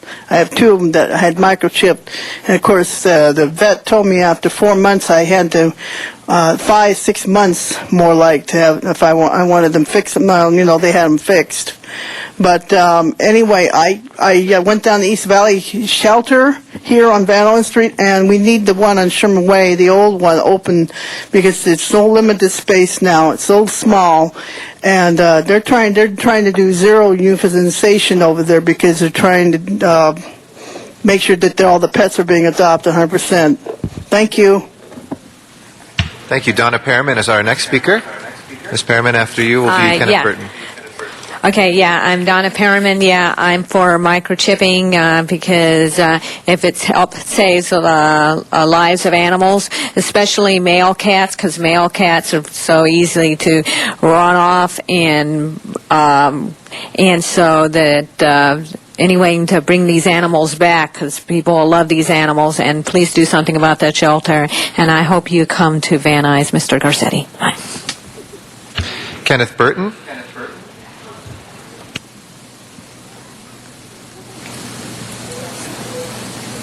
Against mandatory microchipping. My concerns, in addition to the technological aspects, has to do with migration. That's where the chip moves to another part of the body. Consequently, the person who's been scanning doesn't find it. Also, there's been found that certain cancers tend to coalesce around these cells and can cause cancer in the dogs. So I'm against it. Thank you for your time. Thank you. We'll go back to Van Nuys, Daniel Wiseman on this item, and then Patty Burton will be back here in council chambers. Mr. Wiseman on item 44. Thank you, Mr. Chairman. First off, hello, David. Second, on the issue of mandatory spay and neutering, as you know and Mr. Boakes knows, I Sorry, oppose sir, it this is a different item. If you can talk I'm to the aware of that, microchips. and I will link that to the current issue if you will simply allow the fact that they are linked issues. The mandatory spay and neutering invades the prerogative of the owner. Now, regarding microchipping, the microchipping, in contrary to the individual who just spoke, is neither dangerous nor cancer-producing. It is a small chip, and when you scan a dog or a cat to try to find it, that's what you're doing. You're scanning. You're looking around to try to find the chip. The final issue is that I'm delighted that Mr. Cardenas is welcoming us to come to his office. But just before I came to the meeting here, I requested a meeting in his office, and I hope to be able to talk with him about it very soon. The community is interested. We thank you for the invitation. Thank you very much, Mr. Wiseman. Next is Patty Burton here in Council Chambers, and then Lydia Castagna. Hi, I'm against the microchipping because there has been studies, it's been known to move and migrate, and there has been studies that showed that it does cause cancer at the injection site. Also, I think anything that requires a scanner doesn't work very well. Tattoo will work much better because anybody could read a tattoo. Whereas microchip, you need to have a scanner. If I picked up a stray, I wouldn't know that it belonged to anybody. So I strongly recommend that identification should be with tags and with tattoos and not with microchips. Thank you. Thank you, Ms. Burton. Lydia Castagna is next, and then Susan Jensen. Hi, my name is Lydia Castagna. I'm a veterinary technician. I'm against mandatory microchipping, not so much microchipping in and of itself. I think it should be an individual's own personal choice. It's a responsible thing to do for certain. However, it is painful. I've done it myself. I've watched a dog, scream for like an hour afterwards. To mandatorily make a person do that to their pet, I don't think is fair. That's my own. I think that it should be a personal choice. Thank you. And our last speaker is Susan Jensen. Mr. President, City Council members, I'm opposed to the mandatory microchipping of animals. True story, I just took my dog to the vet, and just for giggle's sake, I had him scanned. His chip is actually at his rib section, and if I wouldn't have witnessed his actual insertion of the microchip when he was a puppy, he could have ended up in an animal shelter if I didn't have, custody of him. So all of our service dogs, I'm with the City of Los Angeles Fire Department as a firefighter, all of our service dogs, arson, sheriff, our canines, and search and rescue dogs are tattooed in the ear. It doesn't shrink, it doesn't get bigger, it doesn't go anywhere, and it's an excellent identification for all of our animals. Thank you. Thank you very much. That's our last speaker. We'll close the public hearing on that. Mr. Alarcon, and then Mr. Labange. Mr. Alarcon? Well, given that the general manager of Animal Regs has included in the recommendations relative to my spay and neuter ordinance recommendation the issue of microchipping, I think that would be the appropriate place to have this discussion rather than move this forward at the request of the animal what do we call that committee? The Animal Commission? The Animal Services Commission. Senior moment. So my recommendation is that we receive and file this report with a specific intent, if we do that, to hear it as a part of the spay and neuter ordinance. And some of the ideas I think are very important. If all animals are microchipped and we have no device that will be able to detect that, then it serves no purpose. So we have to be clear on some issues, but we'll consider it, I think, as one. That would be my recommendation. So I move to receive and file. Mr. Labange. I support Mr. Alacon's but I think it should be separate. Why should it be together? Send it both to public safety. Maybe, Mr. Miller, you could help give us some advice on this here. I think it's a little two different issues, and I would only say that since no one's here from the department to explain it, that we should send it back and then maybe consolidate it at that point. What do you... I know, but should both go to the committee. Both go to the committee separately as opposed to consolidating it. Well, I believe that's what Mr. Alarcon proposed. They are separate files, so they could both go to committee and they could both come back. But Mr. Alarcon proposed, I believe, and correct me if I'm wrong, Mr. Alarcon, receiving and filing this item, and then as this came from a communication from the general manager that he could continue to communicate that in the context of the previous item. I believe that's what Mr. Alarcon stated, which is slightly different. Just would it affect kill it today and have to have it revised in committee, or how would that work, Mr. City Attorney? As I was pointing out, the report, which you haven't had the opportunity to see, from Animal Regs relative to my spay and neuter ordinance includes a recommendation relative to microchipping of all animals. So I just suggest we keep it there and consider it in the context of that. As opposed to having two... What if I like... Just trying to reduce the council files. I understand. What if I like microchipping but don't like the proposal for spray and neutering? Then we'll have that challenge. We can bifurcate the two issues at a later time. Okay, I support and rest. Thank you. Okay. So we have that before us. Is there any objection? Receiving file, why don't we open the roll on receive and file, close the roll, and tabulate the vote. 13 ayes. Okay. That will be received and filed. Thank you. Mr. Zahn? Reconsider number 52 for a short amendment. For a short amendment? Very short. Okay. Extremely short. Can we do that? Go ahead. Let's open the roll on reconsideration. Close the roll and tabulate the vote. 13 ayes. That is before us. Mr. Hyman's comparing his goatee to my goatee. Mr. Hyman, very nice. Thank you.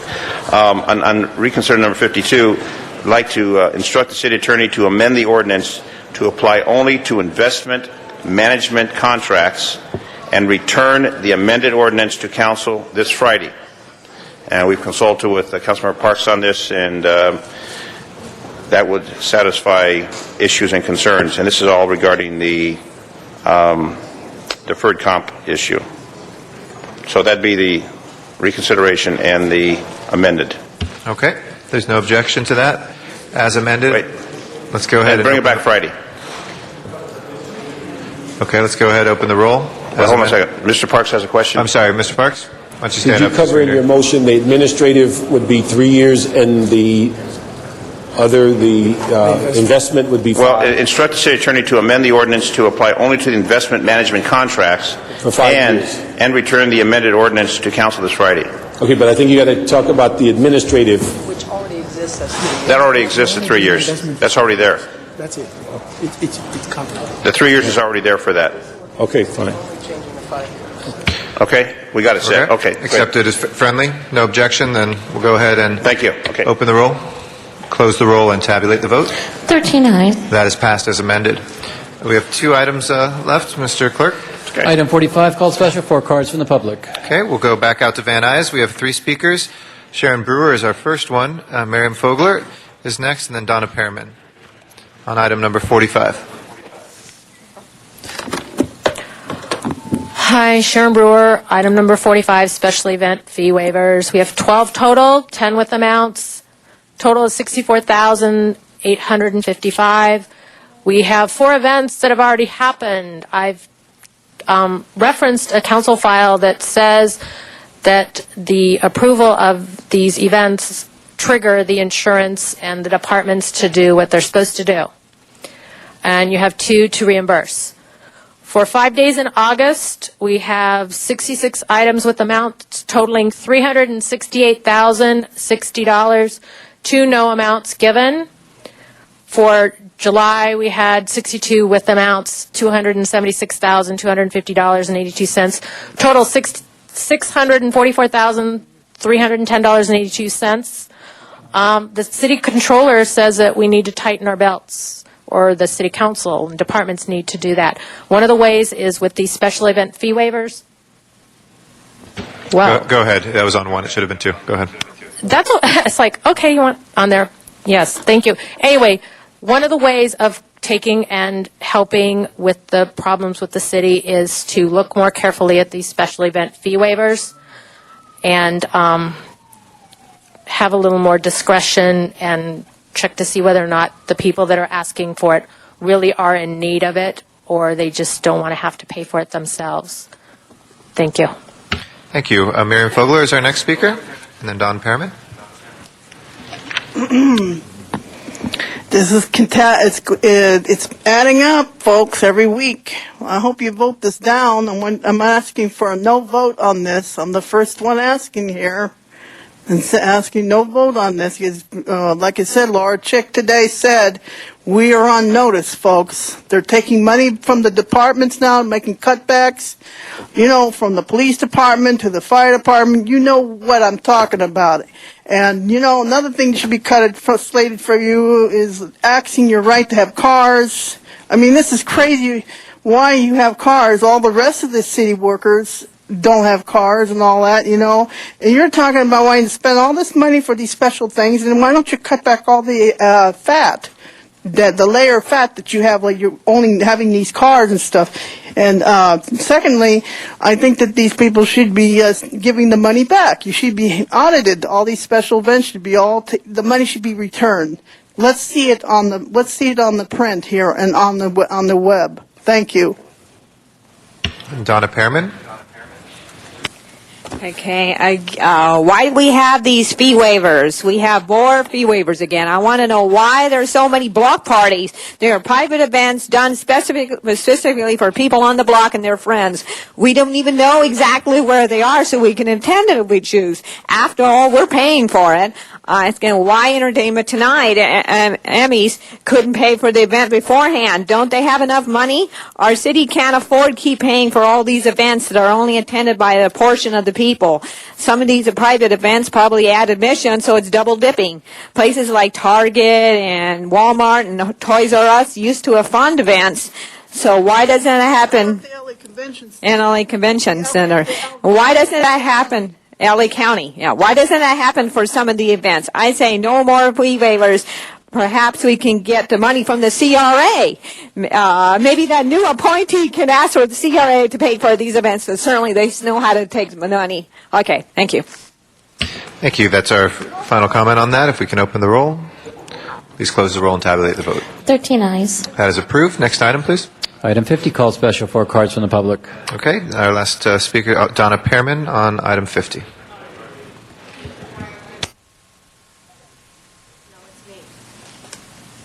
I didn't have my name on it. Maybe it's Sharon Brewer. Okay, I didn't have that as Ms. Brewer. Would you like to speak on 50? Was me. I just had a question in that I went on the Dunn website and I couldn't find an El Sereno Neighborhood Council under the funding or elections.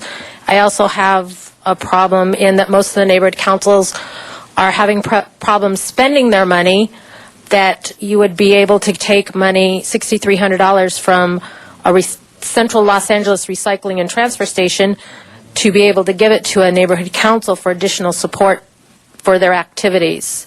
So my concern was, one, that I went to Dunn and I couldn't find, maybe it's forming, but also that you're taking, is that considered a gift of public funds to a neighborhood council on there? So it was just, I didn't see this neighborhood council, that it existed, and that was just a question. Thank you very much. Thank you. And we'll see if we can get an answer for that for you for our next meeting. We can please open the roll on this item, close the roll, and tabulate the vote. 13 ayes. That is approved. We have a number of Rule 23 motions, colleagues. There are 3 Rule 23 motions, my understanding. And Mr. City Attorney, if you'd like to speak to the findings on the first one. Thank you, Mr. President. I will recite the facts as presented to me by the maker of the motion for the Council's consideration of the adequacy of the findings. Since the posting of today's agenda, a U.S. Customs computer malfunction resulted in delays for over 17,000 passengers at LAX. Due to the impending Council recess, immediate action is required to request LAWA to immediately report to Council on this incident rather than wait till next week. Council must first make findings pursuant to Government Code Section 54954.2 before considering the substantive motion. Anybody else on the findings? If not, let's go ahead and please prepare the roll on the findings. Tabulate the vote. 12 ayes. Pursuant to Council Rule 23, this matter is now before us, and this was introduced by Mr. Rosendahl, I believe. Is that correct? Or Ms. Hahn? Ms. Hahn or Mr. Rosendahl on the special one? Yes, Mr. President. Ms. Hahn and I have put this motion in, and we have called for a Rule 23. We're very concerned about what happened at LAX over the weekend, and we would like this to be heard tomorrow in the context of Rule 23 with LAWA that's coming here for other issues. We've notified them of this, and we want to know what happened and what can we do to avoid this in the future, what kinds of redundancies we need to have. I know Ms. Hahn has been extremely the leader on this, frankly, but I've talked to both Jane Harmon's office and Maxine Waters' office. It is obviously a federal issue, but we need to have a robust discussion and internal conversation among ourselves because LAX is our airport in our city, and for 18,000 people to be in such a situation over the weekend, and especially leaving them in the planes and not getting water, it's just a big deal that we want to talk about tomorrow, so that's why we pulled Rule 23. Ms. Hahn? Thank you. Are we talking about the findings? No, we're into the substance of it. Oh, we've already voted on the findings? Yeah, the city attorney made the findings, and we voted on it. Very good. Great. Well, again, we're going into council recess on Friday, and this was so important that I felt it was going to waive it from my own committee in Commerce, Trade, and Tourism so it comes before the full City Council. Absolutely, what happened, there were 17,000 passengers that were stranded for up to 9 hours.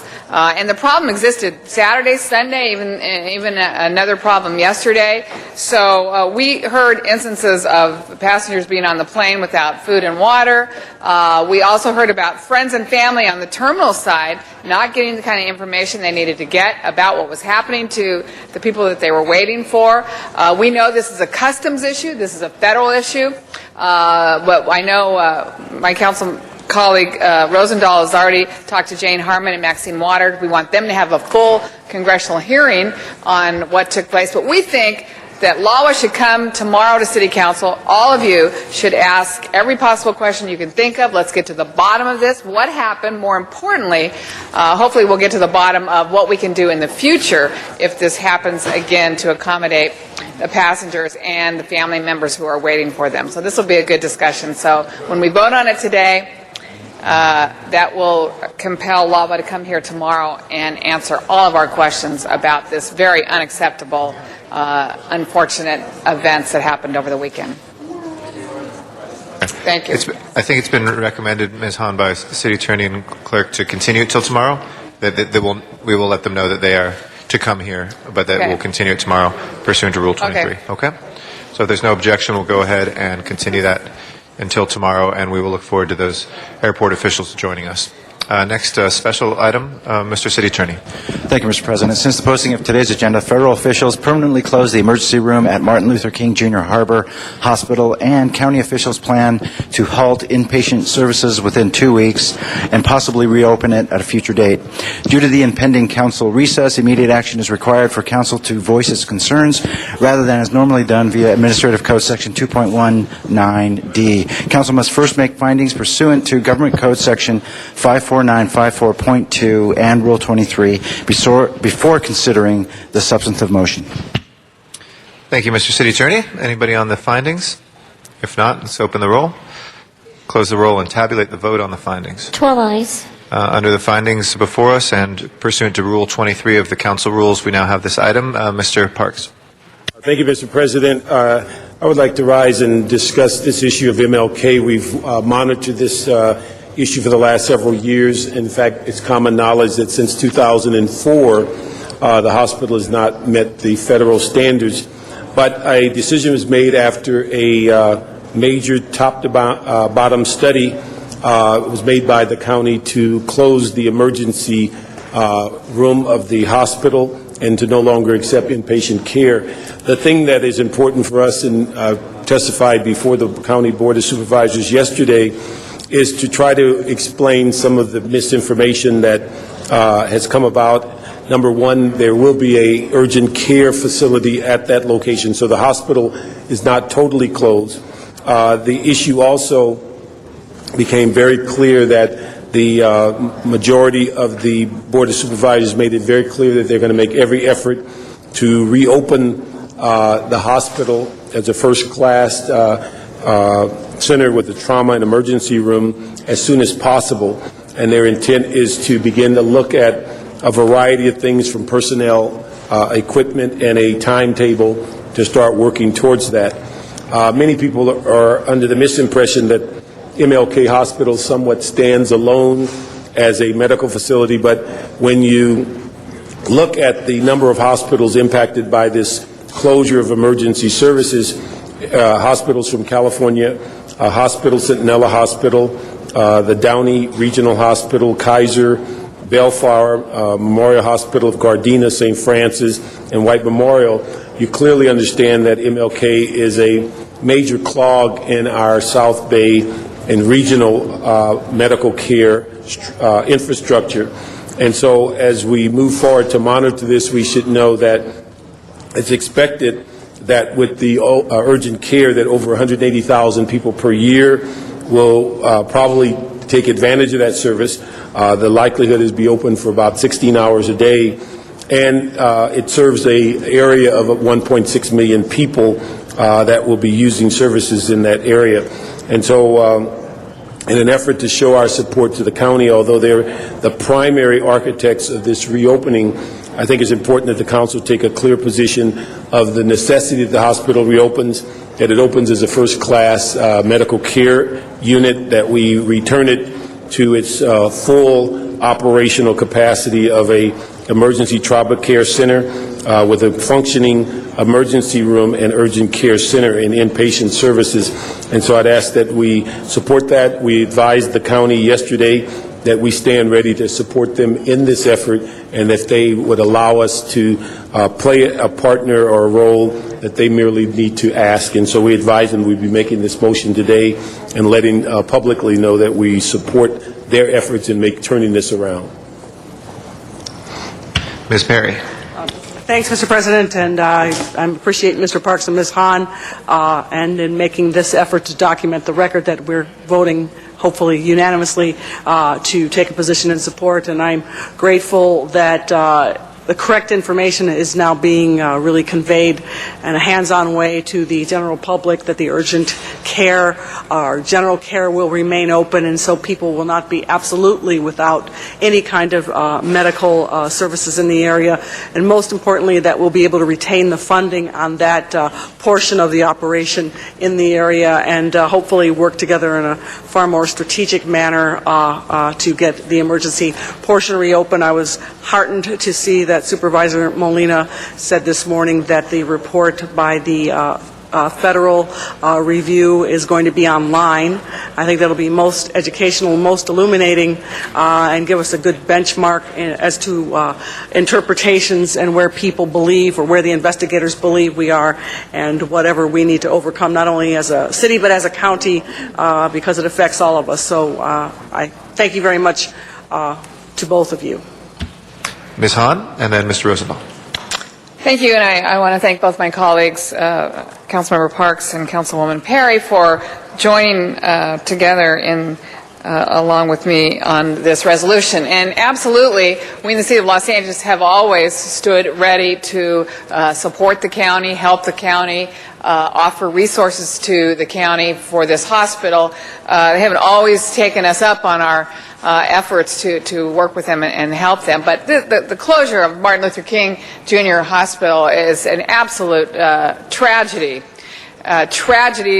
Crying shame. This hospital was built specifically after the Watts riots, when the McCone Commission came back after studying the underlying causes of why a community would be so angry and frustrated to actually riot, the number one recommendation from that commission was that they did not have access to a full-service hospital, and many of them were traveling long distances to get health care, where many other people in the city took that for granted and had many available options. I represent 40,000 people in Watts. I have 4 of the public housing developments in my district. We're talking about the poor of the poor who have no other health care option.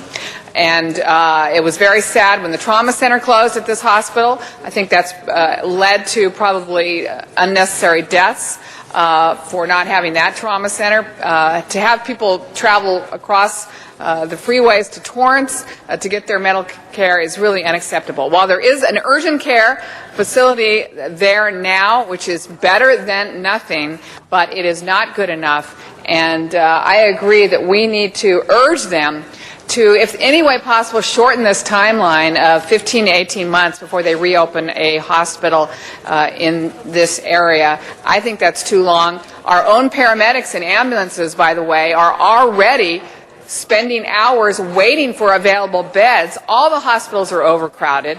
When they are turned away from an emergency room, our paramedics are off the streets.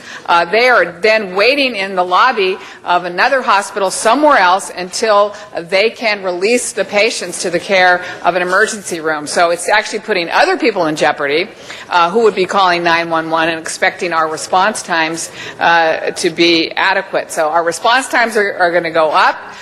We're already putting people in overcrowded emergency rooms and hospitals. This is a very bad situation. And by the way, I think, as you said, Bernard, this just doesn't affect the people of South Los Angeles, although it is a crisis for them. It affects the whole health care safety net. We have no more health care safety net in LA County. We've closed about 13 hospitals. We've lost 12 trauma centers in the last 20 years. It's a dire situation. If there were to be some catastrophic event, I don't believe we would be able to handle the injuries or the trauma injuries that would come from that. So this is a very, very scary situation, but we're staying willing and ready. Last year, when they closed the trauma center and moved neonatal ICU, we asked our own Department of Transportation to work with the county's Department of Transportation to see if we might help with bus routes, shuttles, if we could help with transportation. And I want to bring up, colleagues, that one of the things I introduced last September was the idea of us in the city of LA having a health care liaison that could be a person that represented our views and our interests to the county. And now with our own Bill Fujioka over there as the CAO, I think it makes even more sense for us to have a person like, the mayor has now appointed a gang czar who will be the person that interacts with all the other municipalities and agencies. We need a health care person in the city of Los Angeles to be at the table when these discussions are having, be at the table for the solutions, be at the table when the decisions are made to close or downsize hospitals which affect our residents. So I would like to re-ask, if it's in Personnel Committee, I would like to re-ask that you take a look at that. I think the time now really is right that we have someone representing our health care interests to the county and being a helpful resource to them. So thank you for this motion. We've got to stay vigilant to make sure that this hospital reopens as a quality health care facility that stands to serve the residents of South Los Angeles. Mr. Rosendahl. Yes, I appreciate every comment by my colleagues. Look, it's outrageous. It's a shameful reality.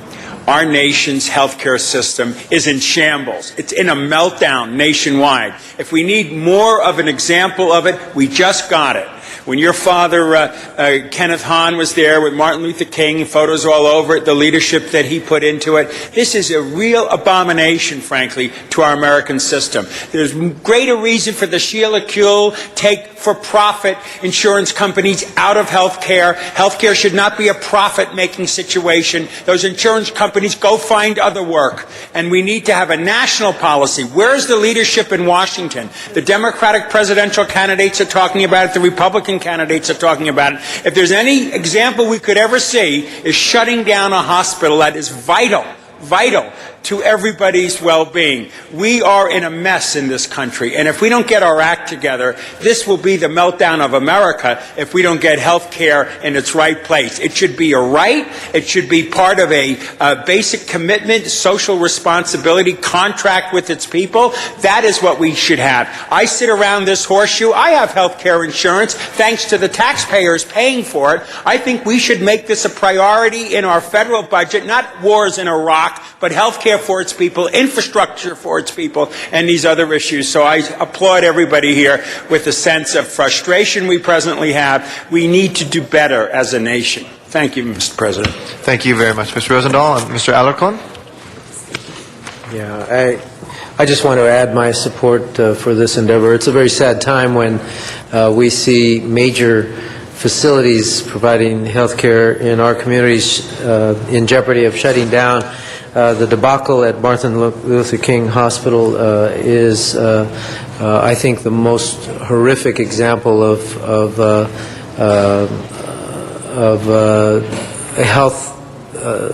health crisis in Los Angeles County. And I absolutely support the notion, beyond patronizing and beyond rhetoric, of the City of Los Angeles providing real substantive services in the healthcare arena to fill the gaps that are so often in the County of Los Angeles, based right here in the City of Los Angeles. We have a higher proportion of poverty. We have a higher proportion of people who are uninsured, a higher proportion of people who are underinsured. We have the highest rate of poverty in California. We are in dire straits, and it is incumbent on the City of Los Angeles to incorporate into its agenda. If we can reach out on the educational front, I believe it's high time that we reach out on the health care front. Now, I recognize that our budget situation doesn't allow for us to solve the problem, but I absolutely believe that we should be strategizing with the county and the state and the federal government to bring more services to the people of Los Angeles in the healthcare arena. So far beyond this motion, I would be supportive of the City of Los Angeles creating a healthcare agenda as part of city government, recognizing that we are the most damaged by the crisis that we see in the healthcare shortage. Thank you. And nobody else wishes to be heard on this. Let's go ahead and open the roll, close the roll, and tabulate the vote. 10 ayes. That is approved, and like all things this week, we will send that forthwith. And we have one final Rule 23, findings. Yes, Mr. President. Since the posting of today's agenda, the Los Angeles Police Department has requested the City Council to offer a reward for information leading to the apprehension of the driver of a Honda Civic who intentionally struck and killed Peter Anthony Martinez with his vehicle on August 9th at 2:50 p.m. at the intersection of White Oak and Wyandotte. Immediate action is required to protect the community from the suspect. Council must first make findings pursuant to Government Code Section 54954.2 before considering the substantive motion. Anybody on the findings? If not, please prepare the roll on the findings and tabulate the vote. 10 ayes. That is before us. Anybody on the substance? Mr. Zine? Thank you, Mr. President. This came to my attention by the captain at West Valley Division, Captain Sherman. They've asked this $50,000 reward be posted. This is a very tragic situation that occurred, and there will be a news conference today at 5 o'clock at West Valley regarding this. But Peter Anthony Martinez, 20 years of age, was crossing the street with his brother, Alex Martinez, 18 years of age, and as they approached the middle of the intersection, the crosswalk, a Honda came speeding by, and they yelled, "Slow down." The Honda stopped, made a U-turn, intentionally came back, and struck Peter Anthony Martinez. That was intentional, turned around and struck him. He was transported to the hospital where he was in critical condition, and he expired on August 11th at 3:55. He died as a result of massive trauma caused by the incident. The suspect in this particular case, which we want to apprehend since his tendency for violence when someone yells at him to go run them over and kill them. He is described as a male Hispanic or Middle Eastern, 30 to 40 years, black hair, short and nicely groomed. The vehicle is described as a 95 or 96 Honda Civic, four-door black with tinted rear windows. The vehicle sustained moderate damage to the front end and possibly a broken windshield. So we'd ask anyone with information of that contact the LAPD's West Valley Division. And this is the first 6-month review. They're now going to 6 months. Oh, 6 months. Okay. So this will be in place for 6 months. So we'd ask that support. Again, there'll be a news conference today at West Valley regarding this. But it's incredible when someone's crossing the street and a car zips by, they yell at him, the man stops, makes a U-turn, comes and runs him over and kills him. That's exactly what happened in this particular case, right in front of his 18-year-old brother. So we request that posted $50,000. Thank you. Thank you, Mr. Zine. Please prepare the roll and tabulate the vote. 10 ayes. That reward motion is approved, and we'll send that forthwith to the mayor. Next order of business, please. Council has motions for posting and referral. Those motions are posted and referred. There's an excuse on the desk. Councilmember Smith requests be excused September 18th, 19th, and 21st for city business. That meets council policy. All right, Mr. Smith is excused. Any That other clears the excuses? desk. All right. Any announcements on committee meetings or anything? Yes, Mr. Cardenas? The Information Technology and General Services Committee was supposed to convene at 2 o'clock. Will convene 10 minutes after adjournment of the council. Thank you. Any other business announcements, colleagues? Not. Can I ask everybody? Oh, Mr. Parks? Go ahead. Thank you, Mr. President. I just want to announce that the project status on the Expo Line open house will be held Wednesday, August 15th at the Galen Center, 6:30 to 8:30. Also, August the 16th, they will have the first day of the California Construction Expo at the Convention Center, where construction and contractors wishing to get information about government contracts should be there. So it starts at 7. Also, the Los Angeles Sentinel, along with KJLH Radio, will have their summer Soul Jam, which will be August the 18th. They will be at the Compton Par 3 Golf Course at 6400 Compton Boulevard. Also, the 8th District, along with KGLH, Cal State Northridge, Mr. Weston and Ms. Perry will be hosting a reparations town hall at the African American Museum, August 18th, 8 to 12 noon.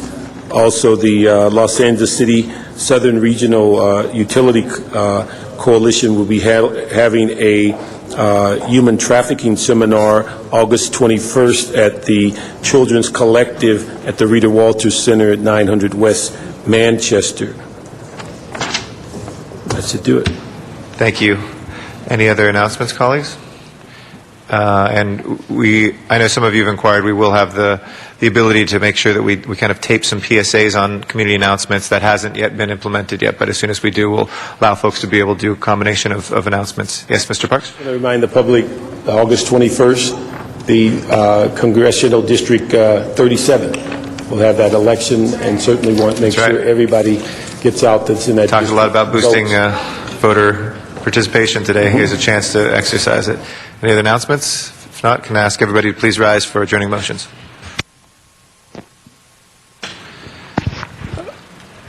Colleagues, I ask today that you join me in adjourning for Eulard Burt II, who was born and raised in New Orleans. Some of you may know him actually in Council District 10, associated with the Club Fay Do Do, a jazz and blues club on Adams. He was born and raised in New Orleans, a flautist, percussionist, keyboardist, writer, choreographer, director, producer, and music historian. His life was entrenched in the music and culture of New Orleans, and from the early 1950s to the present, Eulard had been a participant and contributing member of the New Orleans music world. As a teenager, he played reeds in the bands of some of the greats, such as Chuck Willis, Big Joe Turner, and the Dominoes. while playing both the tenor and baritone saxophones in Chuck Willis's band. His first recorded sound was on the original cuts of C.C. Ryder and Betty and Dupree during a 4-year tour of duty in the Air Force. Eulard won the yearly Master of Ceremonies competition each year and traveled with the Special Service Tops in Blue as an MC and a vocalist. Following his Air Force tour, he returned to New Orleans music scene as a flautist, and by the spring of 1959, he and a host of other conga players, because he also played the congas, would gather on the lakefront east of Franklin Avenue on Sundays playing well into the night. And there, what has become known as Afro music, New Orleans style, was born. In the summer of 1960, he formed the Crescents Quartet, and by the summer of 1961, dancers from local high schools joined the group, and the first Afro music and dance workshops and concerts developed. These became legendary in the history of New Orleans music scene. He eventually made his way out here to Los Angeles, and here in Los Angeles he was affiliated with many different musical institutions. He played Central Avenue. He was able to live and travel in both Northern and Southern California, did a great deal of writing with such groups as New Orleans Heritage, and since he returned to New Orleans at the end of 1992, he had his finger on the pulse of the local music scene there. He passed away this past week. He will be greatly missed, I know, throughout Los Angeles. He leaves his 3 grandchildren, who he adopted shortly after Katrina, so it was very sad that he unexpectedly passed away because he had just adopted them. His wife, Kitchi Bird, of 30 years, and he was an inspiration to those who needed to discover their voice and for youth who needed to channel their voices in this world. He'll be sadly missed. Ms. Hahn. Thank you. I'd like us to adjourn today in the memory of Marlena Matfield, who's the daughter of Ken Matfield, who's one of our deputy city attorneys at the Port of Los Angeles. Marlena was only 11 years old, and she was tragically killed last week in a skateboarding accident while she was visiting her grandmother in Riverside County. Apparently, she was very into theater, and she performed at the Huntington Beach Playhouse in the Golden Dream. She performed in Joseph and the Amazing Technicolor Dreamcoat at the La Habra Depot Theater. She enjoyed tennis, piano, singing in the choir, and she's survived by her parents Ken and Shelley of Long Beach and her older sister Perry. And our thoughts and prayers go with them at this very difficult time. All members. Thank you. All members on that. Mr. LaBonge.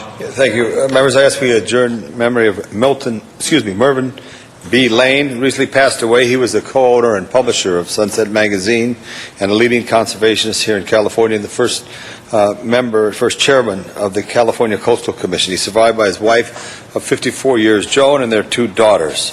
I also ask we adjourn in memory of Armando Fernandez, who was a very fine employee at Farmers Insurance, a highly achieving manager for them here in Los Angeles. He survived by his wife of 30 years, Pinky, and their 2 children, Richard and Bobby.